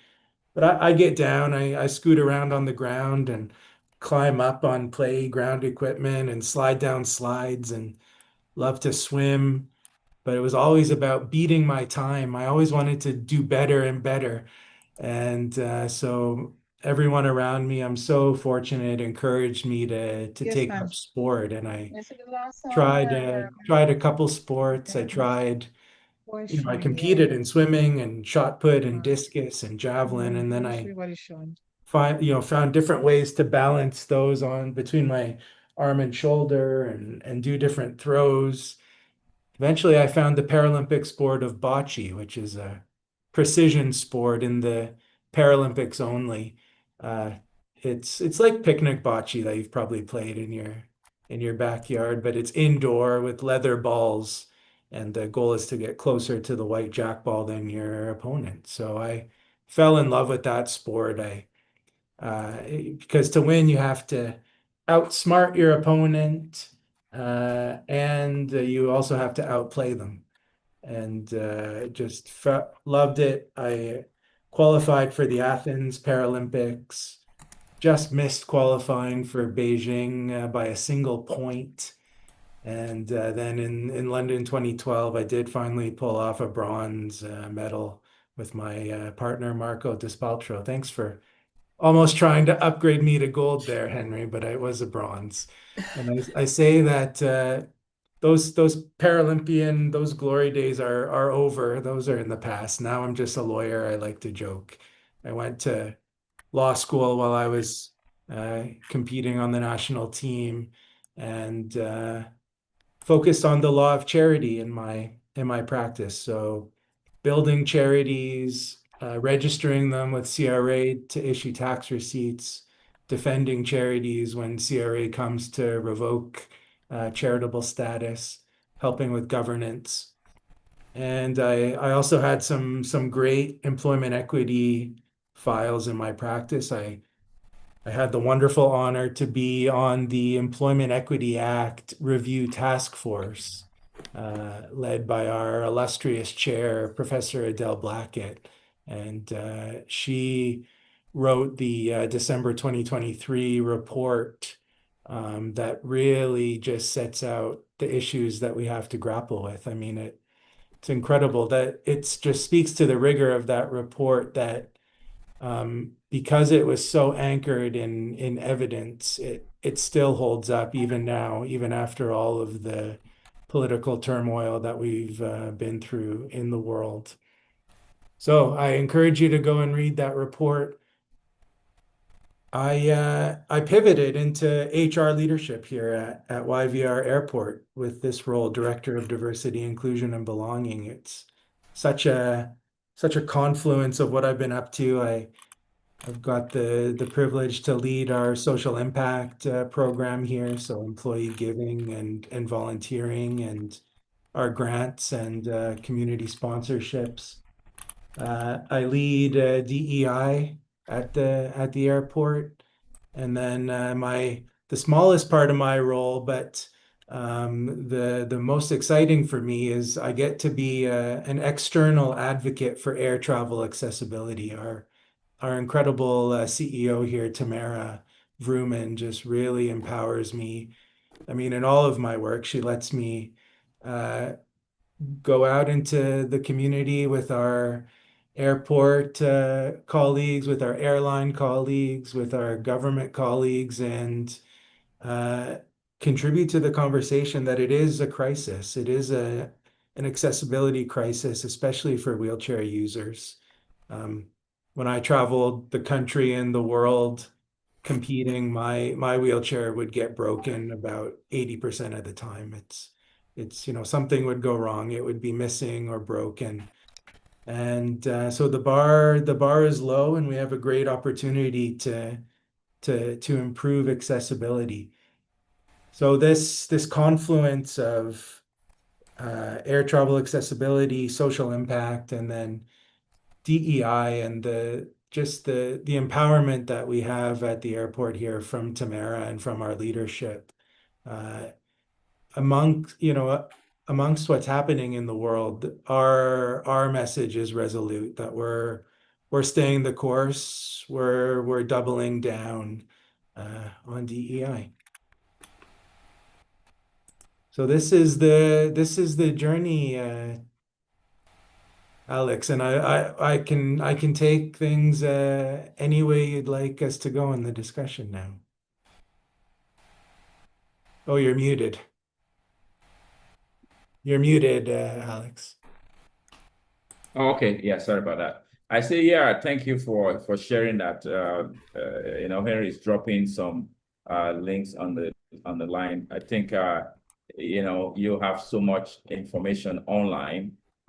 There's one, it may be an old video, but I think to give context to what you have shared, I want to just, it's the shortest, clearest video. You're quite young in this video, but still, I think it captures, I don't know if you've seen it. There we go. What would it be like not to have any arms and legs? Imagine that. What would you be able to do? 24-year-old Josh Vandervees isn't one to hide his disabilities behind a desk. And then realize that you don't know what I can do. Vandervees has spent his whole life proving he can do things that others told him were impossible. Born without any limbs, he learned to dress himself, swim, write, and eventually become one of the world's top athletes in the sport of bocce, competing in the 2004 Paralympic Games in Athens. Today, he told students at Fallingbrook Elementary School that they too are capable of exceeding expectations. But I'm here to tell you guys today, and I hope that you take away by the end of this talk, that preconceptions don't really matter. What we do matters. Van der Vries does dozens of talks at schools like this each year, but he'll have a much bigger audience next month as a torchbearer in the opening ceremonies of the Paralympic Games in Vancouver. So I'm really excited to be carrying it. It's going to be amazing. We'll play two ends. Students were left with a new appreciation for what it takes to be a disabled athlete. That it's important that you never give up and keep trying. Just because you don't have the right body parts, you can still do anything. Don't judge someone by how they look, and keep trying and persevere. It's just pretty awesome to give back to kids and to get them excited about sport and being active and achieving their dreams. Van der Vries still has big dreams of his own to represent Canada in the Paralympic Games in 2012 and get his law degree. Steve Fisher, CBC News, Ottawa. Okay, so you eventually got the law degree, obviously, and you eventually went to that game as well. So, oh my goodness, can you all hear me? Can you hear me? Yeah, we can hear you, but oh yeah, we can see. Yes. Okay. Wow, that was what a fun video Okay, from good. basically teenager Josh. That was really Did fun. you see that? Did you ever see that video? I've seen it, yeah, but I haven't Did watched you ever it. see I that haven't video? watched it for years, so Oh, that's very nice. yeah. So yes, the other ones are longer in minutes. So I thought I'd play that one just for context. Am I freezing up? Here, okay, a little bit. In progress. I think I.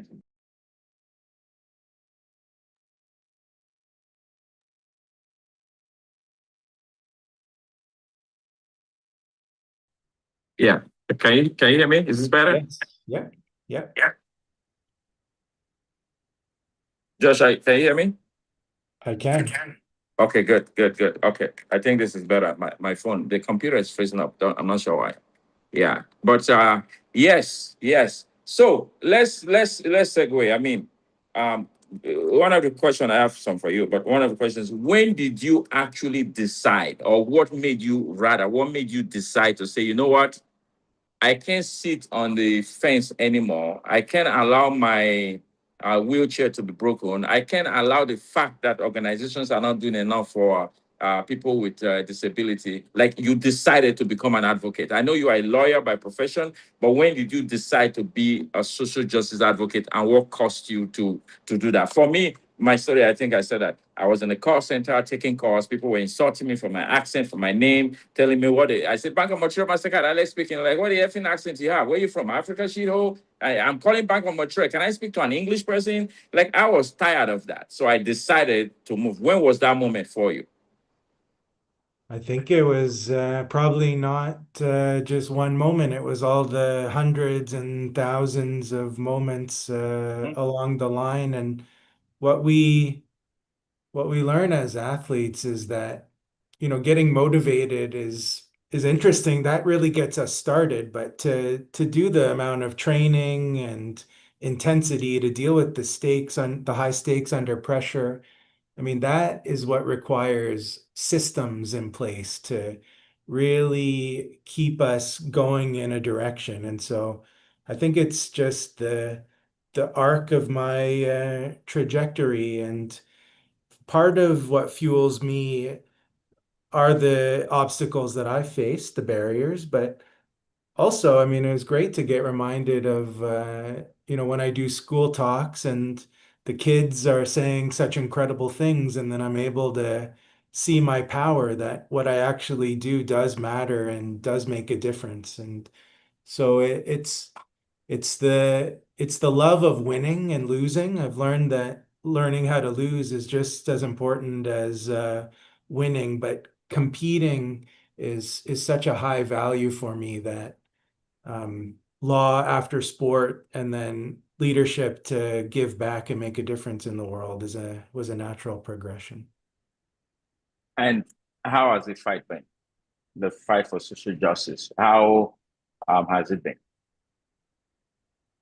Well, it's tough out there, isn't it? And especially in recent years and weeks and even days. And so it's a battle to decide what to do. What is the right approach? Because it's kind of like sport. You can't just increase your intention to win. You can't just say, "Oh, I really want to win. I want to win. I want to win." That doesn't get you the win. You have to figure out what to actually do.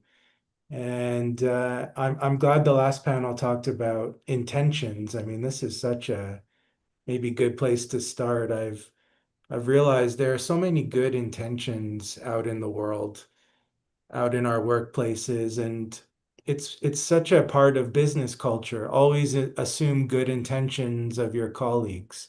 But I sometimes joke with my colleagues, oh, I wish I could ban good intentions. I almost like bad intentions more because at least then I know what I'm dealing with. And that way of talking has opened up some really rich conversations with colleagues. When I was just focused on my legal practice, and when I was on the Employment Equity Review Task Force, I mean, I did sort of think it was mostly us lawyers and academics that were criticizing everything. I thought it was just us outsiders saying that nothing that workplaces do actually moves the needle. But then when I came to the other side and became an HR practitioner and had to decide what to actually do, not just criticize, first I saw that it's not so easy. But I also saw that even the business world knows that a lot of the initiatives don't work. It all is in a 2016 Harvard Business Review article called Why Diversity Programs Fail. We've known this for a long time, that the traditional initiatives objectively can create more discrimination, not less. So, for example, mandatory anti-bias training objectively results at companies in more white men being hired and less of all the other groups. So it's frustrating, but what an opportunity to have that knowledge. And the reasons why that happens are not clear. Maybe it's okay. People are grumbling, okay, fine, you're making me take this webinar. I'm just going to sit here and then I'll do the opposite of what it's telling me. Or maybe it's okay, I've done the webinar, so now all my work is done and I don't need to do anything else. Those are two potential reasons. But what we do know is that the evidence says one way to reduce discrimination that has evidence is through employee resource groups. So ERGs are one of our two pillars at YVR in our diversity, inclusion, and belonging integrated strategy. The other pillar is identifying and reducing barriers. And so we've elevated the concept of barrier reduction right into the strategy. We're taking the barrier conversation out of HR and we're bringing it across the entire company. And we're inspired by risk registers, where companies list all of the risks and then they list mitigation approaches to manage those risks. And we're doing a similar approach with barriers and reducing barriers in measurable ways. So it's tough, groundbreaking work to really dive into the rigor on barriers. I'm here to ask for everyone's help, because one of my dreams would be if we had a Canada-wide barrier register. Imagine if we all could agree on the barriers that we wanted to tackle and then work together on reducing them. And I mean that this is in Professor Adele Blackett's report, that it's really the conclusion that the employment equity is about barriers, consultation, and accountability. And so a reminder that the law in Canada, the Employment Equity Act, is to reduce barriers, but it also comes from the disability community. So I lean into my experience as a disabled leader in remembering that barriers are a lot more obvious for disability. When there's a meeting in a room upstairs and no elevator, the barrier is clear. You just gotta deal with the barrier, move the meeting room or install an elevator.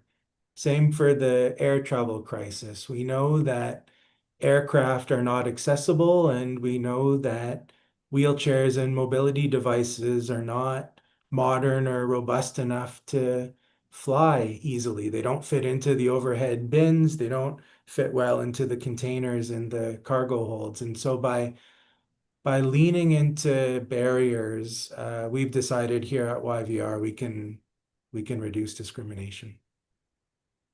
Wow. Wow, amazing. So you've talked about, you and I had a conversation prior and you talked about this barrier. So let me ask everybody you can unmute yourself. I don't think you can anyway, even if you wanted to.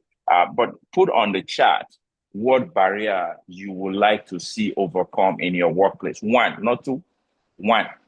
So if you have two issues, you choose one.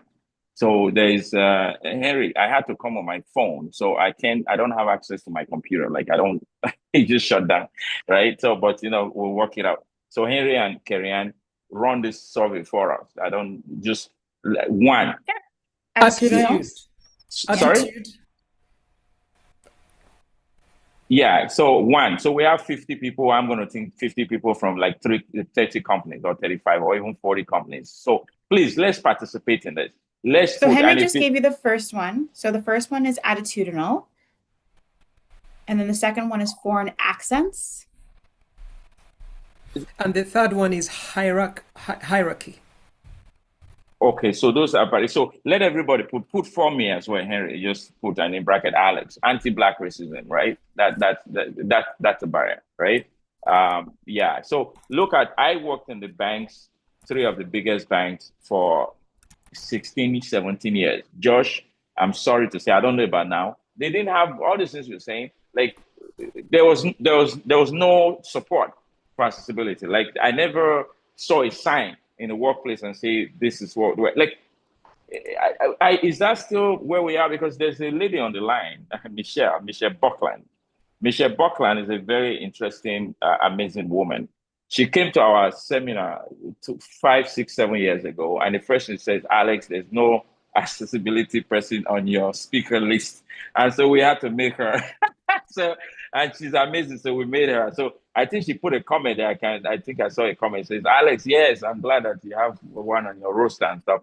Does it have to be like that? Does it have to kind of be like a checklist? How do we build that into our subconscious, so to speak? Josh, I don't know if you have an answer for that, but it's just a question. Yeah. Well, disability gets forgotten in DEI conversations a lot. And one of the reasons is that DEI is very much an American concept. And so coming from the US, there is the Americans with Disabilities Act, which sort of, I mean, ironically, with all of the troubles down south, accessibility is quite good because of the litigious culture in the United States and the Americans with Disabilities Act. There's a bit more fear of really making sure that accessibility is up to standard. I think there's great work going on from organizations like Rick Hansen Foundation and Accessibility Standards Canada to do the work needed to define what accessibility standards are. Because one of the realities is that the building codes are just very minimal. So when built environment complies with the building code, it's not going to be all that accessible. So we're doing good work to set out what the standards are. But I think what you were getting at more overall, and what I would say is disability is the demographic that any of us can join at any time. Any Mm, of us can become disabled at any time, and most of us will become disabled at some point in our mm, lives. Any of us can have a disabled kid at any time. And mm. so remembering this, I think, can focus our attention on how important accessibility is. Well, thanks for that. Henry, please, can you unmute Michelle? She's dying to say something. I love you, Michelle. You know I do. Please unmute her for me. How did you know? Yeah, I can see it all over you. But Michelle, the truth of the matter is, I think just rubbing off what Josh said, disability, accessibility. The truth of the matter is, these are words. If you ask some people now, say, come online and define it, they'll struggle, right? They'll struggle. So we see Big Josh, time. and we kind of, okay, we notice. But you, like people, like when I saw you, I'm like, okay, you're talking of this disability thing. Like I'm looking at you, you and I interacting, we met in Brampton. How would you define it? Just quickly. Help us to understand that because you are an advocate for that. Accessibility or disability? Both. Accessibility is the fact of making everything, it's all about accommodation. So making sure accommodation is available and can be received by people with disabilities, including invisible and visible disabilities, but also the fact to realize there's universal. So as we mentioned earlier, when you reach a certain age, whether you like it or not, you are going to face barriers in some way or another. It's part of growing, it's part of getting older, right? And then disability, again, is, as Josh would know, I'm just so grateful they finally started using the word disability because they had a lot of, stigma of some of the words they used as handicapped, mentally retarded, you know what I mean? So we had to really Really? change the narrative in a big way. So I'm glad, and even now they've began to start taking on mental health maybe a decade ago, where they never even considered that, right? Neurodivergent is another one that they finally really started advocating for.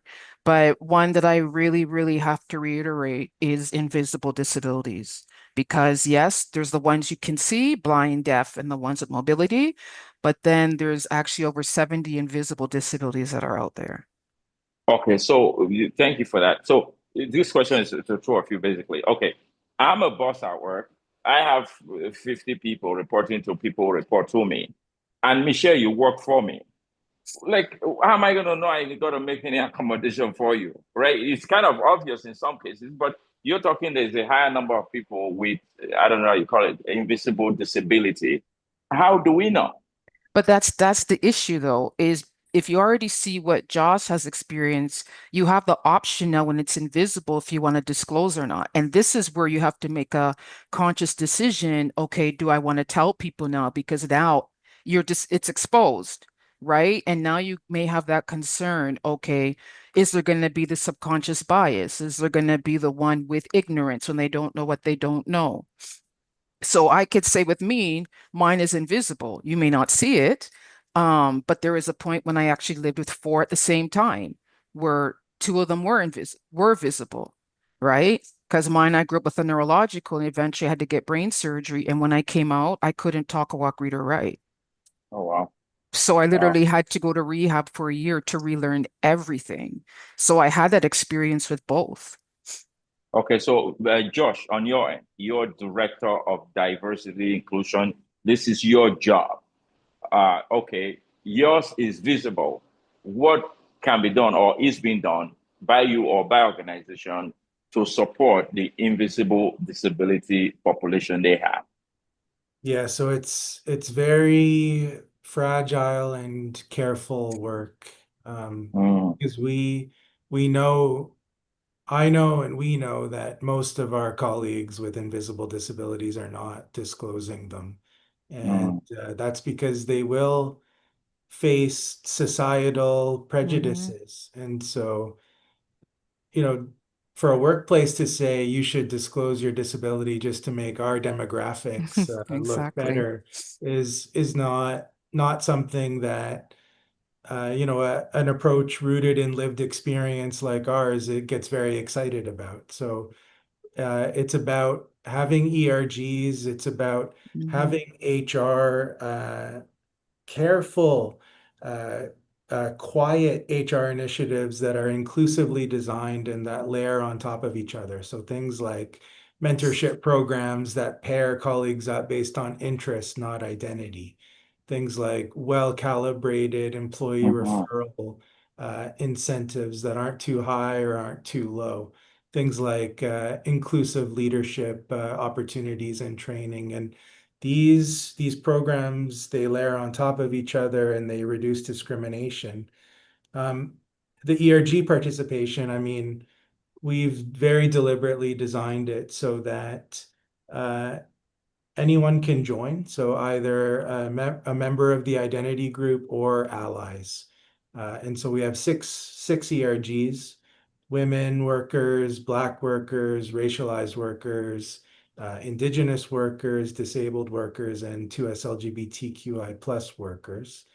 And so except for the Indigenous workers ERG, I mean, they decide for themselves when and if to include allies. But especially with 2S LGBTQI+ workers and disabled workers, where the identity is not always so evident, it's important to have individual options to not disclose if you're not comfortable, and we have to work together in the workplace to make it more comfortable for disclosure. So it's all about more education.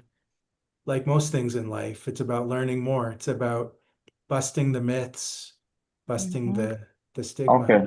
So yeah, so as we round up this segment, so from what I hear you say, it's twofold, right? So when we talk of anti-Black racism, I don't have to tell my company that I'm Black.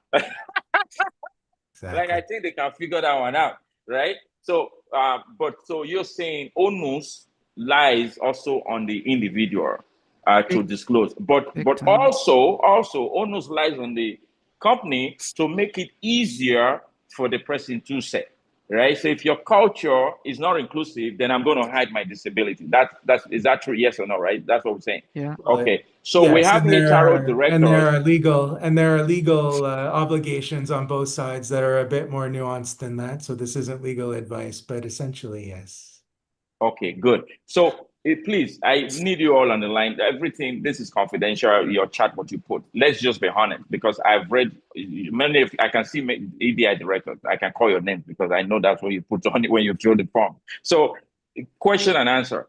If I say, do you have a disability policy? You likely say yes. Most people will just say yes, whether they know or not. My question is going to be different. Have you seen the accessibility policy in your organization? Have you seen it? Like, can you say you've seen it? Is it written somewhere on your website? Have they talked about it? If you've been working in a place for 10 years. I worked in Royal Bank, Bank of Montreal, and CIBC. I'll call them out. They never told us what you're telling us, right? So I'm sure they do have, but they just didn't tell us.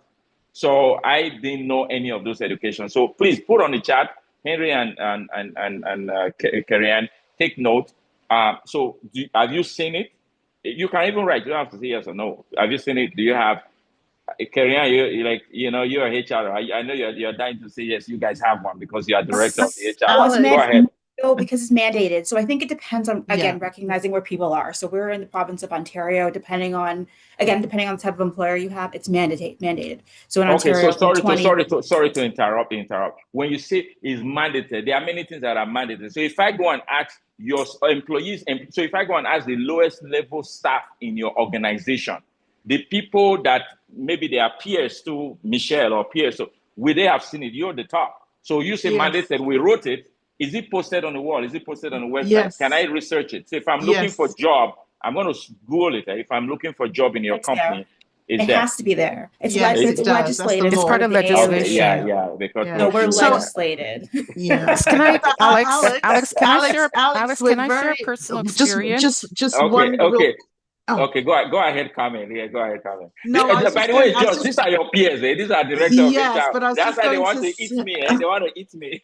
I was just going to say, and I do appreciate, Michelle, that you do want to share your story. We do have another segment that we're running almost 15 minutes behind with, who have time frames of their own. So I'm wondering, is there another way that we can galvanize these stories so that we can have the next panel come and join us? Joyce, yeah, absolutely. So what we'll do is, Henry, put that school link.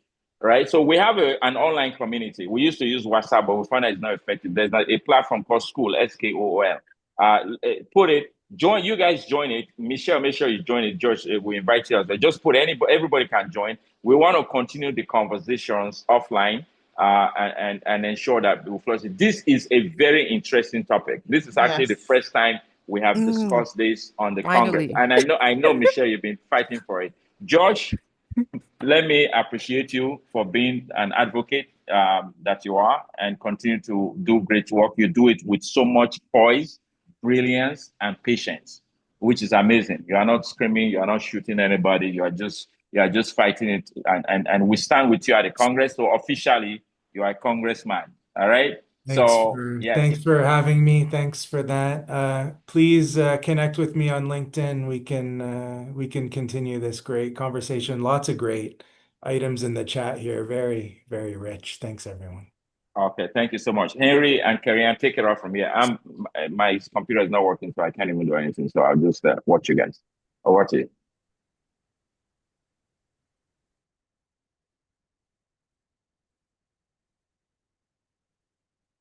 I think, Henry, it's actually over to you because I'm on the next panel. Oh, I thought it's you introducing. So thank you very much, Brother Josh, and to everyone, including Michelle. And also, I've been seeing the chat very, very busy. Please visit skool.com/School of Greatness. The conversations here are going to be exciting, but after 7 days, research shows that people tend to forget. And that's where now the online conversation comes in. So again, visit skool.com, skool.com/School of Greatness. Friends, now join me in welcoming Sister Carmen and Carrie-Ann, who are going to introduce a wonderful gentleman. Carmen, I am ready when you are. Yep, I can go ahead. I'll introduce Nicholas, and then I'll introduce Carrie-Ann also. So our next panel, as we've just said, is Nicholas Marcus Thompson. And he is an award-winning human rights advocate, executive leader, and international speaker, driving systemic change for inclusion and equity. Guided by a deep commitment to justice and compassion, he has a global track record for confronting institutional inequities. He is the president and CEO of the Black Class Action Secretariat, a litigation and advocacy organization addressing systemic discrimination in employment. He has famously led the organization of a proposed 2.5 billion class action on behalf of approximately 45,000, and I think we're going to hear about it in a little while with this video, 45,000 Black public service workers across 99 federal departments. Nicholas is also the director of social action at the World House Project and founder of the Global Litigation and Advocacy Network. He's also a guest lecturer at the Lincoln Alexander School of Law. His work has helped trigger legislative and policy reforms, national audits, and international human rights review. So please join me in welcoming Nicholas Marcus Thompson to our conversation today. And I think we'll hear this video before I put the first question to Nicholas. Thank you. We begin tonight with the disturbing details of a new internal report describing racism and harassment within some of the most senior ranks of the federal government. There are new revelations tonight of widespread discrimination at the highest levels of Canada's public service. A secret federal report reveals entrenched racism in the Privy Council office. The PCO directly supports the Prime Minister and his cabinet and sets the example for 137 departments. An internal review has found that Canada's human rights watchdog discriminated against its own employees. Of a significant finding that the Canadian Human Rights Commission, the federal body whose mandate is to protect equal opportunity, discriminated against Black and racialized employees. The Canadian Human Rights Commission is being called to task. A coalition led by the Black Class Action Secretariat has filed a formal complaint with the international body that accredits human rights organizations around the world. The Canadian Human Rights Commission is at risk of losing its A status as the Global Alliance of National Human Rights Institutions takes this, quote, unprecedented step following a complaint made by a coalition of Canadian human rights organizations. That includes the Black Class Action Secretariat.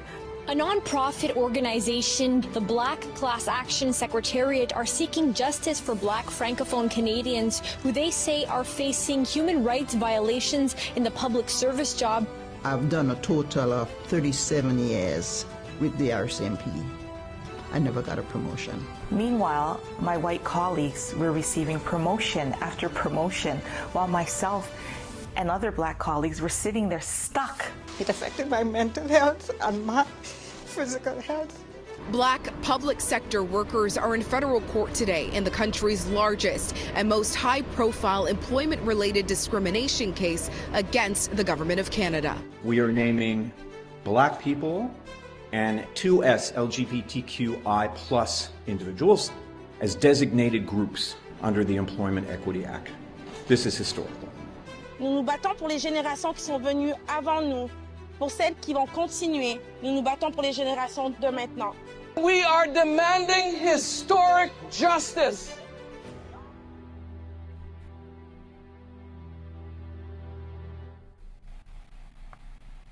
Can we just give a round of applause or some kind of reaction in the chat to that, please, for Nicholas Marcus Thompson? So, Nicholas, I know that your time is short. How do you want us to do this? Should I just let you free fall or should I go ahead with my question? What would you like to do in the best use of your time? You're on mute. Could you please unmute him? One moment.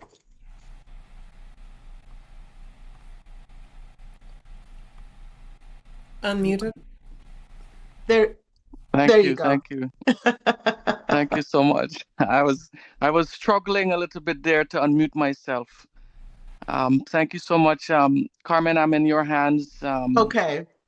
All right. So let's proceed then. So all of that, right? The government has publicly acknowledged systemic racism. Why are they still fighting you in court? Why has this not yet been resolved? Well, I think there are a lot of different things here. Firstly, let me say it's great to be back at the Congress to see all these wonderful faces. Pauline, Diana, Carrie Ann, and some of you who don't have your cameras on. It's really good to be here and to be in your presence. I am humbled. So thank you for the invite, Alex. And so, you know, it's been mind-boggling to me why Canada has, since we've raised these issues, they have amended the Public Service Employment Act. They've launched a review of the Employment Equity Act. You heard Josh speak to that and to his involvement in that in the task force report. The government has launched a mental health support and is establishing a $50 million mental health program to address racial trauma that workers have faced. They've launched anti-racism secretariats, Black employee networks. They've done quite a bit to respond to what we've raised over decades in Canada's public service, which has been, you know, Black people clustered or ghettoized in the lowest positions. And you have some racialized people just above that. And then the leadership of the public service were reserved for white people, where the power lies. And we have, so the government has responded somewhat, but in the courts is where it actually becomes law. You see, any government, Carmen, can come back and change this. But when Right. it's settled in the court, no That's government can come back. It becomes like permanent law, right. right? Right. So some of it feels like window dressing, right? The policies have not yet translated into tangible outcomes. Um, uh, and I don't want to diminish what the government has done because they've taken some steps, right? When Right. we came in, Canada's public service had, to put some numbers here in perspective, Canada's public service had approximately about 300,000 workers across the board, and Black people represented the largest racialized group at about 7,000 workers across the board in terms of racialized Chinese and all these other racialized groups. Black people was the largest racialized group, and Black people represented were represented in the lowest pay scale, right? And what that and that's so significant because what it means is when you retire, Right. if you are in the lowest pay scale, your pension is going to be in the lowest pay scale. So, for example, you've worked your entire life serving the government and people of Canada in the lowest pay scale. And so no dignity and respect. And then you retire also on the poverty line with no dignity and respect. So you have all of these issues, and the government has not moved to tangibly address what we've raised. It's because of anti-Black racism. We have over 100 years ago, Black people stood up to serve Canada in the First World War, and they were told that it's a white man's war. They experienced overt anti-Black hate and anti-Black racism, and they still stood up and inserted themselves to fight for Canada. Right. The government acknowledges in 2022, and it is that same anti-Black hate that exists today. Right? Because there's a fundamental difference between acknowledgement and accountability, and they're not the same, Carmen. Right. So governments can acknowledge systemic discrimination, but that is largely political. Right. And I don't think the government really wants to accept accountability for the harm that it has caused workers. So I think when there's a cost to racism and departments and employers start having to pay that cost, then they will recognize, wow, this is expensive for our bottom line. We cannot afford to discriminate. We cannot afford to treat people this way because it's going to impact our profits, our profitability. And what people also don't realize, it also impacts the productivity, because now you have part of your workforce that is ill, that is producing not at a maximum level, but at a minimum level. Right. So the racism impacts all of these different areas: your mental health, your wellness, your ability to produce, and there's a cost associated with all of this. So I also think that when this issue, a lot of people still are not familiar with what's happening, right? That, we've challenged the government of Canada and systemic racism in employment in a way that it has never been done before. And I think once our community recognizes this, and not just our community, because the legislation that Josh referenced earlier, the Employment Equity Act, that covers 1 million workers. And our work helped to trigger a review of this, right?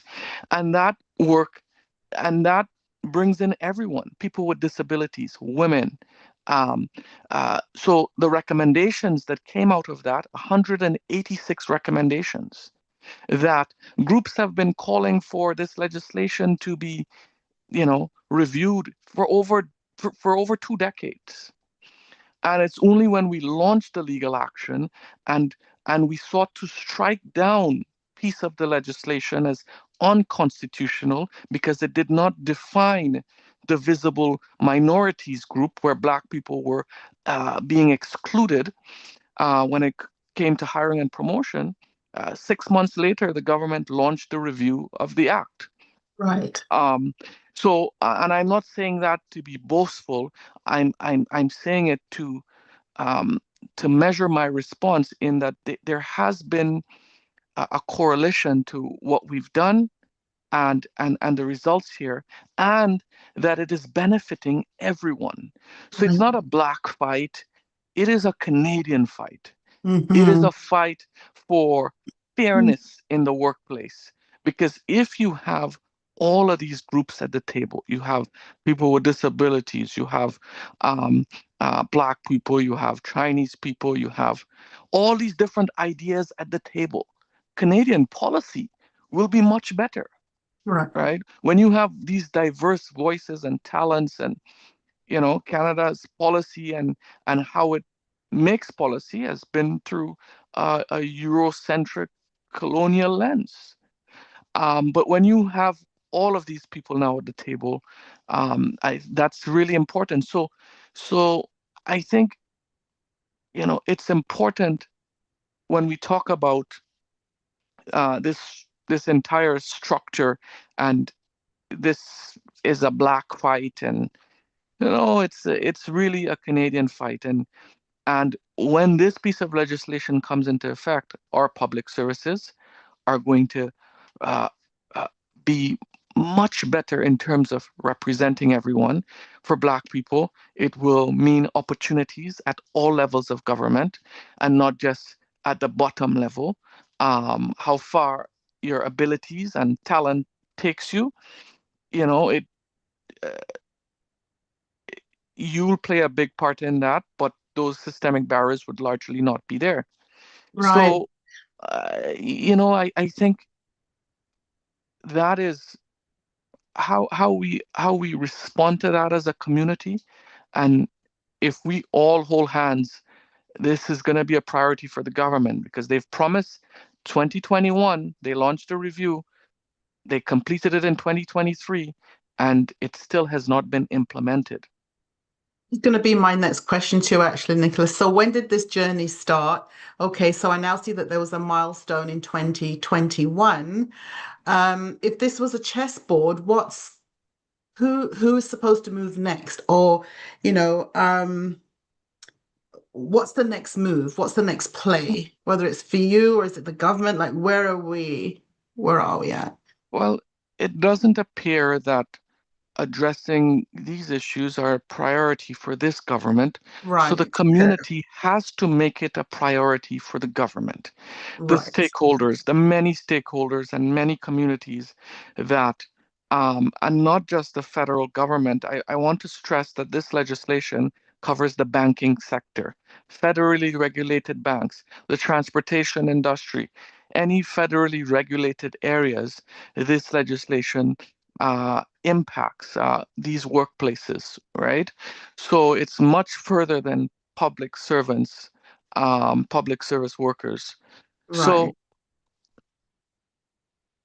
So I think that's how we kind of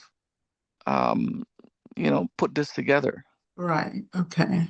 And do you feel it's like the delay is because it's just, like you said, it's just not a priority, so we have to now it's community has to come together and demand that the government brings this. It's close. They've done the report already. They have the recommendations. Yeah. It is now up to the bureaucrats and the elected officials to say, we are going to bring this piece of legislation, and that would be transformative for generations to come. The provinces are looking on, other sectors are looking on, And it would be for the Black community and for all racialized group, because the recommendations provide for the recognition of each group. It would name them in the legislation. Right now, every group that is not white and indigenous is grouped as a visible minority. So it masks harm being caused to each group because it's not named. Right. So as an employer, all I have to do is to hire or promote a racialized person. I could pick the same group over and over and exclude everyone else. And the law says that I'm meeting and exceeding my obligations.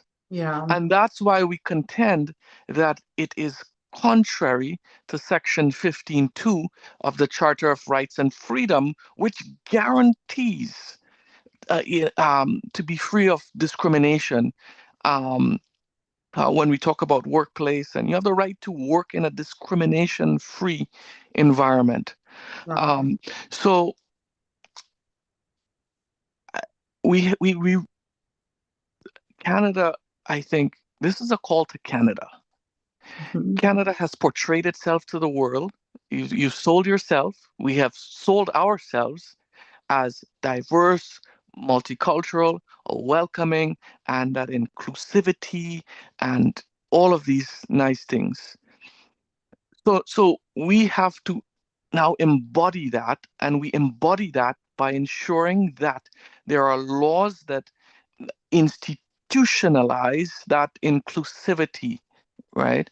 Otherwise, individual bias comes at play, and when you apply that to systemic discrimination, and you apply that law, so your individual bias, one, and then you apply the systemic law that says I could just choose that same group.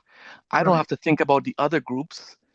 It creates and it effectuates the systemic discrimination. Yeah. So it is a call to Canada and to Canadians to ensure that the government brings this legislation, because it impacts communities, it impacts your neighbor. There's some trickling effect to this that goes. This is the largest employer in the country, so this is very important for Canada. How can people reach you and get involved, lend their support, lend their voice, Nicholas? We have an action center where people can go to the action center, put in their email, it'll send a letter to their MP, and that's when it becomes really important to politicians, when their constituents are contacting them to say, this is an important issue for me. And that's when it comes up in the cabinet caucus meetings. And that's when it becomes a priority, when voters are saying this issue is important to them, it's impacting their communities. So people can go to blackclassaction.ca, 3 words, .ca, and sign up there, and we'll be in touch. We run campaigns on these issues. We are in that class action. We are at the Federal Court of Appeal now. We were not successful at the first level of the judicial process. So we're now at the appeal court. Canada has spent almost $20 million fighting Black workers in court, while acknowledging on one side there's all this harm, and we're doing all of this, and we're changing all of this.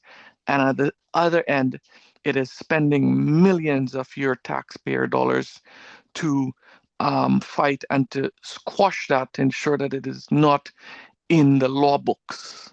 Right. Meanwhile, settling class actions for 2S LGBTQ folks and a variety of other sexual harassment against women. And it's not that we're saying that they were wrong for doing that. Those steps to settle those actions and to prevent people from reliving their harm was warranted. But when it comes to Black, we'll fight them all the way. Anything with Black, we will fight all the way, because and that's how anti-Black hate and anti-Black racism looks like. We will give those other groups who have been harmed, we will stop them from, having to go through that again. It's harm that they've caused with the Blacks. We will put up all the institutional barriers. We will use the full length of the system. Our pockets are as deep as can be, and we will ensure that they don't succeed. That's what it looks like, even in the fight for justice. While you acknowledge it, that's how that's what it looks like. Right. You understand? Wow. Yeah. So before you run off, and thanks for the fantastic work and interview comment. Why is this so? Why is it that they are settling others, not easily, but settle them and then they just anything that is Black? Why is this so? Why are we the one that gets picked out the most? Why? So that's my question. Why? You're the Black expert. So why is it so? Here's part of the reason why I think that Yes. there's no solidarity in our community. The other communities, they come together. This is not this is very political, right? But it's not a political issue for the government. It's not politically, the Jewish people come together and they have Jewish polity, right? When it comes to Islamophobia, the Muslim community is one. They are so much united that the government appointed a special a person to deal with Islamophobia in the country. Anti-Black racism has been in this country for over 400 years, and the government has not appointed a special rapporteur to address anti-Black racism in this country. So it speaks to different groups being able to organize and mobilize in places of power, while our community is running for a picture with the government, is happy to take a handout here and there for a few dollars. Oh my goodness. And not stand up for each other. And those who have access in the government is not holding the government accountable, right? So while the government, strips the dignity and respect of some Black people here, other Black people there are going and standing up and taking the pictures, and so there isn't any type of threat to the government. So And they know what shall and we do? typical- What shall we do? What shall we I think do? he mentioned it earlier, didn't he? So his details are there in the chat. I'm just mindful of time, just trying to keep us on track. Yeah. He's asked us to get involved, to lobby our MPs or councillors, do what we can in our sphere of influence. We are not an homogenous group, and none of these groups are homogenous. They all have their different flavors, different backgrounds, and bringing all of those things together can be a challenge, Nicholas, and I hear the frustration there. And it's, so how do we do that? We really have to continue to work together as a community in the various organizations that there are, and support them, not bring them down. Support them, not look for ways to tear them down, and to join the coalition that you have there by supporting that and coming out and maybe standing in solidarity when you're there, right? This was very insightful. We could probably talk about this for a lot longer, Nicholas, and I'm aware that you do have to go. But this segment was actually called Blazing Through the Backlash, and you really are with your organization. That is exactly what you're doing. And in the chat, I see lots of appreciation. So please take some time to have a look at the comments and to draw strength and encouragement from them that the work you're doing is not going unnoticed. It's definitely been recognized here today, at least. So thank you so much. And if it's okay with you, Alex and Henry, we will segue to our next guest speaker. Absolutely. So, by the way, Nicholas is the Nation Builders Award recipient for the Canadian Congress for Social Justice. So, well-deserved, my brother and friend. We stand for you. When you post, I go there right away to watch it and listen to it. And you have my support. Tap my shoulder anytime. You are a congressman, and we love you. All right? Hugs and kisses, Nicholas. Kisses from Diana. Coming up from me too. Kisses. Kisses from me too. By the way, before you go, Nicholas, do you know Indira? You should. Yes, yeah. So yes. By the way, you probably need to connect with her after this. Let me read her bio before you run off. Okay, So sure. you know who she is because she's the next I person have we're some time. interviewing. I have some time. Yeah. So Henry, please, I don't have access to it. Can you pin Indira, just only her on the screen while I read this, and after I've read it, you bring me on the screen. So Indira Naidoo-Harris is a trusted public leader, policymaker, journalist, and human rights advocate. She is currently the Associate Vice President of Diversity and Human Rights at the University of Guelph, and previously served as Ontario's first ever Minister of the Status of Women. Also served as the Minister of Early Learning and Childcare, also served as the Minister of Education, also served as Associate Minister of Finance, also served as Parliamentary Assistant to Health, and then member of Provincial Parliament for Halton. And in addition to that, is an award-winning national journalist. In 2022, Naidoo-Harris was named as one of WXN's Canada's most powerful women, top 100 by the Women's Executive Network. In January 2023, she traveled to the World Economic Forum in Davos to deliver a keynote address at the special gathering on unlocking balanced, integrated leadership for a healthier world, and spoke about the importance of gender equity in leadership. She is also awarded a Queen's Platinum Jubilee Medal for community impact and was recognized as one of Milton, Ontario's 100 years, 100 women trailblazers. Naidoo-Harris currently serves as board vice chair for the Pearson Center for Progressive Policy. She also sits on the NATO Association of Canada board, along with the Fulbright Canada and Halton Healthcare boards. She is a honorary board member for the Canadian Ethic Media Association.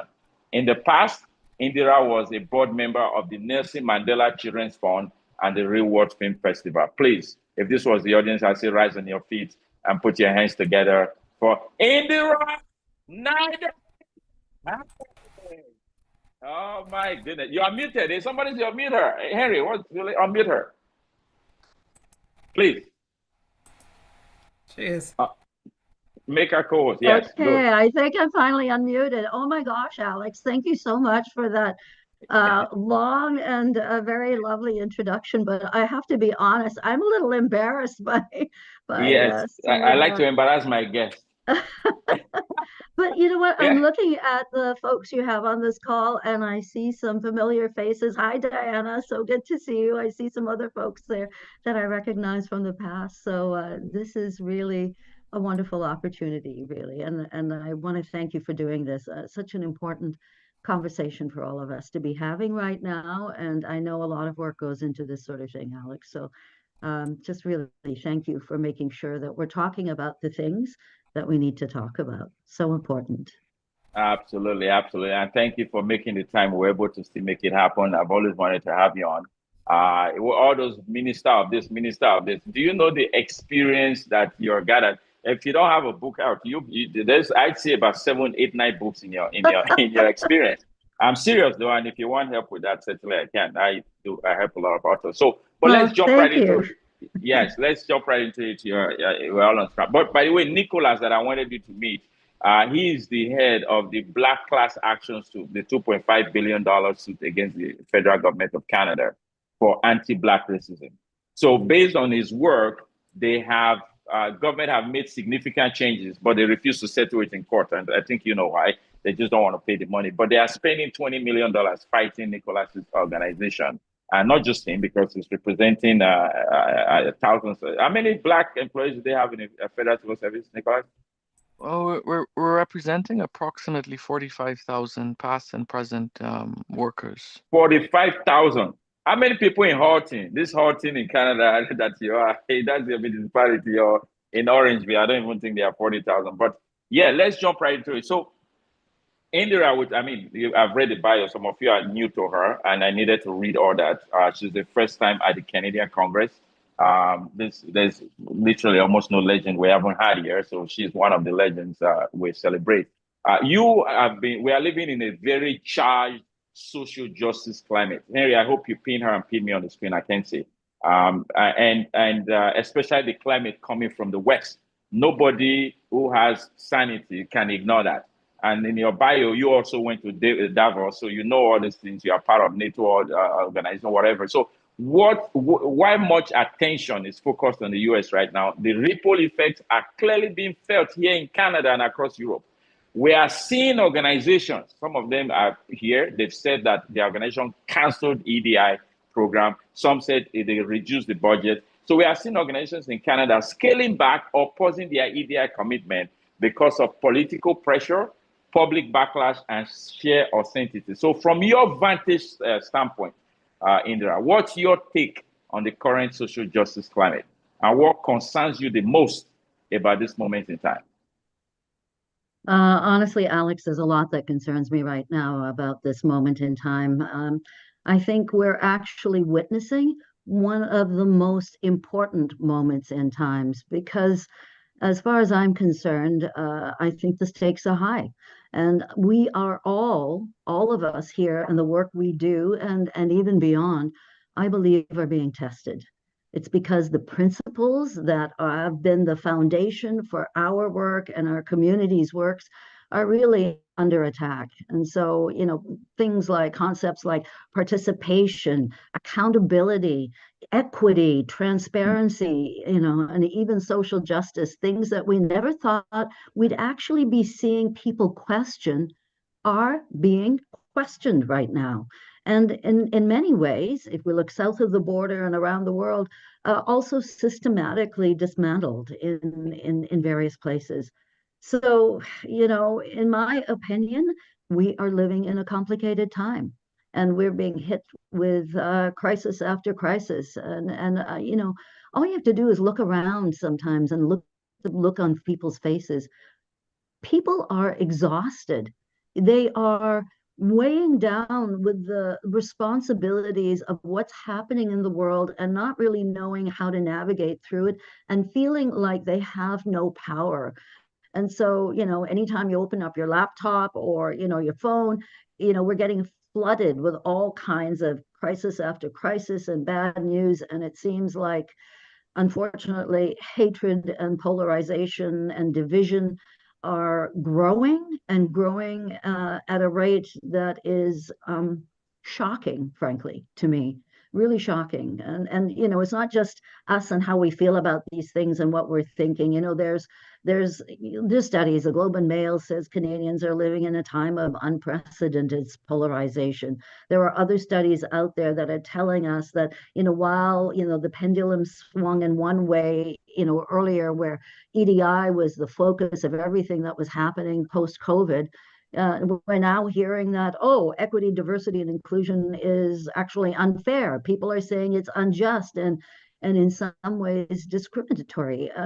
I find this whole movement in the opposite direction really troubling. And so that's where we are now. And I think it's more important now than ever before that we join together and speak loudly and strongly about the fact that treating people with kindness and fairness is what we should be doing in this world. And that's the bottom line for me. Wow. Very, very big. So what shall we do? That's always the question, right? So those who follow the news or follow social media, they see that. And when I say what shall we do, I want you to share your perspective in different angles. One, what shall we do as a people? So you have people here, many of them directors, managers, so they have people under them. Many of them they have kids, so they have kids. What shall we do as a person? And what shall we do as a nation? Are we doing the right thing? I don't want to say are we doing the right thing or the wrong thing, but are we doing enough maybe? What shall the government do to protect us, citizens of Canada, from the hateful wind that is blowing our direction? And what shall we do as people, as leaders, as Canadians? Absolutely. We all have a part to play, I think. I don't think there's anyone out there right now that can just sort of, raise their hands up in the air and say, what am I going to do about it? And as you know, and I think the folks on this call know, there are many people who are saying those things and are believing that they don't have power and they're powerless and they really can't do anything. But now more than ever before, no matter how tired you are, no matter how you're feeling in terms of being pulled in different directions, if you have young people in your lives and in your families who are needing attention and trying to find jobs and the rest of it, all of us have to find that extra energy and that resolve to be part of the change. Nobody else is going to do it. And what we need to do is reach out to people and speak in ways. So sometimes, I don't know about the rest of you, but I find myself not always saying equity, diversity, and inclusion. I'm saying kindness, fairness, acceptance. I'm saying doing the right thing. I'm saying treat people the way you want to be treated. I'm saying, think about our children and what's going to happen in the future. If it seems like some words have become words that people are turning off and not listening and, becoming sort of deaf to, okay, fine, communicate these ideas in another way. So, that's one part of it. Each of us has a role to play, whether we work in this area or not. We need to keep those conversations going and be leaders ourselves in our friend circles, in our communities, and in other ways. Don't be afraid to say what needs to be said. Say it in a way that I think will reach people and will speak to them in a way that they can really understand. So that's the first thing. You also brought up, on a broader level, what should governments be doing? Talking about our country, let's face it, we are, I think our leadership right now is focused on really making sure that there are some serious challenges going on in the world right now, whether it's about our borders, whether it's about our economy and so on. So, to some extent, I'm willing to give people a little bit of I'm willing to hit pause because there are urgent matters that need to be taken care of. Having said that, I do think that it's important for governments and large organizations, if you're working with one, to understand that there is a role to play in these issues now more than ever before. People need to tie this, first of all, get rid of the misinformation, talk about what EDI actually is. As I said, use other words if you need to. It's about embracing, supporting, and accepting folks out there of all racial, sexual, gender, religious, and socioeconomic backgrounds. So first of all, make sure that people understand that's what we're talking about. But secondly, governments need to emphasize the important role equity and inclusion plays in building strong democracies. I think democracy is under attack right now. There's been this move to say EDI, it's this and that, and it's gone too far and so on. But at the end of the day, what is really happening is a dangerous chipping away of the notions of transparency, accountability, and equity. Our country is built on these values. Our democracy is built on these values.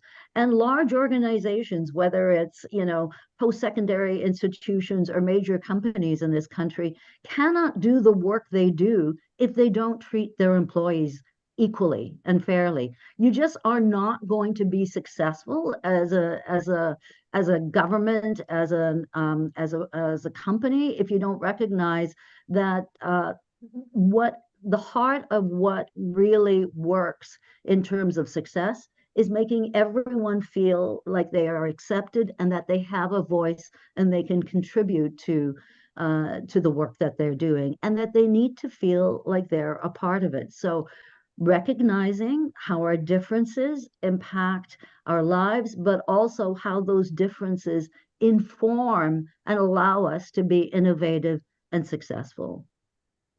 I'll stop there. Wow. And say a lot more. You know what? I'm sitting here and I'm proud of myself. You want to know why? Why? Let me tell you why. I often research in detail before I let somebody come on the Congress. I didn't research you that much. No, listen to me. Like I'm sitting here, I'm like, damn, I'm damn good. It's true. Listen to this. Just from your response on LinkedIn, I said this woman is going to be power. I'm serious. I'm serious. Like, just from that response on LinkedIn, I'm like, she's going to be insane. Like, I can feel the energy in your LinkedIn. So, yeah, and you just said there could be more. Like, you and I could dialogue for days. Like, you and I have been texting each other last night, doing all these things. So, I want to just reappreciate you now that I'm feeling your spirit, feeling your energy. Thank you. I can only imagine the work you did. Look at former Minister of this finance, education, just as if it was only you running the government, right? You sat in all this portfolio. No, but I mean, your bio says it. Like, you sat in all this portfolio. They won't be moving you around those portfolio if you didn't know what you were doing. So you are obviously good in that and in this passion. So my question is tied to that, though. You were in politics. You were fantastic. It's obvious. So much so they sent you to Davos I didn't even know they could send you there to give that speech. I thought it was just head of states and stuff. So you've been there. I'm sure you watched what happened in Davos just a week or so ago. What's your take on it? What is something that you say, you know what, I wasn't there physically, but just watching it, my goodness, here's something I took out from it. Or here's my take on it. What's your take? And you're also a journalist. So I'm sure you were looking at it from a journalistic point of view. Give us an update. Absolutely. So you're right. I had, I was lucky enough to be invited to go by a group that was, they have an open forum at Davos. There's a lot of different things that happen. And there was a group that was very interested in women in leadership and integrated leadership, meaning leadership that's not top down, but, focuses on kindness and thoughtfulness and so on. And that there's a need for that now more than ever before in today's world as we're trying to grapple with some very serious issues. So that's how I went a few years ago. But you're right. That experience has really made me focus a lot on what happens there. I paid attention to a lot of things, but many people, when they're thinking about Davos, they watch the speeches and stuff. It's interesting. I find, myself, I read the reports, and so for me, that's where I really focus my attention on at times. What are the folks at WEF, the World Economic Forum, and the reports they're putting out? What are they saying as part of each year's gathering? And I think that those reports can be very informative. So I want you to know that, and I'm going to get back to that. But going back to your original question about, what touched me in the way people spoke and so on, I grappled with this a little bit. And in the end, I'm going to say something which everyone's talking about, but I'm going to give it slightly a different lens, okay?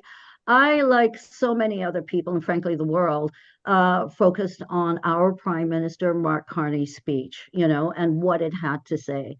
Now, you might think, how does that fit in with what we're talking about today? But I think that there are some very interesting things he said that actually, while it was very political in terms of what he was saying, talking about a rupture, and so on, and saying some very strong things, and words that really, I think, took people by surprise, but actually expressed how so many people in the world and in our country were feeling. So while it was political and driven by those kinds of themes, there were also themes of social justice and power imbalance embedded in that speech. And so when you think about what Carney was saying, and you look at it through the lens, our lens, and the work that we do in EDI, you have to, there are certain lines that resonated with me. For example, he said, those who feel powerless have power. Think about that. Is that not important in terms of the work we do? He's saying that people are stronger if we come together and work together. And the notion that the strong, and he talked about this, can do whatever they want and essentially bully people around, and that the weak must suffer, is not the way forward. He said instead, in addition to that, compliance and accommodating the bullies, so to speak, is not effective. So while there are times while we might think we have to put our heads down and just kind of go ahead with what's happening at that moment in time and not put ourselves on the line, in the end, we are becoming part of the problem, right? If we're letting it happen. And I'm going to actually digress here a little bit because Please. some of you may or may not know that I was born in South Africa under apartheid. And so my family moved us out of there. I'm not going to tell you how old I was, but I was, let's just say in the 60s, we moved to Canada. My father was a professor and my mother was a teacher, and they recognized early on how unfair apartheid was and how horrific and brutal it was. And so they worked to get us out of the country in a way that, you know, and came to Canada. And the reason I bring this up is I feel even those experiences I had as a child were far back in my memory. They imprinted on me in a real way. And I remember living in a place where what we all think is right was wrong, right? It was a country built on folks like me and you being mistreated, not having the vote, not being able to sit on park benches, not being able to get on a bus. I remember these things. Oh, wow. Able to go to certain beaches. You know, I remember my mom and I walking, you know, downtown and me wanting to use the washroom and say, there's a restaurant, let's go. And my mom would be like, no, we can't go there. And I'd be like, what do you mean we can't go there? My parents tried to protect me from the things that were happening in that country at that time. And so I'm using this as an example of this notion that really Carney talked about, that we can't be too compliant and accommodating when folks are trying to bully us. I could go on, but when I talk about the reports at WEF and what I paid attention to, I was really reading their global risks report. And if you look at the global risks report, you'll see that there were a lot of key social justice themes in that report that maybe people don't talk about as much, but were embedded in what they were saying. You know, they said that there was a deepening economic inequality that they were quite concerned about. You know, so Oxfam reported on that. They talked about declining gender parity, so important right now. Women's rights and the ability for women to earn the same wage and be treated with respect. We're seeing an astounding backpedaling on a lot of these things. You know, I have a daughter, I have a son, and these things trouble me. Systemic threats to democracy. Democracy is really about giving all of us a voice. So while it may seem like this political notion and maybe not entering the work that we do, it is fundamental to the work we do, because it's this notion of the idea that everybody in the room has a voice and should be allowed to speak and has a vote. If we do away with those ideas, we're really doing away with inclusion and equity on a real level. And then, of course, you know, the report talked about threats to inequality and polarization. They also talked about, as I said, economic justice, inclusion. There were a lot of things that were identified in this global risks report that, if you dig into it, are very much involved with our work. Anyway, I'm sorry.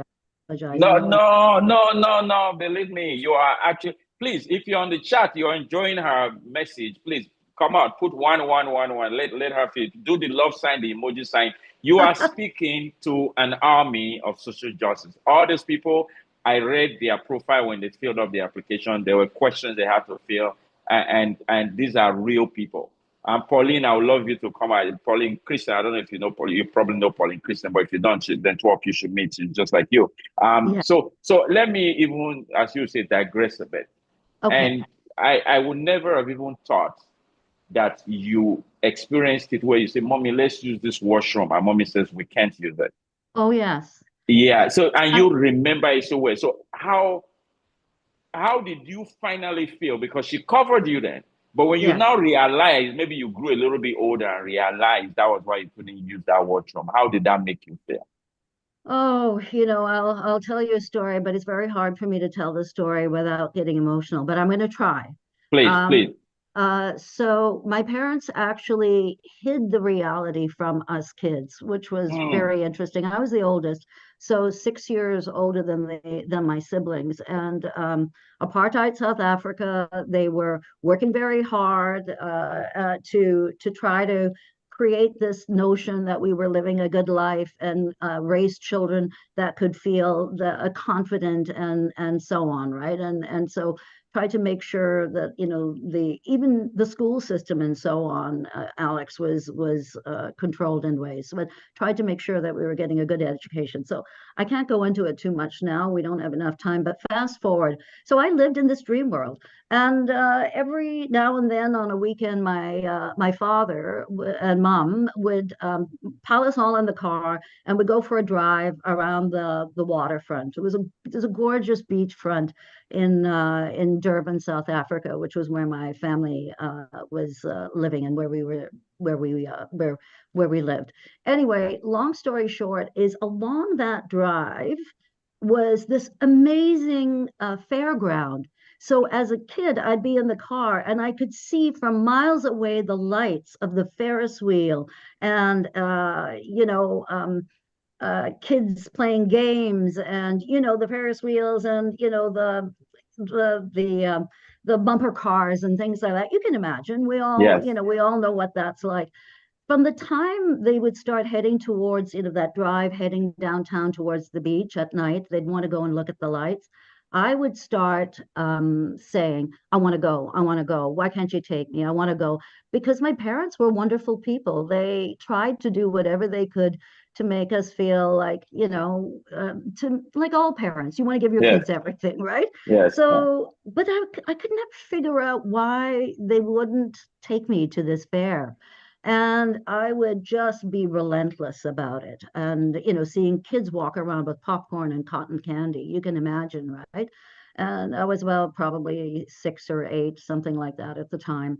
Anyway, long story short, one day my dad got really frustrated. My father never got lost his temper, never got mad. He's still living here. He lives with us and with Oh, me. He's wow. 85. Long story short, he pulls the car over, screeches to a halt, and I was like, oh no, what's going on? He gets out of the car, he walks around the car, comes over to where I was sitting in the back seat, opens the door, and then, you know, says, sorry, Yeah. in a very powerful and strong way, don't you know you can't go there? Wow. Yeah. And sorry, just give me a minute. No, that's okay. Yes, let's take a That minute to honor you and experience to honor your dad. has Yes. driven me in ways. Everything in ways. Yeah. Yeah. But the thing is that unbeknownst to me is that experience also made him decide to get our family out of there and to get us kids out of there. And so Wow. that began him looking for work in other countries and so on. And he landed a job in Canada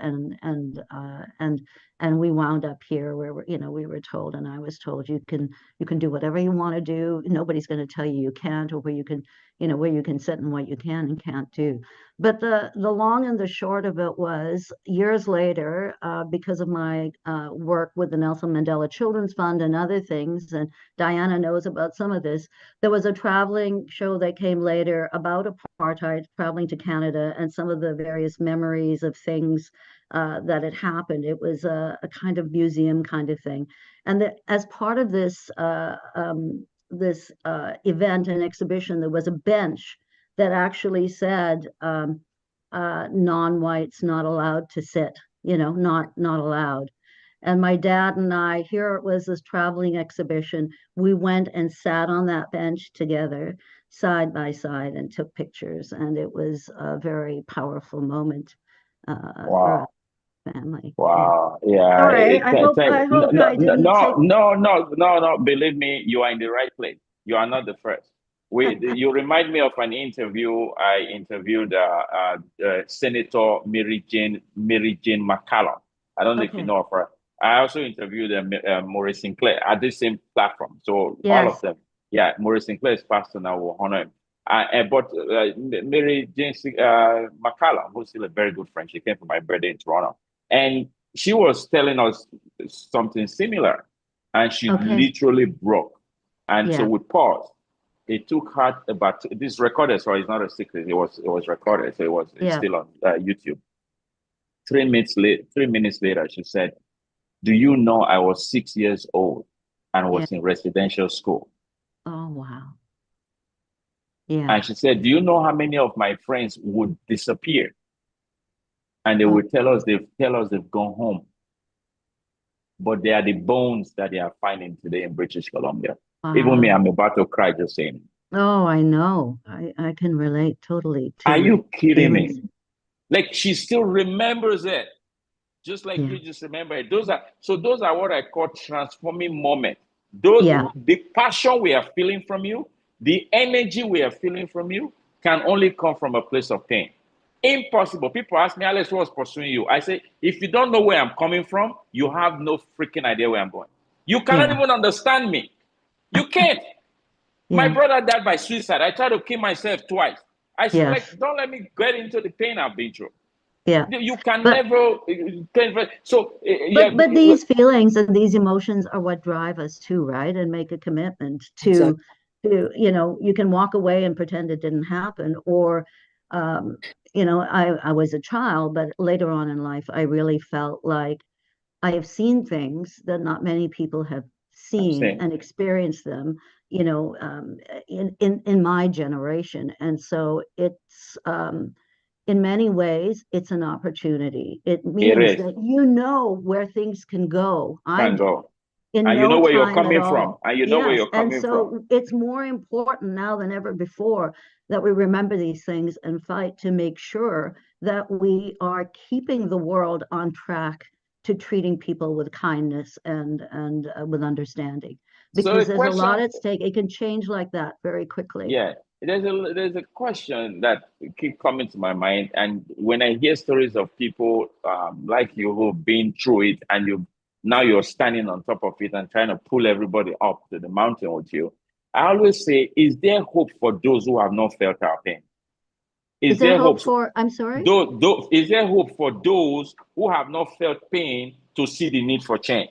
So I'll give you an example. I spoke to a group of mayors.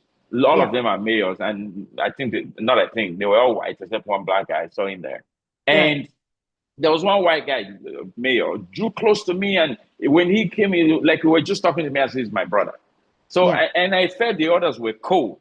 They were kind of cold, right? Maybe they didn't feel comfortable, whatever. But this guy warmed up to me. So, and he says we needed to hang out. I'm like, okay, this white mayor wants us to hang out. That's nice. And when we hung out, he told me that when he was a kid, he lived in Uganda as a kid. You see what I'm saying now? So I can tell now that's why he understood where I was coming from, because he saw what people went through in Uganda and how they are in Uganda. So, and I'm like, okay, what about these other guys who have no idea what's happening in Africa? They have no idea what racism is.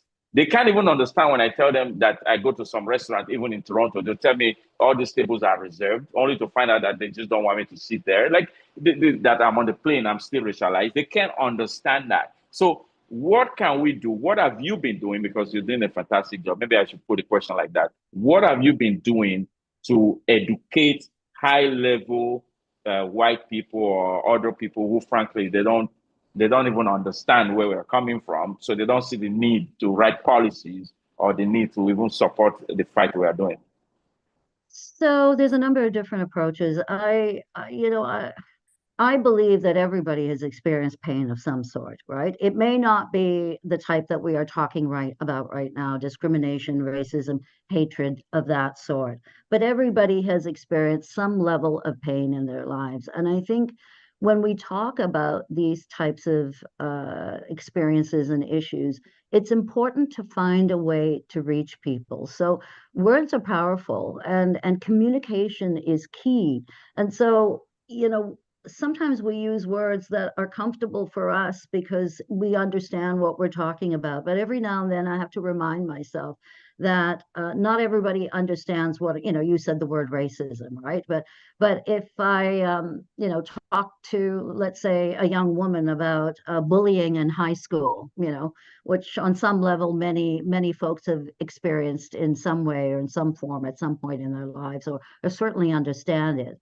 Where, when you're a kid going to high school and, trying to fit in with the in crowd and the rest of it, and how not everybody's successful in it. You have to find a way to reach people on an emotional level in a way that they can understand. That's not always possible when you're addressing a large group of people, in which case I think it's really important to speak in a way that comes from the heart. And I find it's important to speak simply. So, if there's something I learned in journalism, it was forget all the stuff we use in academia and the big words and the rest of it. I remember one of my producers saying to me, if you need to explain to someone again what it is you're trying to say to them, you have not communicated. So, that really stuck with me. It's not a matter of sometimes using the words that you use in a certain area or something that sounds impressive. At the end of the day, speaking simply in a language that people can relate to is how we really communicate these ideas. That's the first thing. I think you're also touching a little bit on universities and the important role. Yes, exactly. Yeah. Exactly. That was my next question. So now you are in the academia, and we know academia played a key role in bringing us to where we are, and we also know it can play a key role in taking us to the next level. How are you navigating that, and what's your take on that? As far as I'm concerned, universities are really very unique and important places because, they're a microcosm of what's happening in our communities. They're full of students, faculty, and staff. And these folks are coming from all over, at times, the country, all over the world. And so they're coming with different cultures, perspectives, and lived experiences. So I think our work at post-secondary institutions is more vital than perhaps the work in many other kind of sectors. Because universities are actually quite literally shaping and molding the next generation of leaders, right? And we cannot forget the importance of that. And so, whether we're developing future scientists who are going to solve, important innovations and research and find solutions to big problems in the world. Sometimes we think about, when we say innovation, we're thinking about science and those kinds of things. But as you know, and all of us know, the humanities and that work is key. It's sort of the bread and butter of civil society in many ways. And so ensuring that when we're shaping and molding those future leaders and generations of scientists and so on, we're teaching them that you have to listen to everyone if you're going to really come up with a solution to a very difficult and complex problem. I imagine what happened during COVID and how quickly we were able to develop some of those vaccines and things that we needed. Imagine if instead the people doing that went into a room and said, oh, we need to find a solution to this fast. People are dying, but guess what? This half of the room I'm not going to listen to. I'm only going to listen and talk to this half. It's ridiculous. You can't teach and go into a classroom and say, I'm here to teach you, this is my job, but I'm not going to be paying attention to you all because of how you look or what you're wearing or because of your accents. I'm only going to listen to the ideas of this group. Ridiculous. That is not how the world will work. We will not solve problems. And the studies are there to show us that really it's incumbent upon all of us to listen to all of those folks in the room, because at the end of the day, that's how we will become successful. And I don't need to tell you this. I mean, whether it's Catalyst, whether it's McKinsey's reports, whether it's KPMG and other Deloitte, other groups doing studies in this, the relationship between a successful work environment and education and inclusion is key to being able to have successful things happen, whether it's in innovation and learning and so on. So yeah, it's something we need to accept and start making sure we're doing properly here and now, and we can't give up. Even though, let's face it, there are some very challenging things happening in the world right now. Absolutely. The University of Guelph are lucky and blessed to have you. Oh my goodness. I'm not in Canada now, but when I come back in, I'd love to come pay a visit so we can have lunch together or something. They are certainly blessed to have you. Henry Luyombia, please come on the air. Bring Diana to give a vote of thanks on our behalf. And Pauline, where's Pauline? Henry, are you there to pull in Pauline? Yeah, unmute Pauline. So, Indira, have you met Pauline before? I believe so. I'm sorry, Yes. my screen is kind of small here. I had to switch Yeah. laptops. But But Pauline, as soon as I saw you, I thought we've met before, but I honestly Yes. don't know where. I've been all over. So I've been all over for a long time in the community, within the political arena, within corporate Canada, within Yes. social society, you know. So I've been around, but I am really impressed with your work. Oh, And South Africa is one of the places that I frequently go over the last 5-6 years. And so I understand. I've done the Mandela trip and all that stuff, been to his house. And you know, I feel your passion. What you're saying really resonates with me. And being a powerful woman of influence, and you know, we really respect you, and I hope you can continue the work, advocating on behalf of our people. And because you're coming from the ground up, you know, that says a lot. So you're not trying to get this, you know, get your head around it. You know it. So Yeah. you're speaking it because you have lived it. And you Yeah. have now migrated to a place of comfort in Canada, and are the best place to live, whether we like it or not. To me, I think so. Because Absolutely. of the freedom that we are able to, you know, to live in on a daily basis. So thank you for your work, Indira. Absolutely. And my friend Alex is an amazing person. So I don't know how he connects with you, but he finds anybody wherever he is. He says, you know, the globe is my footstool. So he finds anything he wants, no matter where he is. So thank you, Alex, Yes, for yes. having that amazing group of people here. Absolutely. Thank you. Diana, Yes, your well, friend, and then we'll bring in the next speaker. Indira knows me for decades. I'm one of the lucky ones she interviewed to join the Nelson Mandela Board of Directors. And I can't count like you, Indira. We're not going to count age, right? I feel like I was a kid then, Diana. Likewise. But I just want to let you know that I can't even imagine being in your midst as one of the most amazing, influential icons. I call you an icon in this world. And today alone, I've learned so much from you. So I cannot tell you enough that I am grateful to be in your presence, not only today, but forever. Wow. Amazing. So lovely. Yes. I see some. Kerianne, what are people writing on the chat? I see the chat popping up. Read one or two, then we can let her go. She's very busy. What are people writing on the chat? They're all thanking them, and they're saying that that Indira, your stories touch them. That was by Papa Morgan. Again, vulnerability. I think, you know, if we're going to talk about showing up and being vulnerable and leading the way, lighting the way, being a torchbearer, Indira, I think that that's exactly how this landed with this group of folks. Is that your ability to show up, to tell your story, and to show that vulnerability. It landed, and so thank you. Yeah. And one thing that Alex does not know actually is, Indira, in 2017, when you were with the Ministry of Status Women, I supported some of your briefing notes in the public service. And so that is my gosh, Kerianne. That's like, oh, wow.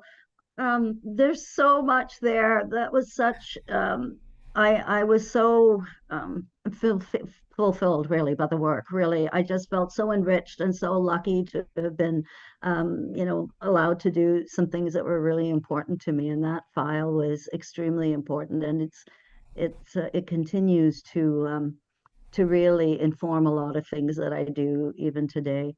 I know folks are wrapping up and I don't want to take up any more time, but I do want to say one thing, and it's interesting. I made connections here today just by you asking me to speak about these things, and in a way that I hadn't thought about for a while.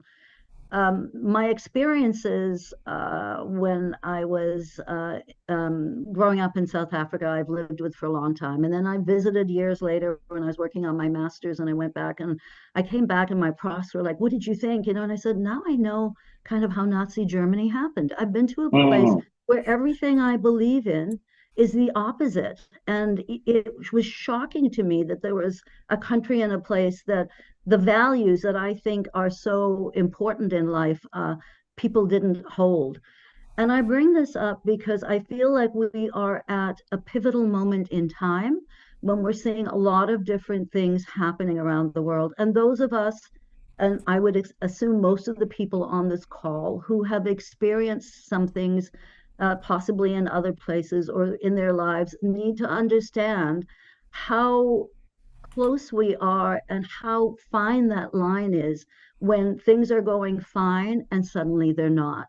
And so I would say to all of you, think about this as we look to the future, and think about how important this work is, and that we can't just give up or be bullied into thinking it's not important and so on. This is the foundation of really civil society and kindness and treating people with respect and the future.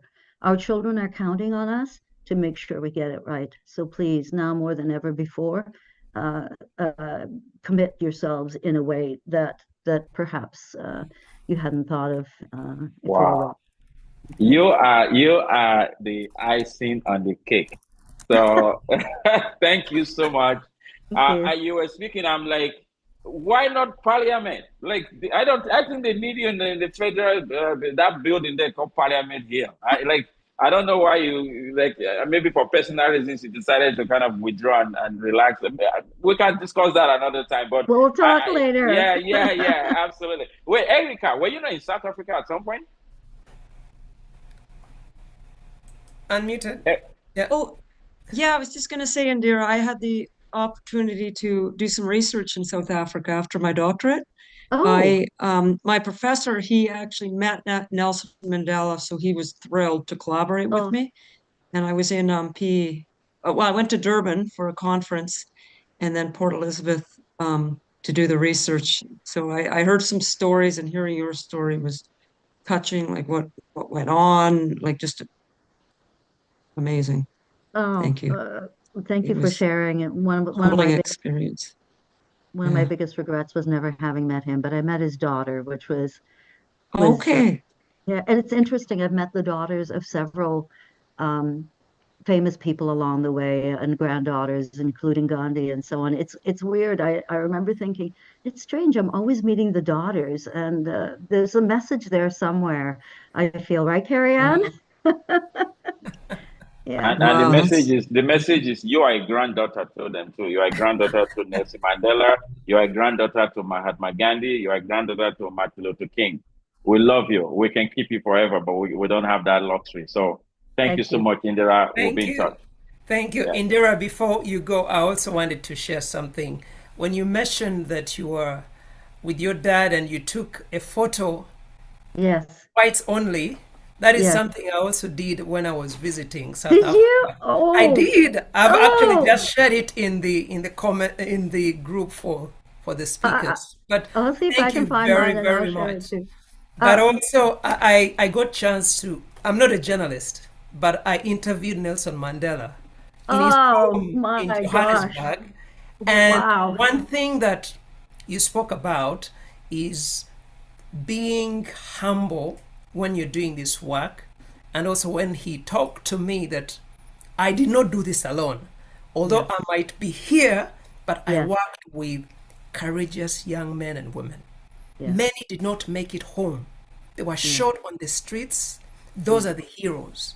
So that is exactly what you're reminding us, that in this work, it is emotionally draining, laborious, but collectively, like we're coming here, definitely, we cannot give up.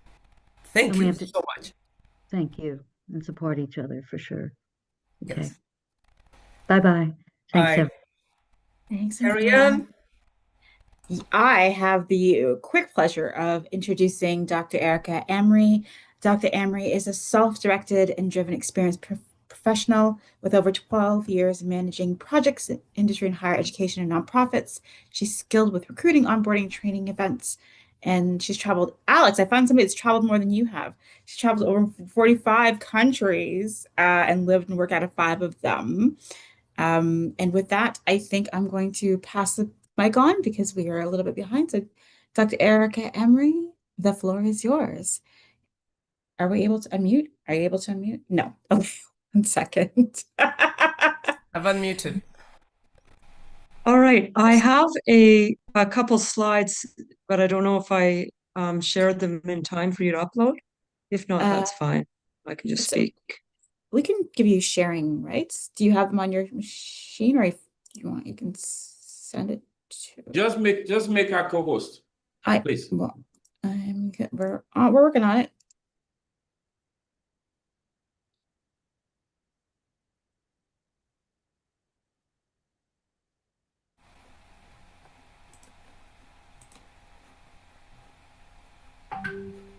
I've tried, but I'm not able to. That's okay. I'll just start speaking. Alex, sorry, you're gonna have to do it on your end because I don't have access either. Okay, you don't have access.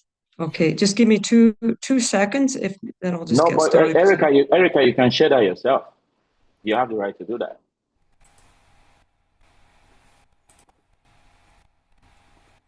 Go ahead. Okay.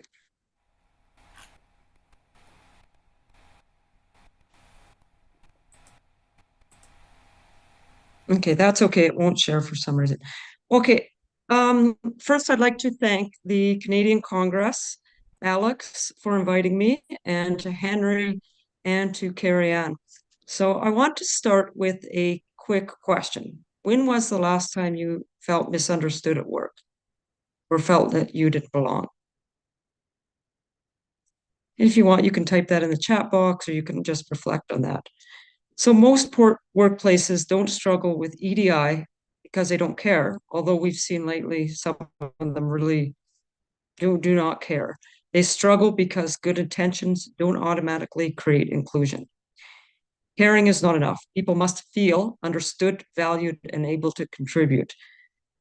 Inclusion breakdowns happen in everyday interactions, meetings, feedback, hiring, conflict, and even silence. So as we've seen, just a quick reality check, some people don't care or see inclusion as necessary lately. So I think that's part of the challenge. Our job isn't to convince everyone, though. It's to act with awareness so inclusion thrives even when resistance exists. So I'm just going to give you a bit of background about myself. I hold a Doctor of Education in how intercultural competencies are developed. I've worked internationally, supported diverse students and staff, and delivered intercultural workshops. So today I also offer intercultural workshops, assessments, and coachings to help organizations turn inclusion from a statement into everyday practice. So what I firmly believe is that having the intercultural competencies is the ability to turn equity commitments into lived inclusion. So this is not easy work, as I found out when I was doing research. So I'll give you a little bit of backstory about myself. I used to work with international students at the university here in Calgary, where I'm from. And at the time, I was trying to learn why my students weren't motivated. I thought, why are some of them not talking? Why are some of them silent? Why are some of them interrupting? And then I came across this word, intercultural competencies, and I started to delve into the topic. Now, this is probably about 10 years ago. So this was before EDI, DEI really came into play. And I started to research the models, and I came across two models. I'm not going to go through them all, but one model and one researcher that resonates with me is Dr. Darla Deardorff. So she is a scholar based out of the US, and this term, intercultural competency, was so complicated. It's not easy. So what she did was she interviewed scholars from the US, Canada, and the UK. And they said that intercultural competence is the skills, knowledge, and attitudes to be able to interact effectively in intercultural situations, accompanied with continuous reflection. So we need to remember that we need to reflect on that, and we need to use those skills that were just talked about, such as respect, acceptance, curiosity. We need to be able to adapt our communication styles. Now, I always like to say we don't want to put people in boxes. We don't want to define people by their culture, but we really need to understand that sometimes people's behavior may be influenced by their background, the way they grew up. We need to listen, as was just said. We need to be patient and reflect on our own self, our own biases. We come to the conversation often with biases. And these biases aren't always conscious, they're often unconscious. And then we need to have some knowledge about the person we're talking about, their background. But what I've drawn is relationships, building that trust and building that relationship with other people. I know when I have traveled after my undergraduate and when I've traveled recently, I found that even when I don't speak the language, I've built that relationship with others. I remember when I was in South Africa doing research, I met up with a girl from Zimbabwe, and we ended up having we still talk today, we're friends, just by talking about our research, because we were both just finished our doctoral studies at that time, and then just talking about day-to-day things. We ended up traveling around together, going to the cafe together, and just talking on the phone. It was during COVID when we couldn't see each other. So that's just a reminder. We need to implement those intercultural competencies, which is a process. It's not a product. It's something we need to work on every day. And the other researcher that I use for my workshops is a lady by the name of Dr. Catherine Sorrells. So she takes this a little further by reminding us that communication is always shaped by power. So part of the issue when I was researching intercultural competencies was that a lot of the models were linear. They were like a checkbox. If I do this, everything's going to be great. But that's not true. We're all human beings. It's situational, it's contextual, and it doesn't exist in a vacuum. So intercultural competence allows us to notice who is centered, whose norms are treated as neutral, and how interpretation happens. So I really do believe, I know with a lot of the backlash with the EDI, that we haven't taken the time to really look at our intercultural competencies, which are, it sounds so simple: reflection, respect, and awareness. So the intercultural praxis model. Oh, thank you for uploading that. I'm just going to skip to my slides there.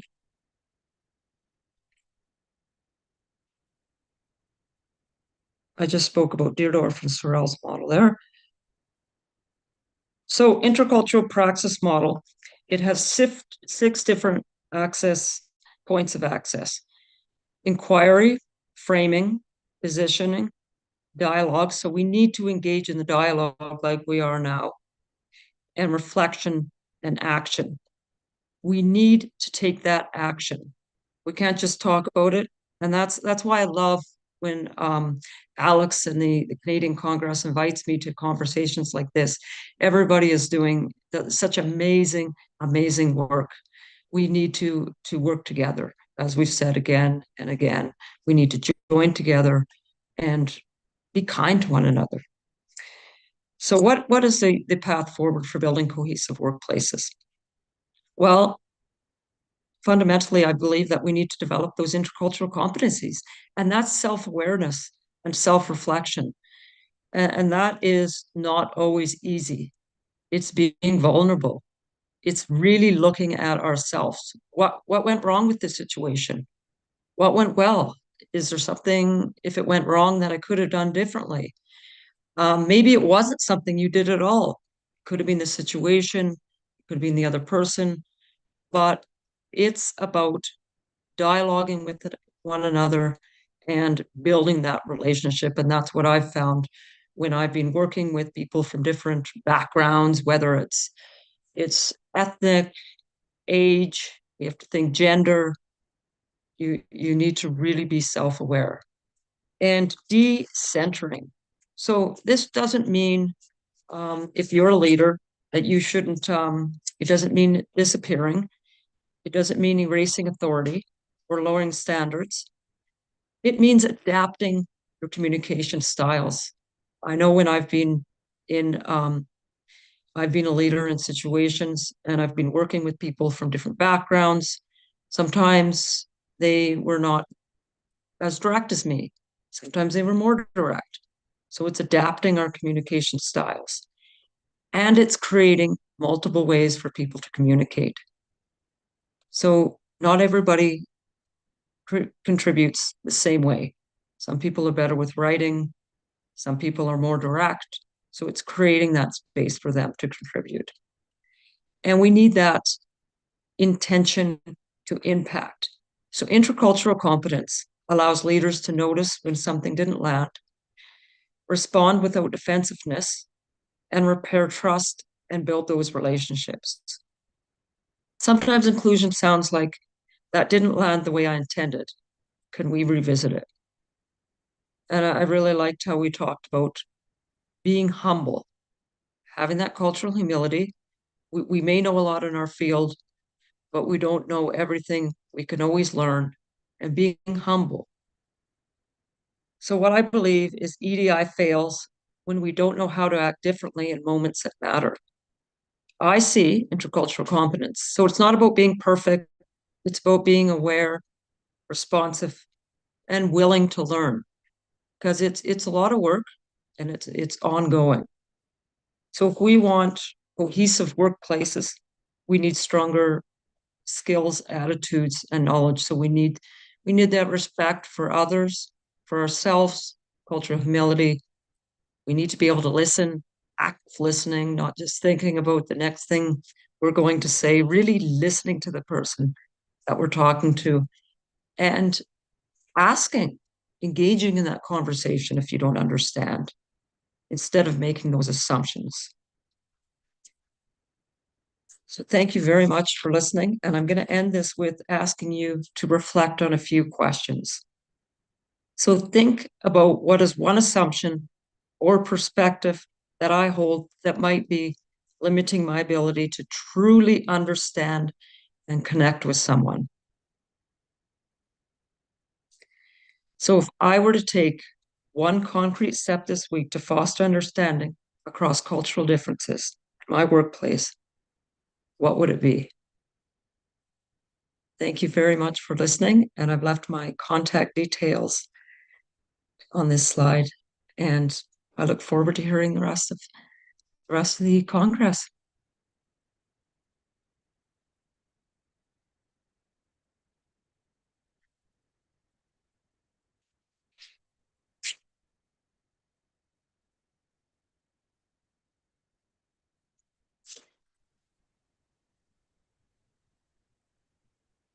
Wow. Thank you. You're welcome. Yes, my dear friend Erica, thank you so much. Always a pleasure. You're a congresswoman, so you're part of the family, and you always deliver good. You always deliver good. Henry, where are you? Bring in Brother Paul and Adavan. Adavan is there. Bring them in, and also Mary. Bring them in. Is Henry there? I don't. You're flying with me solo. So give me one second. Okay. Yes. Yeah. Bring them on. Let's collapse it. I'm managing my computer here. Well, for those who are here, I think somebody was asking if they get a certificate, and I'm like, you've been here the whole day. You deserve a certificate from the Congress. The question is, were you? How do we now know who was here the whole day and who wasn't? I know some people were kind of going back and forth. Paul is here.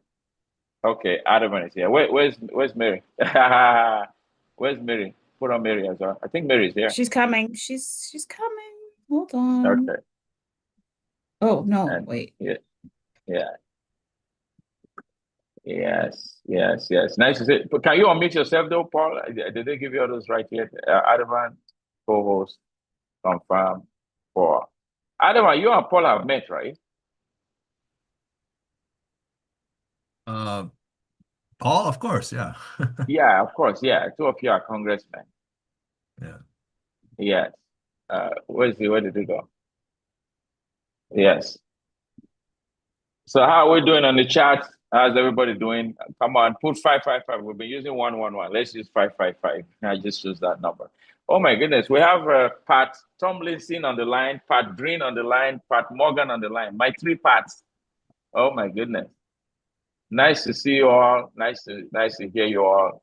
We are running towards the end. Ryan Singh, God bless you. Saleha, you're all here. God bless you. And for all those, everybody that's been here, amazing work.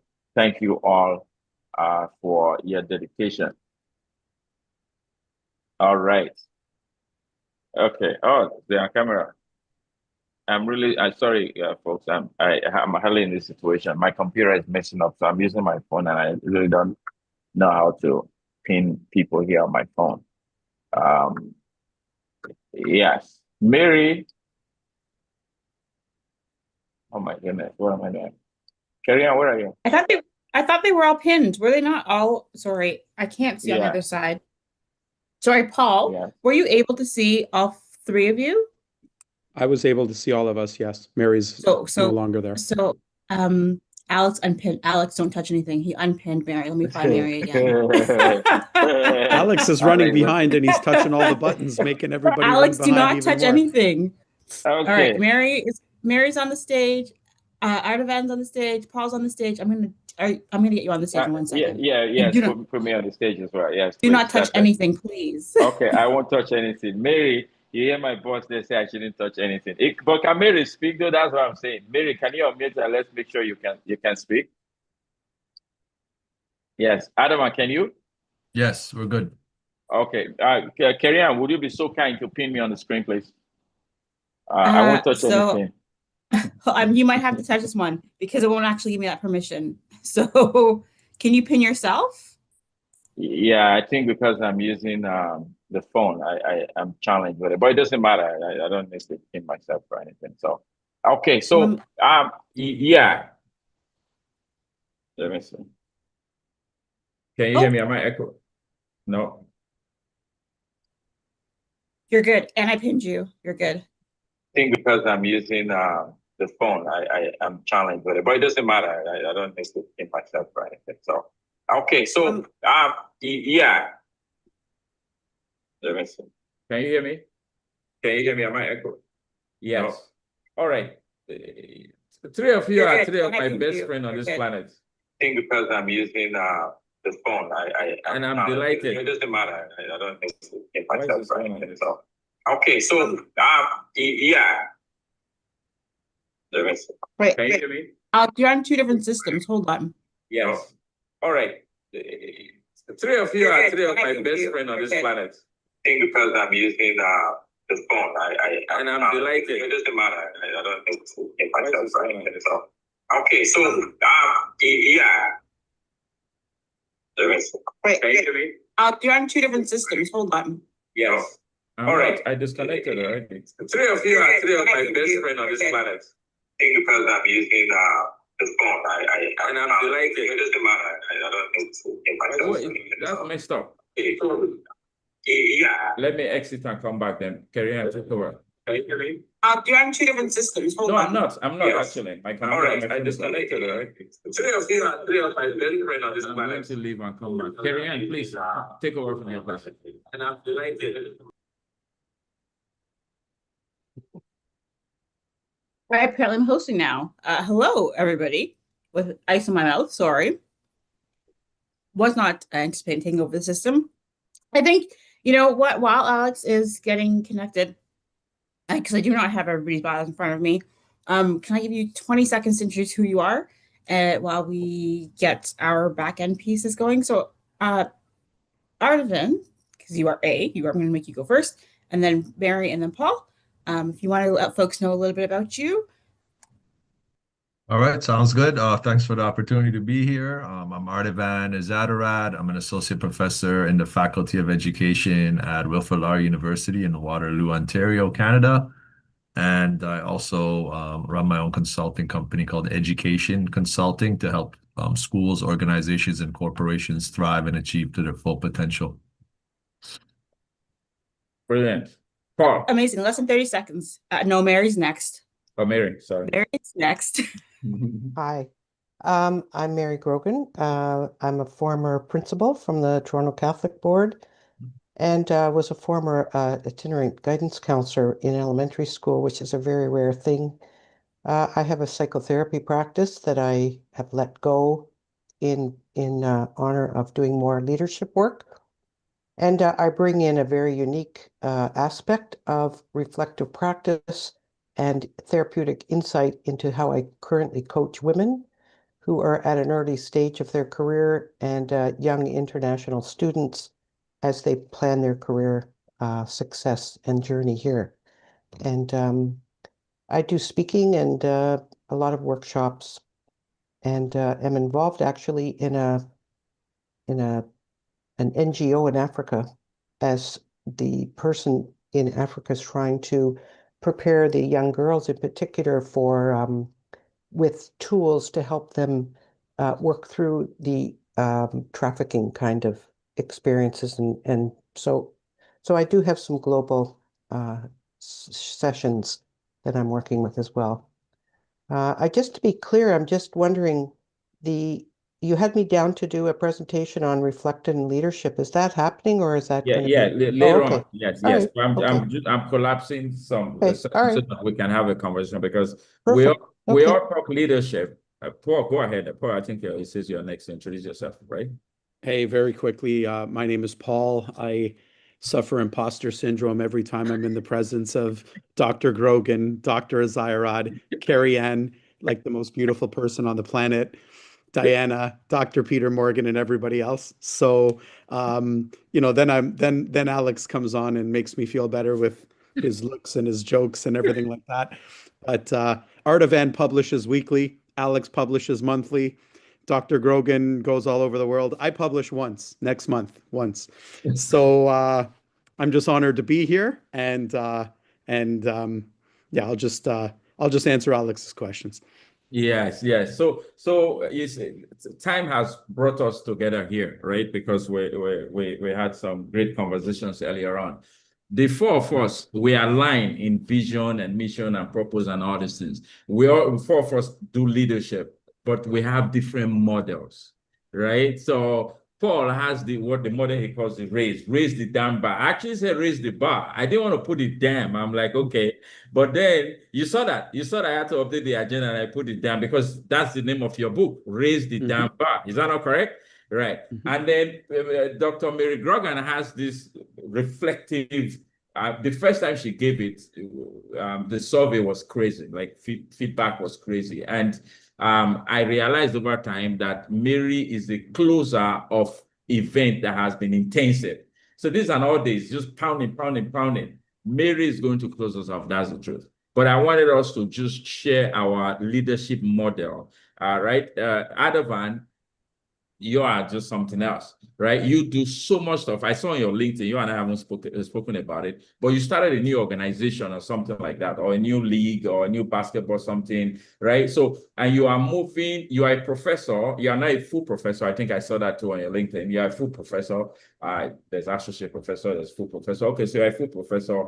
Then you are in the Canada Basketball Committee. You are in so many leagues, and then you're teaching leadership. So why don't we go around here and share briefly what our leadership model is? I'll start, right? My own is fundamental. I'm writing my TED book on that. Leadership is a spirit that can only be ignited by purpose, sustained by passion, and guided by principles. So in that thing, there's purpose, there's passion, and there's principles. To me, until you know the exact reason you were created, you can't be a leader. You can be a manager, because that means if you retire, you say, okay, what do I do next? Let me join the basketball club, right? So what actually makes you transformational as a leader is when you discover who you are. So I often say a fish in a tank is a fish in a tank. But when that fish is put in the ocean, research indicates that some of these fishes, they grow bigger and they go faster and they go stronger. So that means when the fish was in the tank, maybe it was the manager managing the food that they were giving. Like, here's your food for the day, whatever. But now the fish is in the ocean, it becomes a leader. So that's the simplest way I put it. So when I go into organizations, you know, I see a lot of people who have positions of authority, but they are not leaders.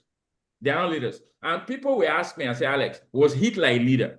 They've been asking me a question because they say, Alex, you seem to ascribe leadership to justice and righteousness and equity and equality. I say leadership by definition is progressive. So if what you are doing is not progressing, is not advancing humanity, you are not a leader. You are not even a dictator. You are nobody. I'm very harsh with my definition. Like Donald Trump. He's not following anybody. He's not leading anybody. It's the truth. Leaders follow. What makes you a leader is your ability to follow something, a purpose, a policy, a mission, a vision.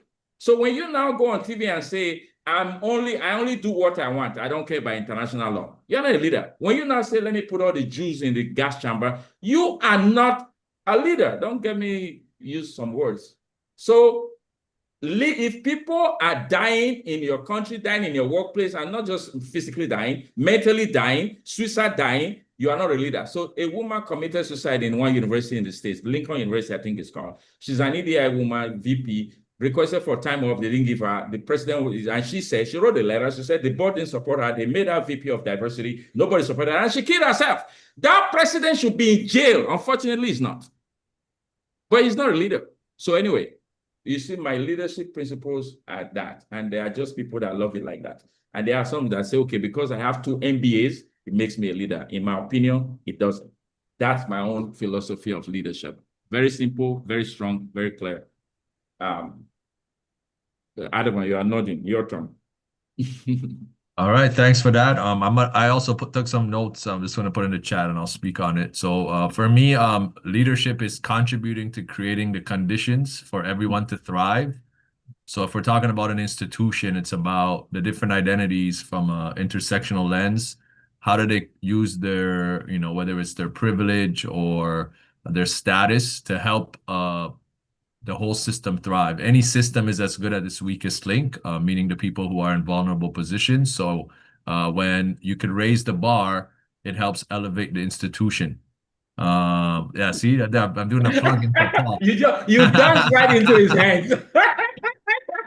But I think we have to get into the specifics. So really quickly, I'm at a time now in 2026 that I would say the language of EDI has expired, but the work hasn't and has to continue to evolve. This doesn't mean that it's not important, but I think EDI has become very political. And so just like a coach, you got to adapt, and you could still do the work, but do it in innovative ways. You could call it something else. So for me, I've really shifted to talk about how do we create thriving communities, because everybody sees themselves in that story. And when somebody sees themselves in this story, they're more likely to get the buy-in. I think to do this work, there's a couple ways. You know, some people really focus on one aspect of this. We need all aspects of this. How do we get people into spaces where they're underrepresented? So this is really focusing on equity of access. So for me at the university, for example, we really talk about admissions, right? How do we ensure people from underrepresented groups enter certain professions like teacher education that could be more diverse? The other piece which we don't talk enough about is how do we make sure once they get into those spaces, we actually are supporting them to get to the finish line and succeed and thrive, right? If you put people in those positions, and Alex talks about this all the time, like we had post-George Floyd, but we don't support those people and they still have to conform to these unrealistic expectations, they are going to burn out and they're going to leave. So we need culturally responsive supports and pedagogies and programs and initiatives. And then the third piece is how do we actually micromanage the trajectory from start to finish to help at every stage. And that requires a bit more of a nuanced conversation. So for example, for me, being in a teacher education program, how do we get people in the program, help them finish the program, but then also help them get a job in a school that is suitable for their skill set? So I think we really need to map out the trajectory. There's different people doing different type of work in this space. I think one of the problems is there's not enough of that synergy and collaboration. And I think Alex and the team, you do a great job of bringing people in different spaces to really find those common grounds. So I'll leave it at that. Wow, thank you so much. Thank you so much. You set the bar. You raised the bar for Mr. Raise the Bar. Mr. Raise the Bar. Tell us about this raising the bar. I guess you're talking to me. All right. So ultimately, just to give you a visual. So there's your visual. What we forget about leadership is that it requires work and nurturing, and it doesn't require polarizing and categorizing people. Okay. It requires individualizing them and humanizing them. So when we talk about the word leader, leaders aren't appointed. I'm a superintendent of education, and when I was hired as a leader. That's not factually correct. I was hired because somebody trusted me to manage. Leadership is appointed from the ground. It's appointed from the students and the human beings that you serve, that they run to you when they have a problem. They come to you when they feel as if they failed, and they ask for your embrace because they know that you won't harm them. That's leadership. So when you are afraid of somebody, that's management. And when you're afraid of retribution, that's management. But when you're looking for embrace and looking to fail forward, that's leadership. So leadership is appointed from the ground, not above. And that's what we often misconstrue. So my model, very quickly, and I'll stop sharing now just because you have the visual, but my model reaches people through the 5 human senses. It keeps it very simple and pragmatic. Is the person seen? Is the person heard? Is the person touched through inspiration? Is the person supported when they smell fear? And is the person empowered to taste success? It's not that hard, but it's through the 5 human senses, and it's ongoing. It's not a one and done. It's not like what Simon Sinek says, you don't go on a treadmill for 9 hours and the next day you've reached your weight loss goal. But we put people in rooms for 9 hours and we leave, and we call them leaders. It's not always, doesn't always work that way.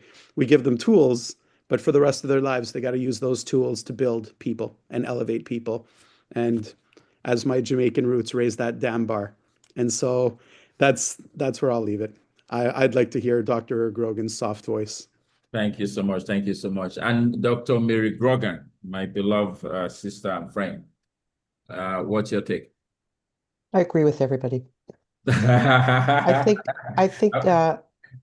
if in all my PhD work, I have to be honest, all of the research is done mainly by white men. So I don't want to even raise that issue, which is why I've had to struggle so hard to even understand that my experiences and my thirst for social justice in everything I did since I was a child, even in school, where that was coming from. Although servant leadership is probably the closest I came to the research, it never mapped it out. So for me, being a leader is a holistic, and if I could use the circle, it is inclusive, it is organic, it grows as the spirit of the people who are in that circle contribute to the learning and development of everyone in the circle. So it's not a rigid hierarchical model, which is what we learn and what we've seen, which is why we're in this mess to begin with. It is a whole circle, and that we all carry a light of our own. And all of those different colors, if you look at light together, it is bright, it's shining, it's warm, and it's very therapeutic, but it also has sparked the divine potential in all of us. So I see people as holistic, mind, body, spirit. I don't think you can lead unless you're aware that people are divine lights that bind us together with the same Ubuntu principle that Desmond Tutu talked about. which is why in my book, when I developed the reflective practice model of growth, I used a framework based on the principle of Ubuntu and called it global leadership. I think every one of us, from a child on, has to be taught through the lens that they are empowered by the fact that they exist. They have a light and they're responsible for sharing it. And I see, as many of us probably could go on and on about all the people we've met, especially in schools for me, people who are resistant to lead because they're afraid or they're waiting for the role and the position to be deemed from above. And I think we need to call people to create communities of peace and inclusion and growth within a circle where anything's possible. Restorative justice is possible. Growth is possible. Individuality and connection is all possible. And it's fueled by the light that we all share that binds us together with incredible vision, incredible competencies that need to be developed. And of course, my approach is to use reflective practice. And the reason I have used that approach is because I think it allows people to start in the head and go to the heart. It goes to their needs, and then it can transform into action. Or when they reflect, it can start from our behavior and move up to looking at what are the needs underneath that behavior, what's grounding it, what's the feeling associated with that behavior, and then what's the thinking that's going to move us to a different space. So it's transformative, it's magical, it's divine, it's circular, and it's also got a depth that there's a space for everyone to grow. So it's up to the leader, everyone in that group, all humanity, to take ownership of their own leadership capacity, whether it's running a store and in the community, their influence touches people like a ripple across an ocean. Everybody is responsible. And I think the only way we're going to get through the next generation is to recognize everyone has power. And we have to be called and invited into a circle where it's safe to grow and to blossom. Wow. I don't know if that makes sense, but yeah, that's how I amazing. see it. Henry, please keep. I see you are putting their LinkedIn. I know there are some media directors here. Yeah, you guys have been asking. These are the top speakers you'll find in the industry that we have here. So please, Henry, drop their LinkedIn there. So Mary, don't go too much into your reflective because you're going to have the last 10 minutes to do that. But the question though is, as Mary said, we're all saying the same thing. When Adama was speaking, Adama is talking, they are advancing, something's progressing, the people are getting better. Paul is also saying the same thing, you're saying the same thing, I'm saying the same thing. And Paul even said that, yes, they made me a superintendent and they say we're hiring a new leader. Like I said that before years ago to CIDC, I said the fact you are the CFO doesn't make you a leader, right? You are the CFO, you are not a leader. Okay, where did they get it wrong? How can they get it right? Like, is that even still changeable? Can you change the wrong model of leadership where you have people just because they went to university or because they've been in the government for 20 years, they now take position of authority? How can you even change that kind of culture? Let's take it 2-3 minutes each. Go ahead. Who are you asking, Alex? All of us? Yeah. Your take. Go Yes. ahead, Mary. Go ahead. You know, I think that all of the speakers have touched on it. One of them, when I was doing the research around my doctorate, the people in the medicine field were starting to realize that all the people they hired into the or allowed into the med school, that if they didn't have humanity or literature or some qualitative undergrad course, it made it very difficult to serve patients culturally. And so that curiosity, that heart-centered work, that people-centered work has to make a shift, that we start valuing the humanities and the literature and the music and the arts. Because the first thing that happens when we go into a financial problem is we reduce that. We start looking at profit. We have a capitalistic system, and we reduce the humanities in colleges and university. So I think the leadership training, of course, has to change. I think we we have to look at the models of what we're doing to prepare children to be critical thinkers, culturally aware, to be leaders of themselves so that they can siphon through all of this stuff that's on the internet. And that's not an individual.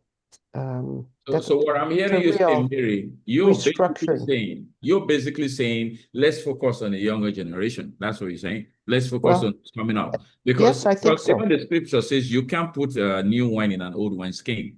But I think the structures need to be destroyed in some way as they are. They're breaking down. And it's now going to be a time where we have to restructure education in a way that has a lot more inclusivity for different kinds of learners, people who've come from camps, who've had a lot of trauma, war. Like, we have to start looking at immigration system, every system. We need to step back and look at having a diverse team to change it where it's more humanistic and social justice. If it's missing those elements in its reconstruction, whether it's education, whether it's medical education, whether it's,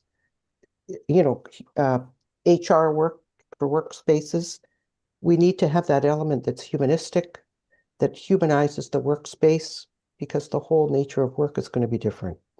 So that's what I think. We have to recreate and envision new structures that are inclusive and collaborative. Thank you so much. Ardavan, and then Paul. Yeah, I think I'm going to come at it from a different angle. I don't think the problem is getting people into positions of leadership. It's how do we create the conditions for them to thrive? Because I think what we've done is we put a lot of people into positions of leadership, but we set them up to fail, which then allows the system to say, oh, look, we put this racialized, minoritized person and they failed, and therefore it was a handout. And then it allows to kind of fuel that narrative of merit versus EDI. And so I think we have to ask ourselves, what are the key performance indicators that we're willing to measure? And I think as a system, whether in education or else, we haven't done a good job of this. It's how do we measure impact of leaders? I think we need some quantitative and qualitative indicators, right? We're really good at the qualitative piece, but if we said we've poured this much money into this community through funding, what has it actually created, in terms of jobs, employment, kids getting access to things? We haven't done a good job of streamlining that and being able to report back on it, which kind of has created this backlash when someone says, EDI is a handout, or, this person got this job not because of their merit, but because of the political climate. If we focus on the impact, it actually allows us to dismiss all those narratives, because the impact talks about how is it helping the community benefit. And so I think we got to shift the entry point into the conversation. And a lot of times I think, we criticize a lot, even too many other conversations are like, well, the system is broken and this and that. But I think for everyone who criticizes the system, they should suggest at least one or two solutions. I think we need to shift towards solution-oriented scholarship, particularly in 2026. Criticism was great 10 years ago, but if you're only criticizing, I think it's a bit outdated at this point. Wow. Amazing. Paul. Amen. And obviously, Ardavan had his insight all over my dissertation. So I'm going to speak a little bit about the voices from my dissertation. So ultimately, when we speak of representation, and when we looked at the 5 human senses, and I started with representation as being seen, there's that movement that we need more representation. So for example, in my sector in education, we need more racialized teachers. And unequivocally, we need more racialized teachers. But that starts with the students who are not inspired to become teachers. So the problem is, when we finally get a racialized teacher or a diverse teacher, we put them in the role of teacher, vice principal, principal, superintendent. And my research revealed they do 5 times the amount of work as their white counterparts. And they do it because they're there. So when there's an issue with a Black parent, well, we have to call the Black superintendent. When there's an issue with the media that has anything to do with polarity, we need to call the Black superintendent. That Black superintendent is now working 5 times the amount of roles as their white counterparts because they were put in that role for whatever reason. Now, I'm not going to ever say that a Black superintendent is not qualified. They are overqualified. And that's why they are called upon to do 5 times the amount of roles as everybody else. So as Artavan said very eloquently, when we put them in the role, we have to dismantle the barriers and create the conditions for them to thrive and not burn out and to feel supported, and also empower their colleagues to be able to do some of that heavy lifting as well, because that is where it's inexcusable, and that is where those conditions don't thrive. So I'll leave it at that. I see that somehow Alex got a lot younger and a lot leaner on the screen. I don't know how that happened, but yeah. So hopefully that happens to me. Yeah. So great conversation. So let's bring this home. If you were to leave everybody here with one message, keeping in mind that you are preaching to the choir. Like, these are the choir, and when I say they are the choir, the people online, they are like us. Like, I've looked at their names. These are fine people. Some of them have been speakers here. So these are people who are already doing it. So you are not talking to those who you are saying, wake up. These guys they've woken up and they've been here all day. What are you going to tell them to take to the people they're trying to influence to ensure that through them, leaders are born? And then, so Artavan, you speak, Paul, you speak, and then we'll leave the Mary to bring us home with reflectively. Well, I see that our living, breathing icon, Pauline Christian, has her hand up, and I want that voice amplified as well. So, sorry, that was an error. I was just giving my regards to you guys, doing such a great job. Okay. That was an error. Okay. I just wanted to hear your voice, Pauline. Thank you, Paul. Thank you, Paul. Okay. So Artavan, go ahead, Artavan. What is that like? How do leaders? What would you say to help leaders create more leaders? Basically, so you're telling them, go back, do this, and you're going to get more leaders in your department.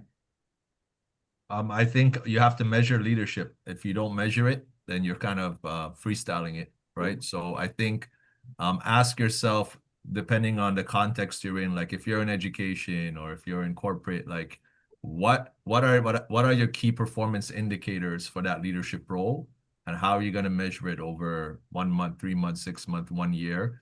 And it's okay to change those over time, but at least you have a compass to guide it. I think there also has to be something realistic. You can't, I think a lot of times, I ran a nonprofit out of Jane and Finch community for 3 years, right? And what I saw was a lot of burnout in the nonprofit sector, where a lot gets dumped on the leadership. And so I think it's important you create communities where people are able to work together. For example, in the nonprofit sector, everybody's fighting for the same pot of money for programming, right? So how do we maybe create coalitions and synergies amongst groups, whether it's by family of schools or, within neighborhoods? So you're creating that strength rather than division. Okay, thank you, Artavan. Paul, how do leaders, more leaders? What I'll say, since I already said individualize and humanize, don't categorize and polarize, what I'll say instead is, when you are financially invested, you look for a return, but when you are emotionally invested, you look to contribute. Bring people on your team who are emotionally invested. Sorry, Paul. I know you love these. I'll repeat it. Yeah. Oh, yeah. No. It's those are what do you call it? Words. It's very. I'll repeat it. Yes. When you are, those are gems. Those are gems. Those are gems. You are correct. So are you, Pauline. When you are financially invested, you look for a return. Wait. Let that sink in. Let that sink in. We have people that look for returns. Even in our personal life, we want returns all the time. So you're saying that's not leadership. What's the next one? I'm saying that's not enough. It's not enough. But when you are emotionally invested, you look to contribute. Wow. Bring people who are emotionally invested. Find them, bring them, raise them, love them. Wow.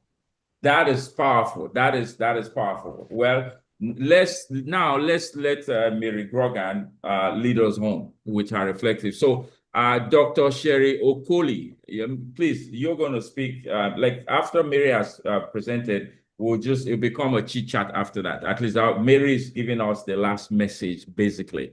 And I encourage you all to stay behind for the chit chat. I will unmute everybody and we can see you, we can talk.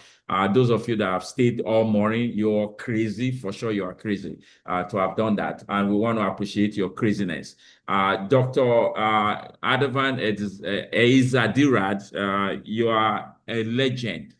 All right. And I bless the day I found you. Right. Remember, I came to find you, right, when I was doing work with Canada Basketball. Yeah, right. Love and respect is mutual, brother. Yes. And my love to your sweetheart wife. Okay. And Dr. Paul Nally, I also bless the day that Mary introduced us. I don't know if she remember, but she introduced us. She says two of us need to meet. How long were we on the phone the first call we had? You remember? Well, a long time, and then you invited me to your house the next day, and the next day. that's it. So we spent I fell in love. 1 hour, 39 minutes on the call, and I'm like, you need to come to my house. And the next day you were in my place, right? And we spent the whole day together. So and we are still friends. We'll be friends forever. So thank you, gentlemen. Allow the fine lady, Dr. Mary Grogan. I also am thankful the day I met you. It's just been amazing. You all call me to check on me. She does that all the time. Alex, I hope you rest and all that. So thank you, gentlemen. Let's allow Mary to bring us home. And after that, we'll officially close and stay for the digital networking. God bless you all. Mary, over to you. Thank you. Thank you. Great to be on a panel with such great guys, eh? Now, let me just start with with the context. It seems that every time we have one of these summits, Alex always calls and asks me, I want you to finish at the reflective part. I want you people to leave with a hope. I want people to leave with some positive feeling, because it's been a heavy morning and a heavy afternoon. We've listened to the state of affairs that is just dehumanizing people, talking about what's going wrong. And we've all had a chance to talk about our successes and our frustrations and our pain and what brings us to this work.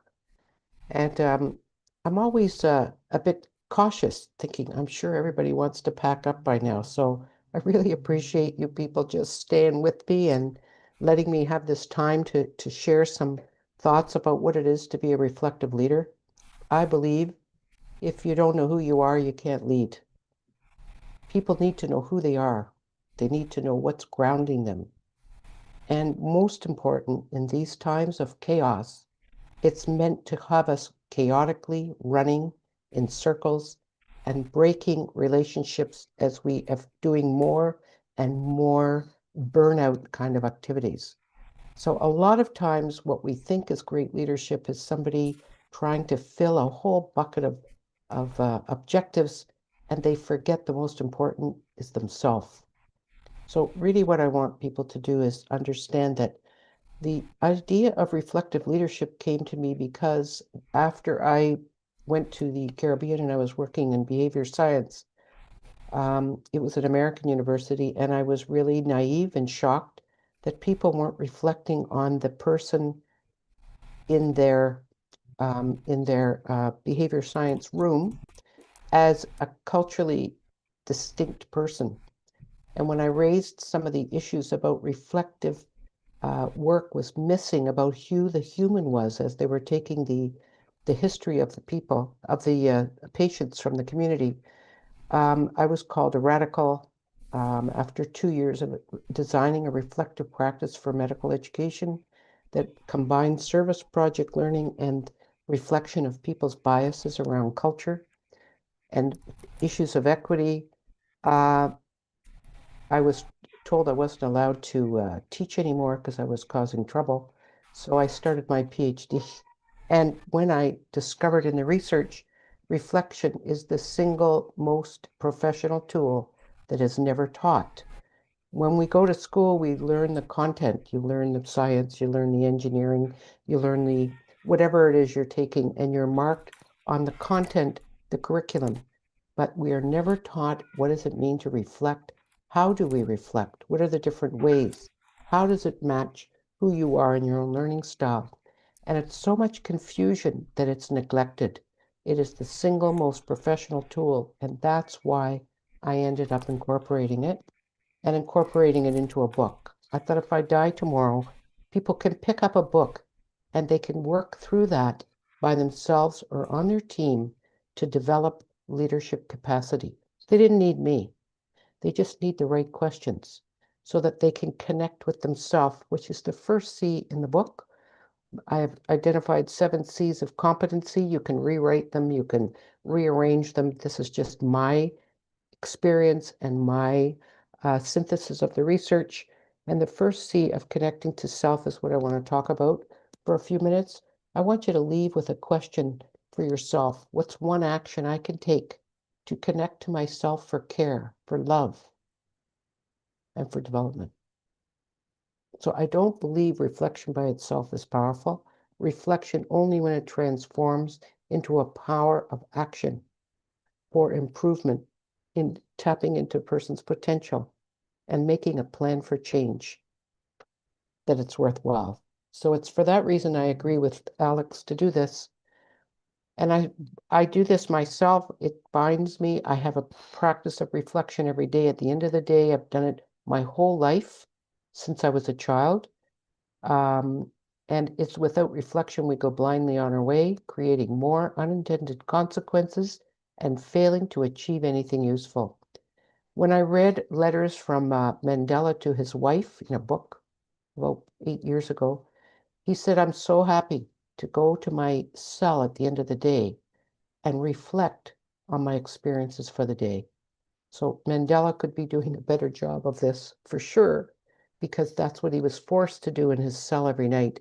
And in a way, that's what leaders don't often get a chance to pause, take the time, build a structure to be with themselves, to review the gem, the nugget, the gold that's in your own experience. Everybody here has got their own story. Everybody here has experiences every day. And it's that pausing and taking that experience as its gold with incredible power for improved action for your own growth and the group that you're leading. Effective leadership is transformative, and it takes your experiences and makes them wise action plans. It's not just learning for the sake of learning. It moves your group, moves your team. It produces dialogue that's rich, that's layered, that's organic, that is powerful. The truth is, the most important relationship we have is ourself. We've talked all about our community here. And I'm, for one, as a leader, at the end of every school term, was exhausted for a week, usually had a cold, because I had neglected to take care of the self. I had neglected every day to take that 10 minutes and actually sit with the experiences and look at the gems and grow myself, be with myself, and knowing that I have wisdom without being defensive, without having begging, without working on the system, that the truth lies within, and it's in the mind, body, and spirit. So I ask people when I'm working in teams or I do coaching, how do you care for yourself? What are you doing now? What are you telling yourself? How are you talking to yourself? Paul mentioned the imposter syndrome. I have a great imposter syndrome. How am I equal to all the people who've given wisdom here? Well, I'm equal because I'm in the circle and we're all in this together. And my self-talk, both positive and negative, comes from my own baggage of all the harm that's been done to me that I haven't healed or in the process of healing. So things get tough. The first thing I do is get into the negative.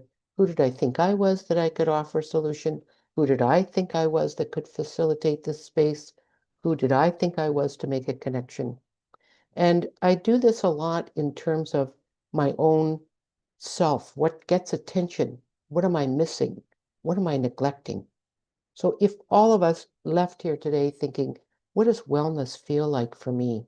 What does wholeness feel like? What kind of talk would I have if I was well or whole? What am I neglecting? And what is it that I'd like to plan to improve on? We are really not just human beings, but we are having a spiritual experience. We are spiritual beings having a human experience. And many of us, because of the work we do and the burden that we have, if you're in this work at all, if social justice is on your plate, wherever you are, if inclusion, equity, when you're watching leaders destroy and marginalize and white supremacy is alive and well, I don't know about you, but I feel sick. And I'm tempted to shut down and shut off the TV. And I know that the minute I start to withdraw, the worst thing I can do, it will tap in and keep my energy, my positivity, and my light. It will keep it in a barrel, hidden.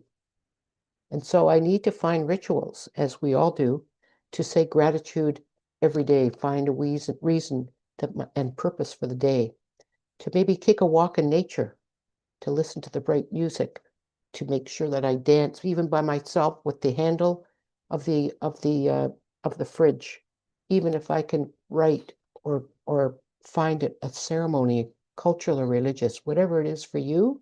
We need to come back to ourselves and say, what are we doing to make sure that we recognize that we're spiritual beings and that we have a human experience?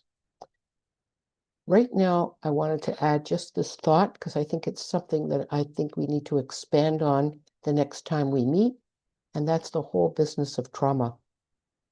Reflective leadership question for me now, and I'm sure you can relate to this, is how do I remain grounded, humane, ethical, and compassionate while witnessing constant traumatic news?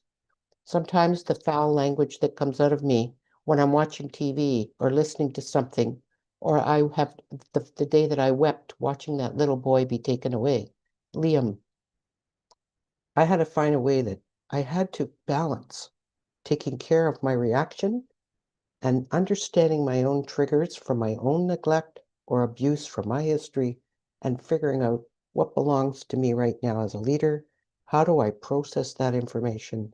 And if I had a team of teachers, what's triggering for them?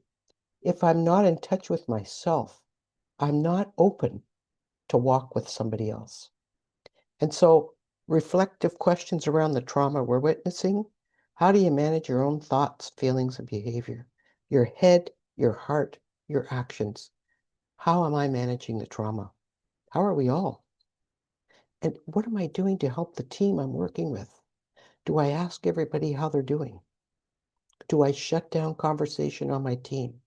Do I just stay in the negative zone, or do I invite people to understand that we're all wounded? We are wounded in our own way by what we're watching, and we're afraid. And we need to find ways of thinking about what we're experiencing so that we can talk about it. Because the minute we deny it, the minute it manifests in our body in illness or behavior that is against teamwork. So we need to be saying, what does my fatigue feel like? Where in my body am I feeling the fear? Is it my heart? Is it my chest? Is it my gut? Is it my head? Is it coming out in my dreams?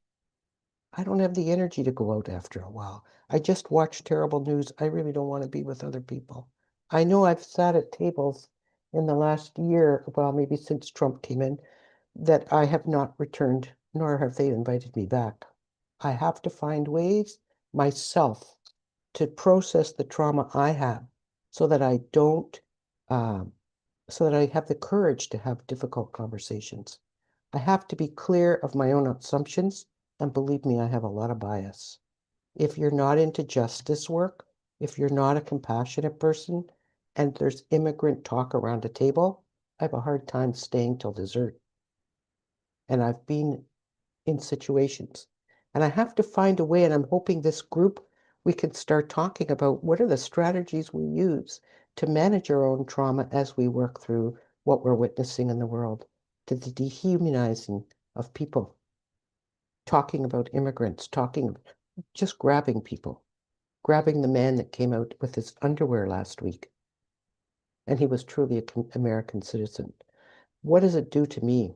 And how is that affecting my beliefs and my values? Is my behavior truly one of equity and dignity? Have I invited other people to feel like they belong so that I can have the difficult conversation, or have I shut down? So I need to ask myself, how do I connect myself so that I can do the work of having a difficult conversation and invite other people in where they're feeling safe enough to say whatever they need to say? So what does my team need? And how do I promote that trust? That's the reflective questions around trauma that I think we need to explore perhaps next time. And I'd be prepared to do some of that work, maybe partner with Henry. And the other piece is that how are we going to use this space to invite people in who are not committed to the work? It's no accident that it's very few of us like Erica or Paul or myself, and that we're the minority. How is that possible? We're all witnessing the same thing. Is my assumption that only Black people are responsible for solutions? And how do we get other people to feel safe so that they can have the conversations that we need to have to incorporate and expand this Canadian Congress Summit and have them talk about some of the fears or some of their goals? How do we partner with each other? How do we expand? How do we include other people that are not marginalized? Privileged people, white people. I often say I'm not an ally, I'm your friend. And as a friend, I have a responsibility to speak up and to keep learning and have humility and to understand how to walk in your shoe. So it's those kinds of things that I really want to leave you with is I want you to think about your own self. What do you pay attention to? How can we expand the conversations? How do you look at your own behavior and make sure it's demonstrating values of equity and dignity? I know sometimes I don't. I don't when I have to sit beside someone at a dinner table and they talk about immigrants and connected to housing or whatever they say around a misunderstanding of DEI. I have to learn really how not to be triggered by it and find different ways myself to make sure I'm in a healing space so that I can involve other people. And that's how I can demonstrate leadership in very difficult situations and in the coaching or whatever spaces I'm working in. So I just want to thank you for allowing me to throw out some of this reflective work. I'm reminding you, you are the most important person, God-given privilege to be alive. And I'm a very privileged person to be in this circle. And I thank you very much for allowing me this time and this opportunity to just stimulate some reflection. And anybody that's interested in connecting with me, let me know. And if they're interested in doing some of the work, I can say that if they bought my book, I would commit an hour for sure of free coaching around any one of the 7 C's to get them started. So thank you very much. So I just invite any kind of dialogue back. Thank you, Dr. Grogan. As somebody that has had the pleasure to not only read the book, but to have her come in and do a workshop session for our leaders at OCAD, I can tell you that the intensity of that self-reflection, of the reflection of where we are, that space and time, the 7 C's, are truly meaningful. And I think everybody needs to get that book. So I hope we put the link into the chat. But with that being said, I think somebody else actually did a better job of summarizing, Mary, kind of the impact that you just left this afternoon. So I'm going to read Uka. I probably said their names wrong, but I'm going to read their chat sentiment because it matched mine. It says, this presentation on reflective leadership is highly educative and transformative. I don't need to say anything else after that. Thank you. So thank you, Mary. You. Thank you very much. And with that, I am bringing back to the forefront. Sorry, who am I bringing back? I am bringing back. Before you bring back, yes, thank you, Carrie-Ann. I see you. Thank you, Dr. Grogan. I would agree. Every time you are sharing, you speak from the heart, And just like Paul said, yes, your soft voice with a lot of energy is just empowering. Thank you very, very, very much. Thank you. There's so many things that have been said, but maybe I'll just touch on one, on trauma. Those last questions, we really need to dig deeper and reflect upon them. Whether it's on our cell phones every morning, when we see it's breaking news everywhere, how it gets to our nervous system is really something we need to work on, because it's not the George Floyd days. Trauma is on an ongoing basis. And if we can work on something towards healing, then it's going to make this work even more meaningful. So thank you for that reflective practice. Thank you. So friends, we're coming to a close, and now is the time to wrap up. We're going to have a chit chat. Carmen, thank you so much for co-hosting, and with my sister Carrie Ann. Yes, in the morning, all of us had a chance, if you did not join us, to start with a very powerful invitation from Alex to do something, not to sit on the sidelines and to just like or block Trump or whatever, but to be involved and to do our part. We also heard from Dr. Honorable Jean Augustine, who invited us to continue the work. 40 years ago, 60 years ago, when she started this work, things have changed, but also things seem not to have changed. She reminded us that. And of course, different people talked about different things. So I invite Carmen and Carrie Ann to sort of reflect on how the day has been, and then one takeaway as we invite other people who haven't shared something. Thank you. Back to you, Carrie Ann and Carmen. Well, I'm going to give the floor over to Carmen because I know she has to jet. Sorry, the mute unmute thing is still happening in 2026. Wow, what a packed day we've had together. So many sharing, so many learnings, so many words of wisdom, so much applause and appreciation for all of us and the work that we do in this space to move the needle. Sometimes it feels like we're moving the needle. You know, I really enjoyed my session with Fatia earlier around the impacts on small business for the mindset that still exists from the major financial brokers out there, how Black businesses are viewed as a means of providing support instead of investment, and what needs to happen in order to move that along. You know, our community makes up a sizable chunk of the Canadian community, and there's a lot of talent and a lot of business that needs that financial input to get their businesses going.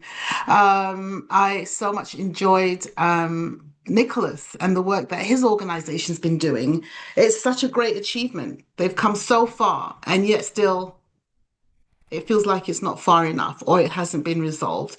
And so one of the takeaways from that conversation is, what can we do as community to support that? Well, we have our voices, so we can talk to our MPs, lobby in our own ways, within our own organizations, with the people that we know, and use our sphere of influence to impact change. So, you know, words like collaboration are coming to me as we wrap up the session. Less performative behavior by those who have power and hold power, and really trying to shift the mindset on how this conversation is viewed and what we can do to really progress the work, so that we're not talking about this in next year or the year after that, right? We really want to see some change. Yeah, so those are my thoughts from the day, and just inspirational speakers all around. Thank you, Carmen. And so as she was going through, I checked off a bunch of things off my list. The one that isn't on my list we didn't talk about was Josh and bringing in just paving the way for an equitable inclusion, really bringing in the conversation around intersectionality, bringing in the conversation around people with disabilities and how they're often left at the forefront. One of the things that I took away from this conversation is really about centering people with disabilities at the heart of everything we do. Again, reinforcing the concept of universal design, thinking about the intersectionality between those that are already marginalized and racialized, and bringing that to the forefront, because then there are extra layers of oppression on folks. And so, thinking about the work that they've been doing out there in BC, but also being very proud of being in Ontario and some of the work that we have done to move this forward. It's interesting, even when we talk about Nicholas and with Nicholas and the work that they've been doing in the feds. I had the pleasure of working alongside him in the province of Ontario during the same time they were at the legislature pushing through their initiative.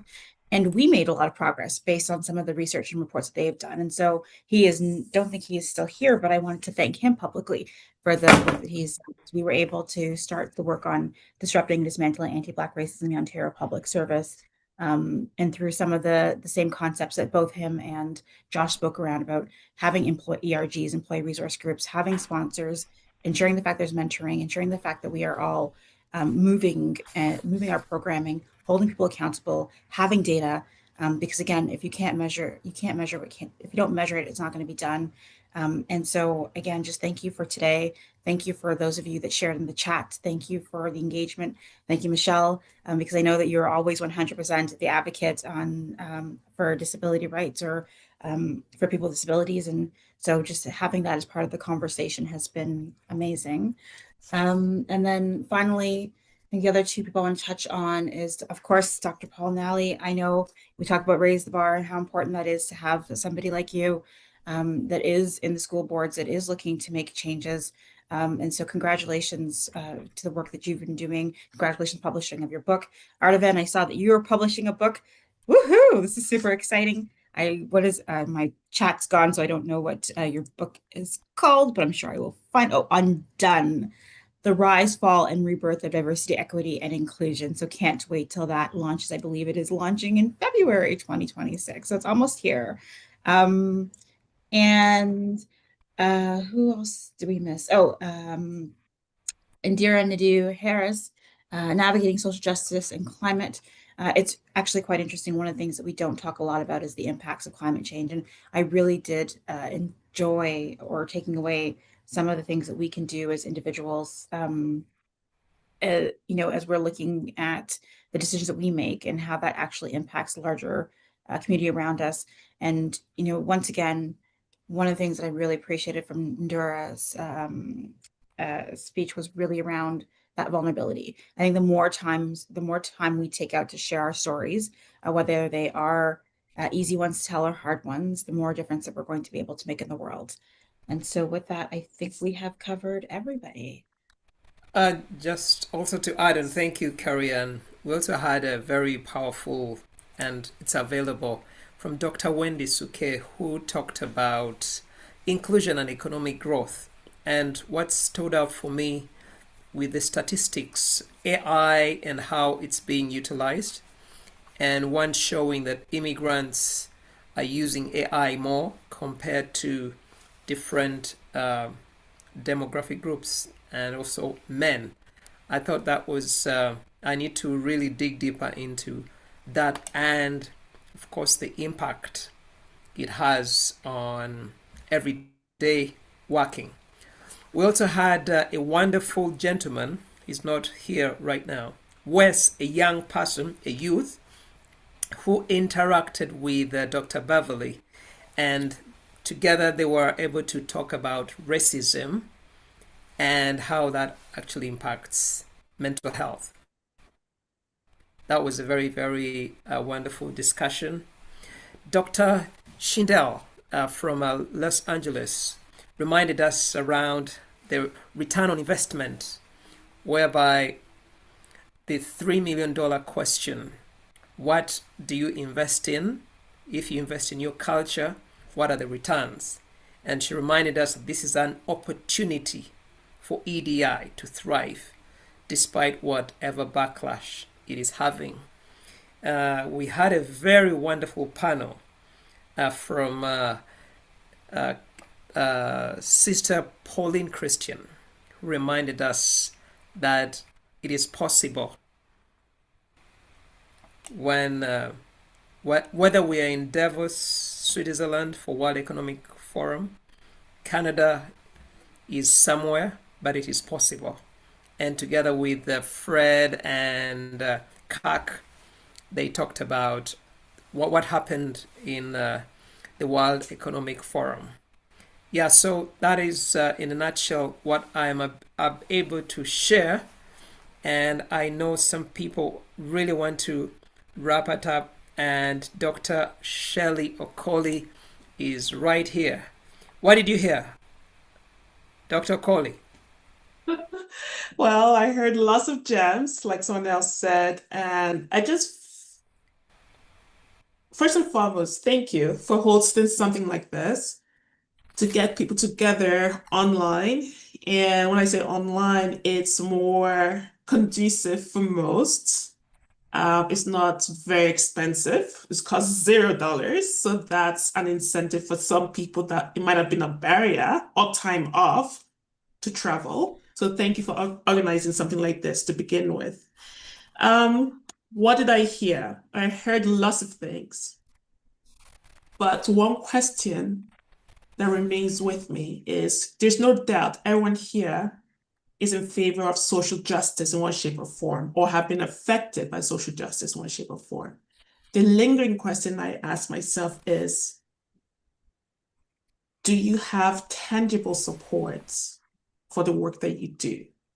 First and foremost, even before we get there, are you fighting the right battle?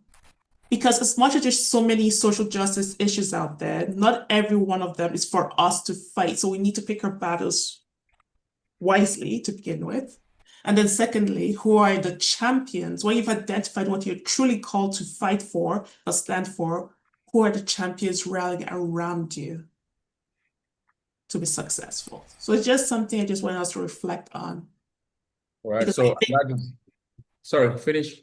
Yeah, because I think of Martin Luther King, Dr. Martin Luther King Jr. I think of Nelson Mandela. And I think of people in our century right now, in our generation, their families. It was a huge sacrifice on the part of the so-called social activists. So what about the families? Sometimes people forget the families. It's only when we read the memoirs afterwards, right? So we really need to be proactive in supporting their families right now. And our families, because again, we are all here for a reason, right? So just wanted to mention that. Well, thanks for saying that. Where are you joining from, by the way? You've been here all morning, all day. Alberta, Canada. I'm based in Beaumont, which is 15 minutes south of Edmonton, 2.5 hours north of Calgary. But it is a bona fide city, by the way. Yeah, I've been there a couple of times. I was actually supposed to be there just last weekend, but I had to zoom in. I just couldn't travel. I didn't want to. It was 10 hours from here. I'm in Punta Cana, in Dominican Republic. When I checked it, 10 hours, I'm like, no way I'm going. Thank you for that. Let me use the opportunity to respond to you because you asked a very critical question. We have a WhatsApp group. There's a group to almost 200 people. And, when people post in WhatsApp, by the time you get there, it's old message and stuff. So we are now on a platform for those who need support. Henry posted there. I encourage you all, whoever is still here, certainly if you're still here and you attended all day, you will get the certificate. We will somebody asked that question. Yes, we will issue a certificate. Most people were going in and out. There's somebody, he just came in now. I saw him go in and out up to 4 times. Junior, that's you, Justin Senior, right? You're laughing. You knew it was you right there. Like you keep running back and forth. Let's unmute you and hear you because there's something that you came in and out 4 times. I saw the name because I thought you were Justin Bieber. I'm like, oh my goodness, we have Justin Bieber here, right? So Justin is a great guy. Justin is a great guy. I was impressed with his presence all day today. Oh, it's really? Colleen. Yeah. Yes. Unmute yourself and say something. You all can unmute now. The restriction is gone. But we do have a group on school. Mary's on the group, and some of you are already on the group, where we can actually get support, encouragement, and interact. Very important. Very important. Like I say this from a place of experience. And let me tell you the truth. Some of you know this, some of you don't.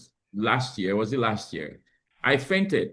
Like I played basketball with my son and I literally dropped. I am, like when you say God gave me a second life, don't tell me there's no God. I can prove it to you. Like I was gone. Like if I was God, I'll let me go anyway. It's true. Like, but my son was there, 7 years old then, and he says, Daddy, I thought you were joking. When you didn't wake up, I was crying. Luckily, somebody who recognized me on LinkedIn, I don't even know him. It's like, Alex Yama, I follow you on LinkedIn. At that moment, I dropped. He spoke to me for 2 minutes and I fainted. From LinkedIn. So LinkedIn saved my life, you can say. Seriously. And that guy is the guy who called the 911. My blood pressure was 216. It took them 11 hours to bring it to 148. I'm telling you, I learned a very big lesson that day. Let me say this. Whenever my son says, come, let's play during the day, I normally leave my light on, my computer on. I don't shut anything because in my head, there's 10 emails I need to send. There's 500 responses. That was the only day. That was the only day I did not shut off my computer. I did not even turn off the light. I was confident I was coming back. That's the only day I was confident I was coming back. Normally, I turn off the light, I close the computer. That day, I was so certain I was coming back. I cannot still believe it that I'm still alive. I can't because I don't remember anything that 7 minutes. And the young man from LinkedIn, God bless him, he said, I was speaking to you, and suddenly I'm like, what's wrong with you? First of all, I'm like, what's wrong with you? Like, you don't seem interested in me. I'm telling you, I follow you, and you're not interested. He said, suddenly you started to look up. What did I see up? I saw the clouds closing. I felt Jesus was calling me. That's the truth. I was like, what's going on? And the cloud closed like this, just darken up. And I dropped. He now ran to hold my head. I'm telling you how I was saved. A guy from LinkedIn. So I will always post on LinkedIn. In fact, I posted on LinkedIn so much, I told my team today, LinkedIn told me I have posted enough for the week. Did you know there's a limit? I posted, you are all here, many of you are here from LinkedIn. I bombarded LinkedIn so much, I got a message, sorry, you can't even post anymore for the next week. So, but somebody from LinkedIn saved my life. So, guys, there are people who drop at the gas station. Real story. I'm not making it up. I know some of you, I think Pauline will know that one. There are people who drop in their offices. The guy who invited me to Canada, a friend, sat on his chair at work and died right there. He was 45. This is serious. When you are doing serious thing, know that you have to take your head serious. I won't give this advice to lazy people. I won't. I know a lot of lazy people. I won't tell them what I just told you. So allow me to share that. You need encouragement. You need somebody you can talk to, and you need somebody who can bounce things off. Henry, drop that link again for those, not only just the speakers, I'm speaking for everybody. So if you are here, you can't turn on your camera. It's good. Let me, I recognize some people. Ryan Singh is a legend. Ryan, drop your link on the, like Ryan Singh is a movie maker, like award winning. You are a legend, Ryan. You always come to our event, and I know you are multitasking, but you're always there. I think that's my Ryan Singh. He did some video work for me over 20 years ago. He's still in the game. He's a social justice advocate. If you can unmute and say hello, fine. Saleha Khan. Alex, sorry, can I interrupt? Before you give someone audience, maybe you can have a speakers list. First of all, we can have maybe Justine and then Singh and then Saleha. So yes, I just want to appreciate them. Yeah, we don't have to lose yes, them. Okay. Yes, so they can unmute later, but I just want to appreciate. So Saleha Khan was the diversity director for Peel Region Police. Yes. That's a very important position. I don't know what she does now. Either she runs her own business now or something, but that woman, I will never forget you. You and I had some Zoom calls. You expressed some pains and some passion to me, and I carried it in my heart. I don't forget my people. Pat Tomlinson, I think that's my Pat Tomlinson from Jamaica. If that's you, say Wagwan. Pat Tomlinson is was the general manager of the Jamaica Defense Force Credit Union. Brought me to train her people. Pat, you don't know what I'm about to say. I went to Montego Bay and I saw Alvin Reed, who used to report to you in JDF in Jamaica. He ran to me, Alex, you remember me? I didn't actually. And then he reminded me that you came to train us for leadership. And I asked him one question. I said, okay, that's great. What did you learn? I don't even recall what I trained them on, but I said, what did you learn? And he told me what they learned. And he said, it's not just, your question is not sufficient. He said, I run my own credit union now. That's Alvin Reed. Pat Tomlinson, I think that's you. So your Alvin Reed runs another credit union. So this thing works. The messages work. Now, Novlet Evans, Trishan Renee Edwards, two of you were running back and forth, rushing back here just to listen. So obviously you found something beneficial. Sylvia Bishop L. How could I forget? I said, who is this bishop? Then I saw that bishop is not, you are not a bishop, but it's part of your last name. So Sherwin Jong, same thing. God bless all of you, but take care of your head. Let me recognize finally, keep quiet. My mom is on the line. Where's she at? Where's she at? Okay, my mom's there, Patricia Morgan. People like, I thought you say your mom is gone. No. My biological mom is gone, but this one is my spiritual mom. And I love her with all my life, literally. That woman you're seeing, you can't see her name is there. Patricia Morgan, I'm just sending more love to you and to everyone. I've learned so much. And I'm going to go ahead with you the rest of the way. Thank you, Mama. Shaping leaders across the nations. Yes, thank you, Mom. And then the husband is right there, who's my father. My biological father is gone. They adopted me, so that's my father. So here we have a word at some point to finally close us off, and a blessing. His words are blessings. So anybody that wants a blessing, you can wait for that. So I have appreciated all of you. Michelle Buckland, you've been on our back since we started Congress. You say, Alex, accessibility. I'm like, whenever I see your name, I panic. Let me just tell you the truth. Whenever I see your name, I'm like, oh my goodness, this woman is here again. Right? Because you became like a police, right? So I actually had a meeting with my team, right? Chrissy was reporting to me, then Chrissy is no longer here. But we now said, okay, what do we do with accessibility? The truth of the matter is I did not have enough knowledge. I'm just confessing, I didn't have enough knowledge. Like I said, I worked in the bank. Nobody told me of accessibility. Now I know people have disability, but if you don't see it, I don't know that, right? So Josh's one was easy. And then I finally met you in Brampton and we connected, and I just want to honor you. Officially, the Congress is going to add accessibility to our arm, right? So we have 3 arms. We have Black, we have women, we have Indigenous. Now we have a 4th one. Yes. But you will have to help us to build it. So we'll do a page on the website. You will help us build it. If the business comes, you help us do it, but you will tell us how that should go. And then we will start holding organizations accountable to us. Amen. Finally. Right? So if you've persisted for 6 years, it's the least I can do. 6 years you've been with us pursuing that. I really appreciate your tenacity. So that's my word. And Cindy Sinclair, beautiful woman. I can see you there. You came quite early. You're still here. And of course, our dear sister here, who calls me Guruji, Diana.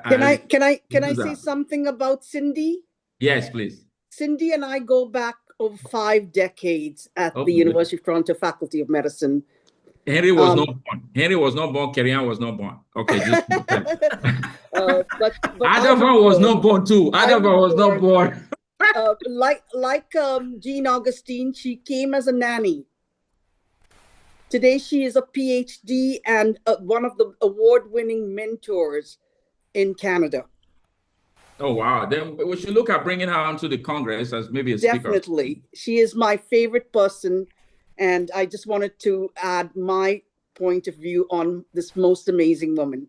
Yes, please connect me with her. Then we can settle. We have the women's event coming up. We have the Black History coming up, and then the women's event. We have the six signature event. The last Thursday of January is this Congress. This is the last Thursday of January. The last Thursday of February is Black Empowerment Symposium. The last Thursday of March is International Women's Day. You can book it ahead. Then April, we take time off the event. Then May, the last Thursday of May is George Floyd Memorial Lecture.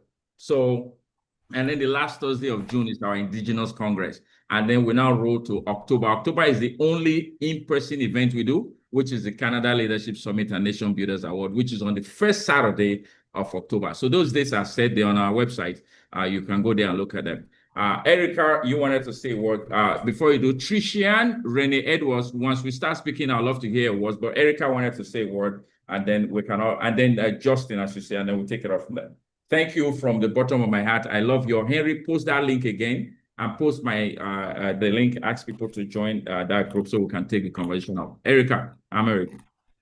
Hey, Maria, thank you so much again for this amazing event. I wasn't able to join for the whole day, but I joined when I heard Nicholas say, this is not a Black fight, it's a Canadian fight, which I thought was an absolute fantastic. We're all in this together. Obviously, some have more challenges than others.